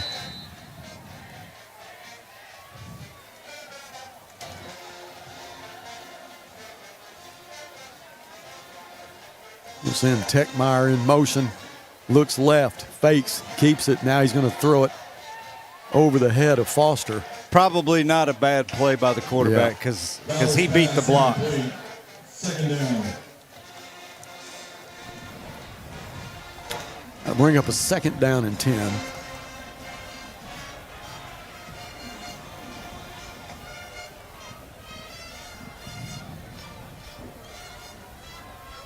Dwight Johnson, junior defensive back, he's going to be head up on Massey. He looks for Massey, and it bounces incomplete. A lot of pressure on Bowers. He's just got to have a little bit of time to throw.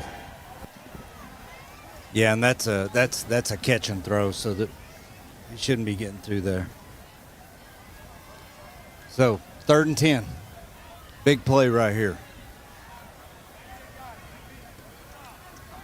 9 minutes left.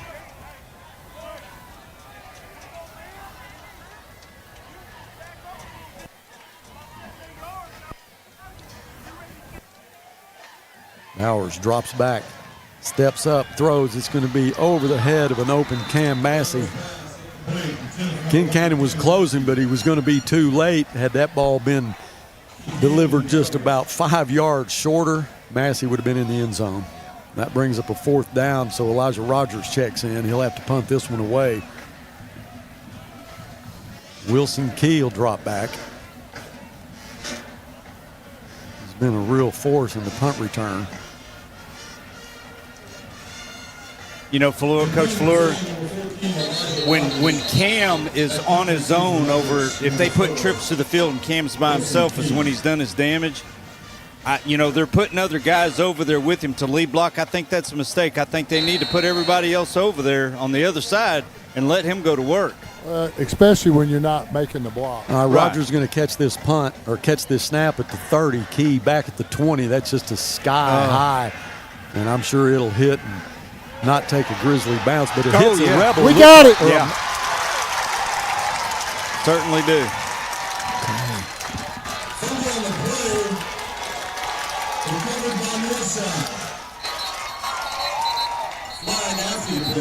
Okay, they're going to get us for a sideline, I bet, but surely just a warning.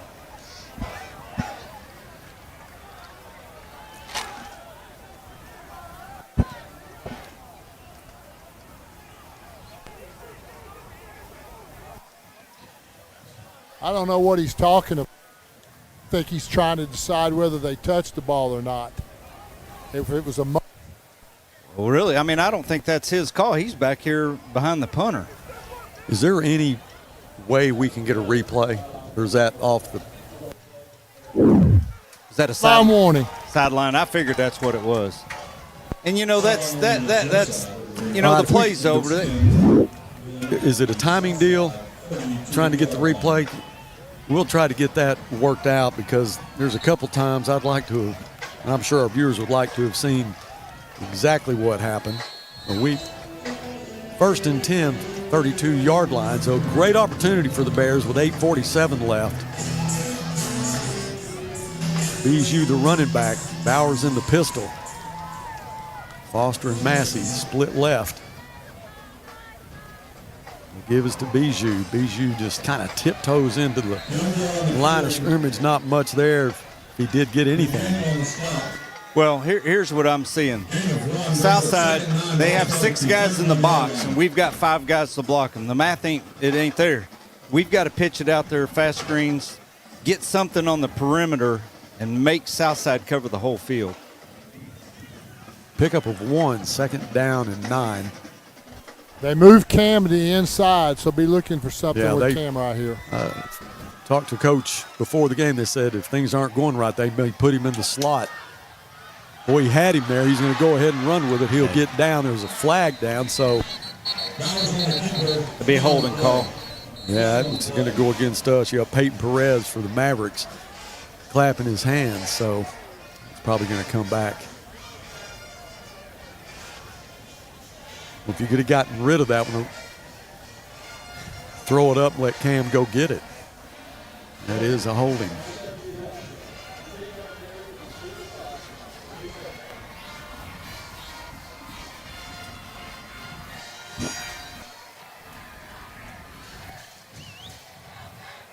Moves it back to the 41.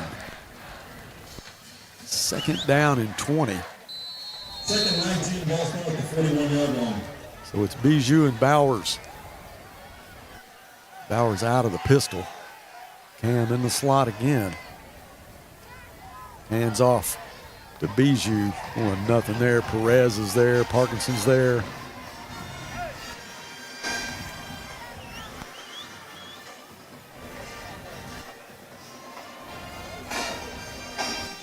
Coach Fleur, how much do we need to get right here for it to be 4-down territory? Oh, I don't know. All right, third down, 19. I mean, if they get 10, they Ball have at to. the 39-yard line. Bowers drops back. That was Perez that makes the tackle. That'll bring up a 4th down and 4 ever.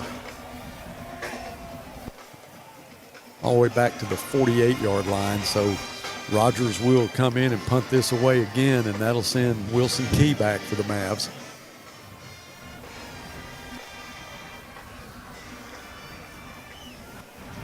Well, we had an interception.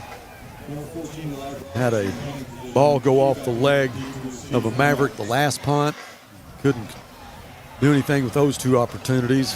Needs something else good to happen. Good snap. Rogers spins it, puts it up. Lazy spiral. Key will take it at the 15. Makes 1-man miss, makes 2-man miss. Stays on his feet over the 20 to the 24.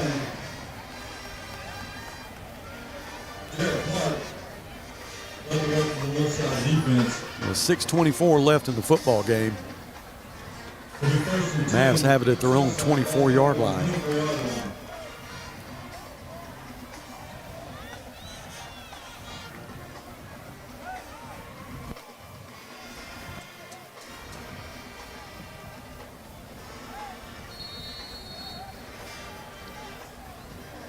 Time is running out. We got to get a 3 and out here.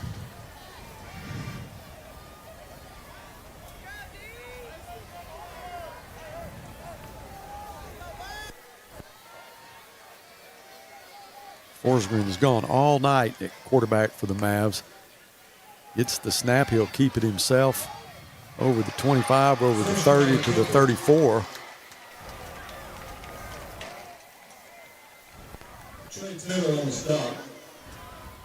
That'll be a first down. Missed tackles are hurting us now.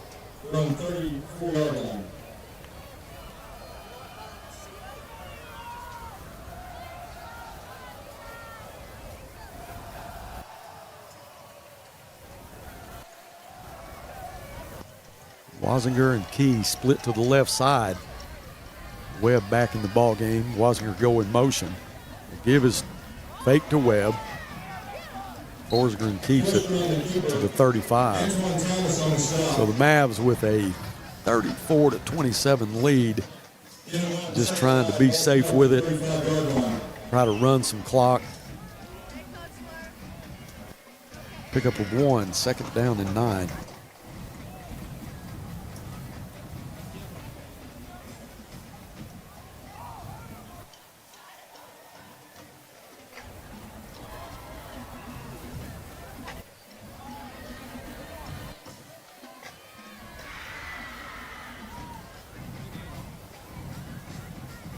Sends Key in motion. This time he does give it to Webb. Webb ducks a man over the 35 to the 36. So it'll be 3rd and long. Both teams have all 3 timeouts left. Watch the snap count right here.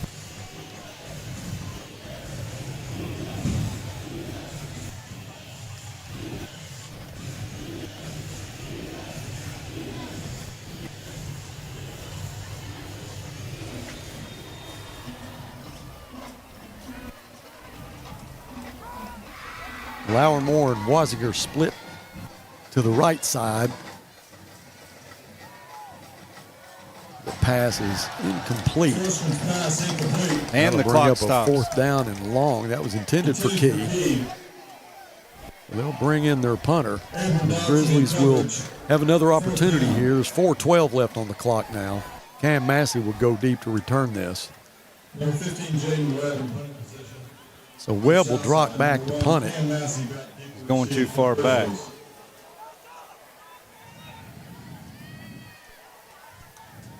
Now Cam all the way back to the 25. Inside the 25. Good snap. The kick is on its way, and it's going to bounce right to Cam. Cam to the 30. Still on his feet. Boy, if he could have kept his feet trying to cut up field, he may still be going. We have a Maverick down, but good return by Cam Massey. That was a heck of a cut to get back up what he did. Yeah, he was cooking, trying to get to the edge. Flag on the play. I don't know. I guess Cam's strategy is to get back, and maybe catch one on the bounce like that. Got a flag down. So it's going to back us up at least 10 yards from there.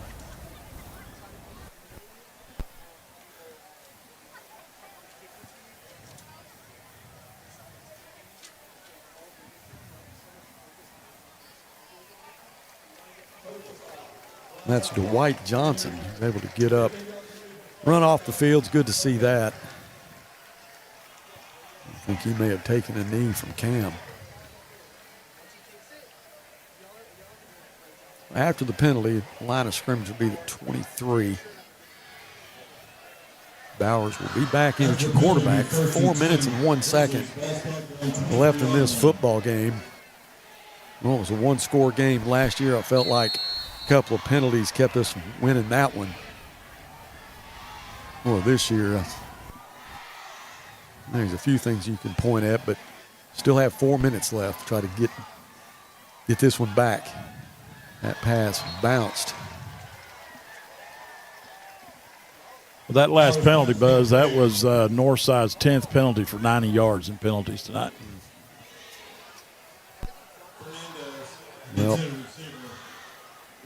we've had such a hard time establishing drives. Like I said earlier, get some big plays, but just not any long, drawn-out drives. Well, first down has been an Achilles heel for Northside tonight, and it was that way all last year too. So we got to find some ways to be successful.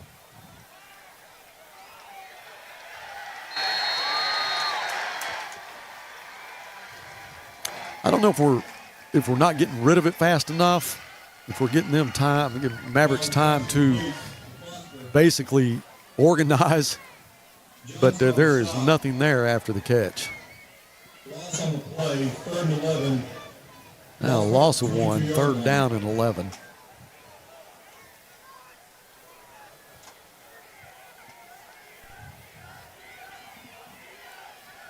So they're going to get in there almost like a nickel package. They're going to double cover Cam underneath and over the top.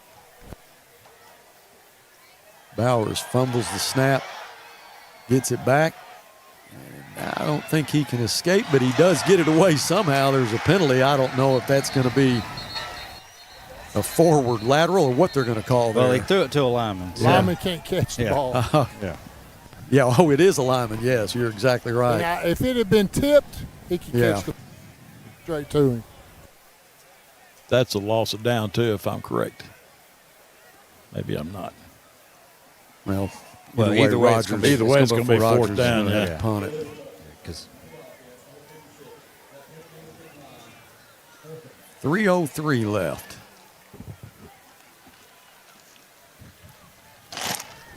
Guys, just when you think it's bad, this game, funny. Oh, no doubt. Funny things can happen for sure. Wilson Key back again. The 44-yard line.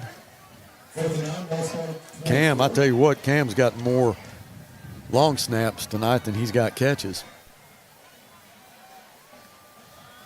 There's another turnover spiral. Went over the head of Key, but he'll let that one go smartly, and that'll be Everett Gooden there to down it. But when Rogers hits it, man, he really hits it. We needed that. Yeah, and we got 3 timeouts here, so we're going to have to start utilizing timeouts probably after 2nd down if they don't gain much.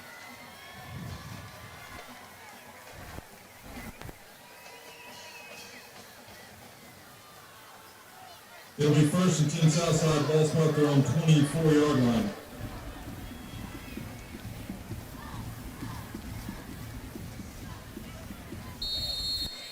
.241 left. Mavs will have it at the 24.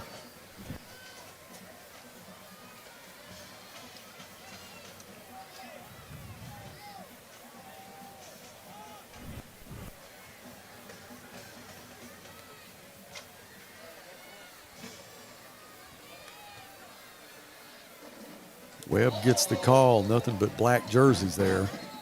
Webb on the carry.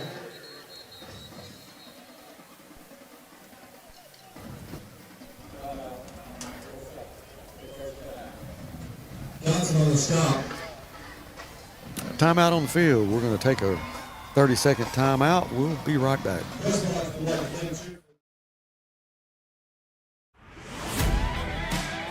It's game day at Raising Cane's. If you want to order like a champ, forget about X's and O's. The only play you're running is chicken. So what combo are you picking?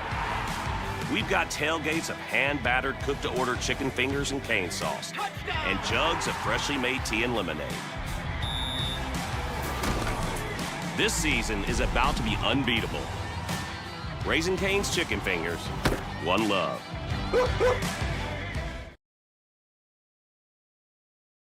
Just like you like it. 2nd down and 10. Need to dislodge a football here. You know what's weird? I'm looking at the stats, Buzz. Our stats have improved a little bit over halftime, but penalties. And I'll tell you this: Southside has 3 turnovers, and we don't have any. They have 5 for 40, and we have 10 for 90. Yeah.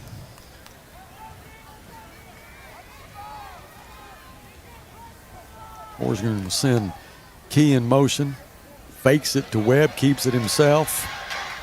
He will have enough for a first down as he gets over the 35 to the 36-yard line.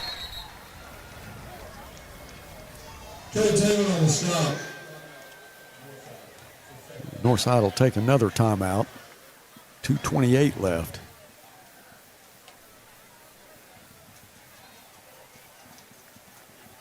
Well, you got to give guys like Blake Forsgren, Wilson Key, Jaden Webb, those guys have really done a good job tonight for the Mavericks.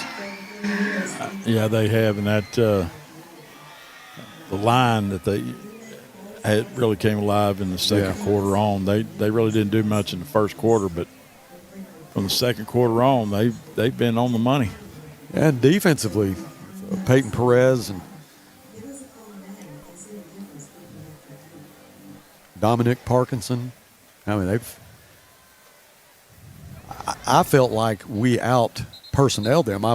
Knowing what I know about their team, knowing what I know about our team, and you start matching them up. I felt like when we were up 21-0, this is really where we're supposed to be. I felt really good about that. I mean, I didn't think it was any kind of an accident. Well, the difference is they started executing and we quit executing. Yeah, and they started sustaining drives. Yep. And they were mixing it up so well. They were having success through the air and on the ground. And you look up there, what they're going to do to you, and basically what you're going to see is an air raid. Right. And then they're able to come in here with Webb and win and run the football as well as they have. But you got to give that offensive line credit too. Sure. I mean, they're mixing it up very well. Yeah. That's we did in that first quarter, but after that we quit being able to run the ball. Ball's out.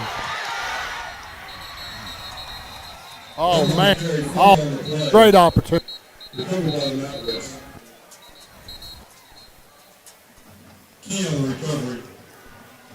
going to say it was dead. Oh. Well, the Bears will take their last time out. 2:19 left. But here's the bad thing, Buzz. It's only second down. Second so five. they'll, Or actually they second get four. second down, third down, fourth down to run that clock down. Yeah.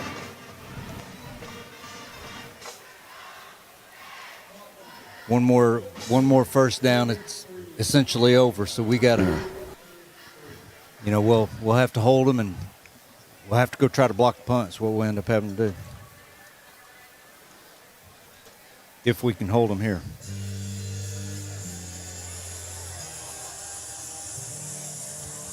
Well, it's been a night with a lot of activity. It's good to see this many people in attendance at Mayo Thompson. It takes a Northside Southside game to do that. There was a time that it could have been Northside and Heritage, and you'd see big crowds like this. So it is good to see them.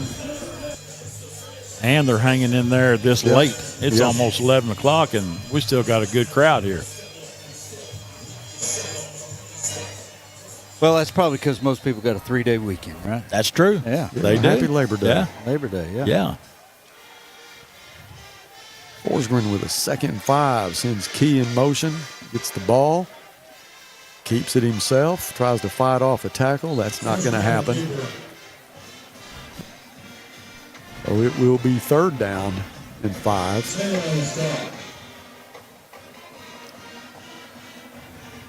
That was Trey Taylor from out of his linebacker position to make that stop. They'll get this down to about 140 before they snap it.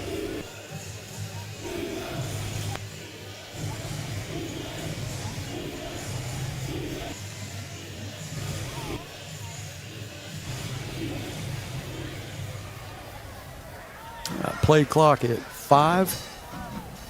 Forsgren will clap his hands, and now the whistle's going to blow. Southside takes a timeout. A 3rd and 5, they're going to discuss a 3rd and 5 strategy. With a minute 38 left. You can rest assured the ball's going to be on the ground. They're not going to throw it. I mean, if they do, good for us if they don't, convert it. But I imagine they're going to keep the ball on the ground, run the clock down. If they don't make a first down, run the clock down to 1 second, call another timeout, and then punt the ball. But this play this down right here, this is big if we want to have a chance.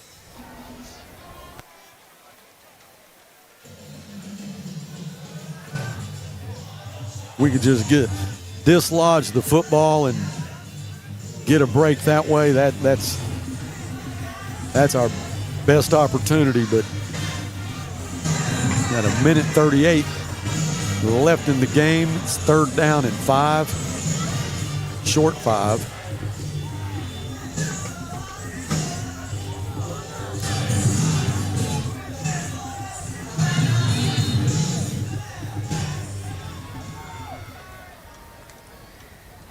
Okay. Forsgren tried to draw us off sides, and the center moved, and so did right guard. Our defensive line is going to go against them, so that's going to make it 3rd and probably 9. Yeah, 3rd and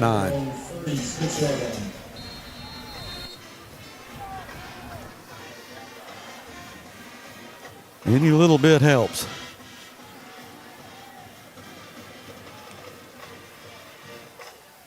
I would still be shocked if they threw the ball here, Buzz. Yeah. Forsgren with one back in the backfield. Key goes in motion again.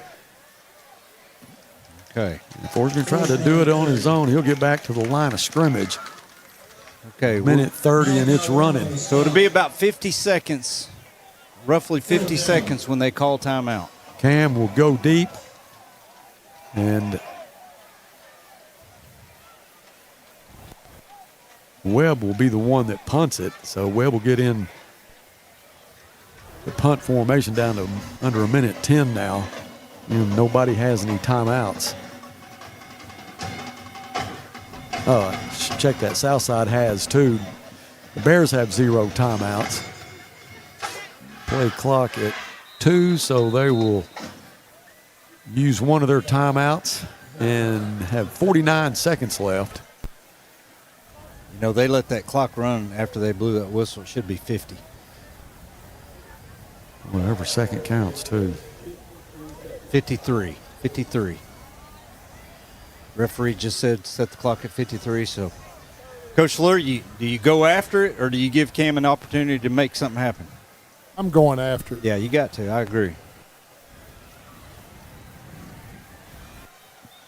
And if I was Cam, as talented as he is, I would choke him off and try to get a short punt and just do what he does. Well, you know, with Southside knowing if Northside shows they're coming after it, Southside has to stay and block a little longer. Well, what does that do? That gives Cam a little bit more time to maneuver when he gets the ball. I'd like to see him choke him off a little bit. 4th and 10, ball spotted. As Webb's going to catch his snap at the 23. Cam at the 25. Back inside the 25. For the Mavericks.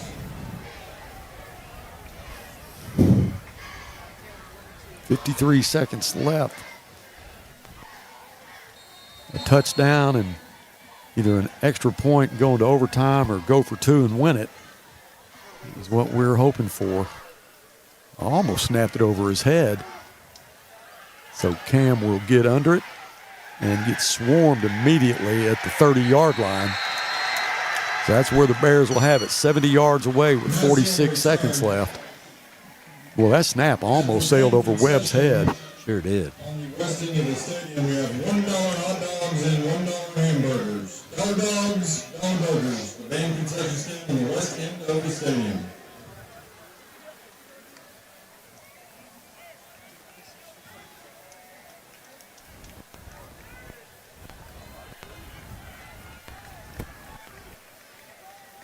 Drew going in. Drew Jackson is going to be your quarterback.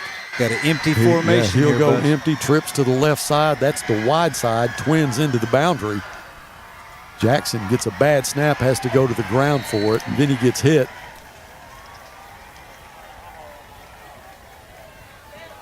So the time ticks. Got to get on the line of scrimmage now. Jackson's trying to organize his offense here. 28 seconds left. Throws it to the sideline. That's complete. Trying to get out of bounds, and he does at the 30. Jackson's pass complete.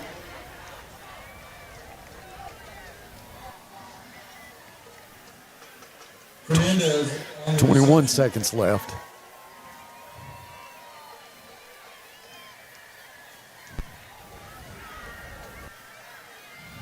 Cam in the slot to the wide side.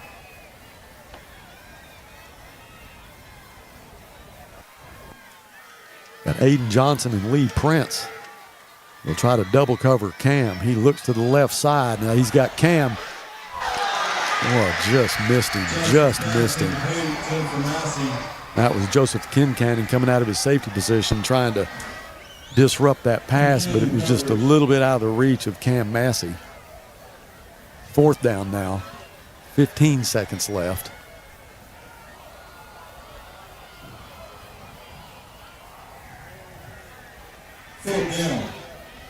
If you got the old razzle dazzle in your playbook, you need to use it now. Yeah, this is the time. Jackson looks left, throws it complete to DeMonte Brock. He goes out of bounds, and I don't think he got there. Nope. Nope.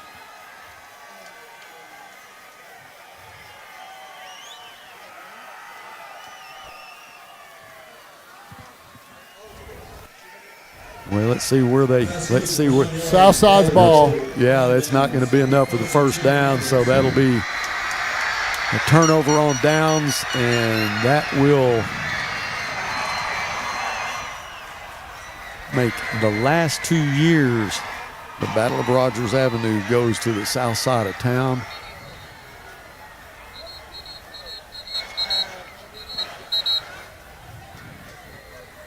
Ten seconds left. I don't want to be premature about that. You never know.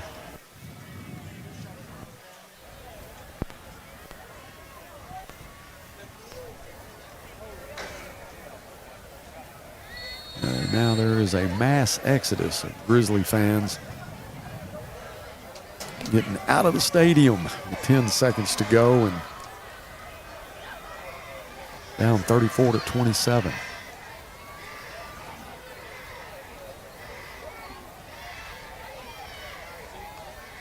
Parkinson will just buy some time. Drop to a knee, let the clock run out. So teams will meet. I say meet, shake hands. It looks like Southside's going to be celebrating in front of their student section. You know, they came in as underdogs. I felt like it really wouldn't be much of a contest.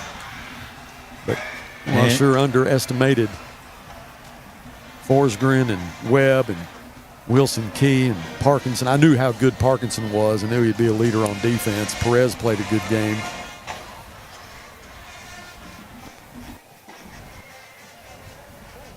Hard to swallow, though.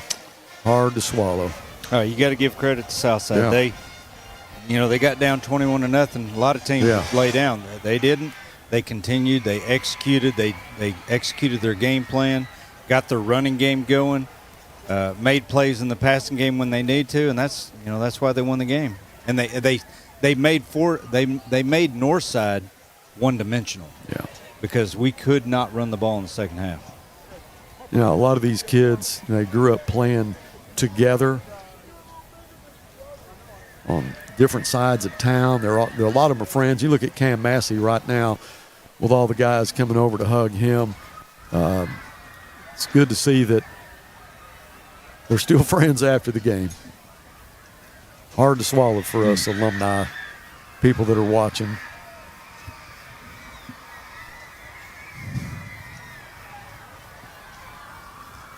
34-27 is the final.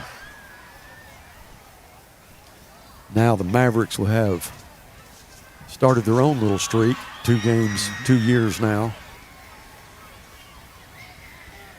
But it's been a long night. We came on the air at 6 o'clock. A couple of students in Miss Jennings' class opened up, did a great job. What a great pregame it was with all the festivities. The F-35s were really tremendous. Jeff, have you got any stats? I missed those F-35s.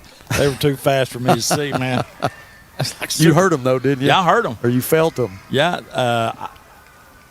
The stats are not total yardage is only like 65 yards difference, but the difference in rushing yards, they Southside was almost 2-1 there. Yeah. So that's a big difference. But where Northside just kept shooting themselves in the foot all night long, especially from the second quarter on.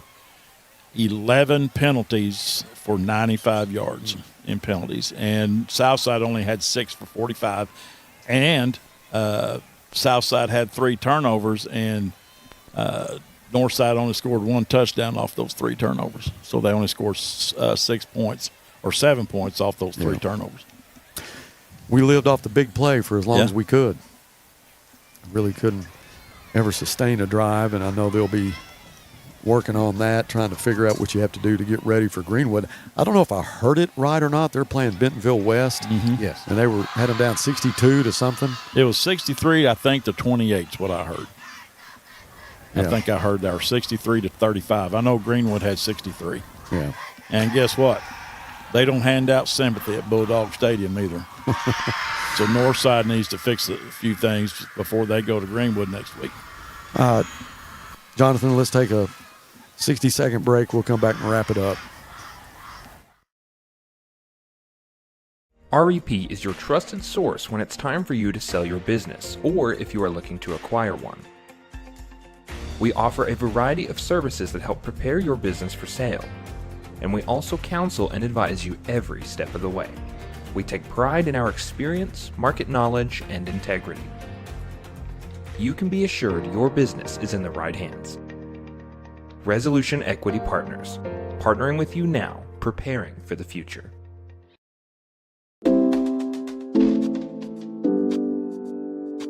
Sawyer's is about more than sunrooms, patios, and home improvement. For over 30 years, we've been about people, about our community, about you. We make quality products affordable so you can focus on making memories with those who matter most. We bring our passion for great craftsmanship and take pride in the work we do so you can count on it lasting a lifetime. Give us a call today and see the difference we can make for you.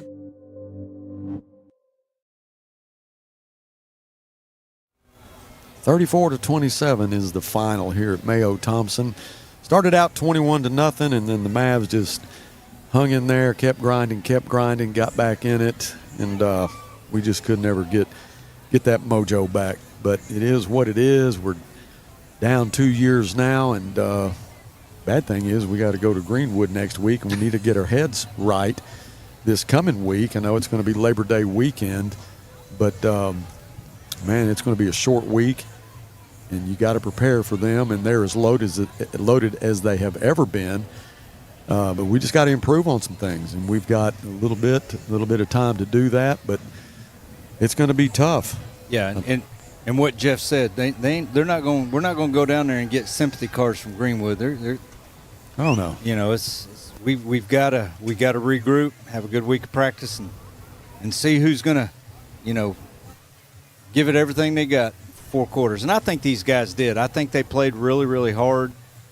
We just got out executed tonight for sure. Well, it's been one of those nights.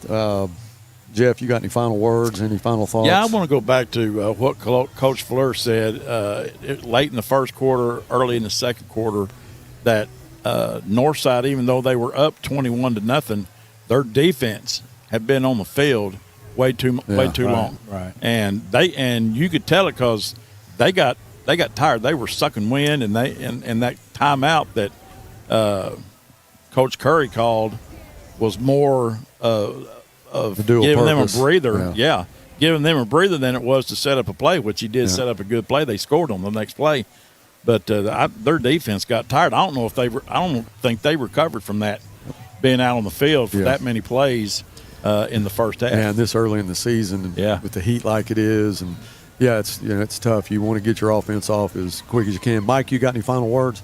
Just going to say we're going to have to get better at running the football. If you can't run the football, you're not going to win many games. Nope.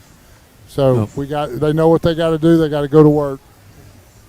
Well, hopefully that's what happens this week. Thank you to everybody that participated. Hey, I'm tickled to death about our new camera crew with Emma and Jordan. They did a great job tonight. Brandon on the field, along with Andy, our lead camera operator. Thank you for what you do. Jonathan, appreciate you dealing with all the curveballs that you get thrown at you in a broadcast like this. But overall, I think everything went good. I just wish we could have come out with a win.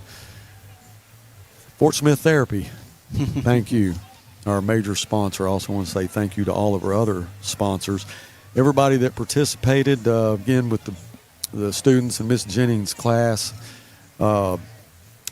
Jax and Ty, they did a really, really good job. Got us off to a good start, and hopefully we can get them, spend some little more time with them too. Laurie, thank you for taking care of me and keeping me hydrated and fed and all that. And I enjoyed. Thank you for the guests too, bringing in Stephen and Ira. It's so good to see them. They graduated back in 1975, and they were really, really good football players. It's good to see them, and I know Stephen, he lives in Tampa now, and hope he has a safe trip back. It is Labor Day weekend, so whatever plans you have, I hope everybody's safe and has a good Labor Day, and let's come back next week, go to Smith Robinson, and see what we can do then. Jonathan, thank you. Let's sign off. I'm Buzz Sawyer alongside Jeff Ferris, David Little, Mike Fleur, Laurie Sawyer, Jonathan Schaefer, saying so long from Mayo Thompson.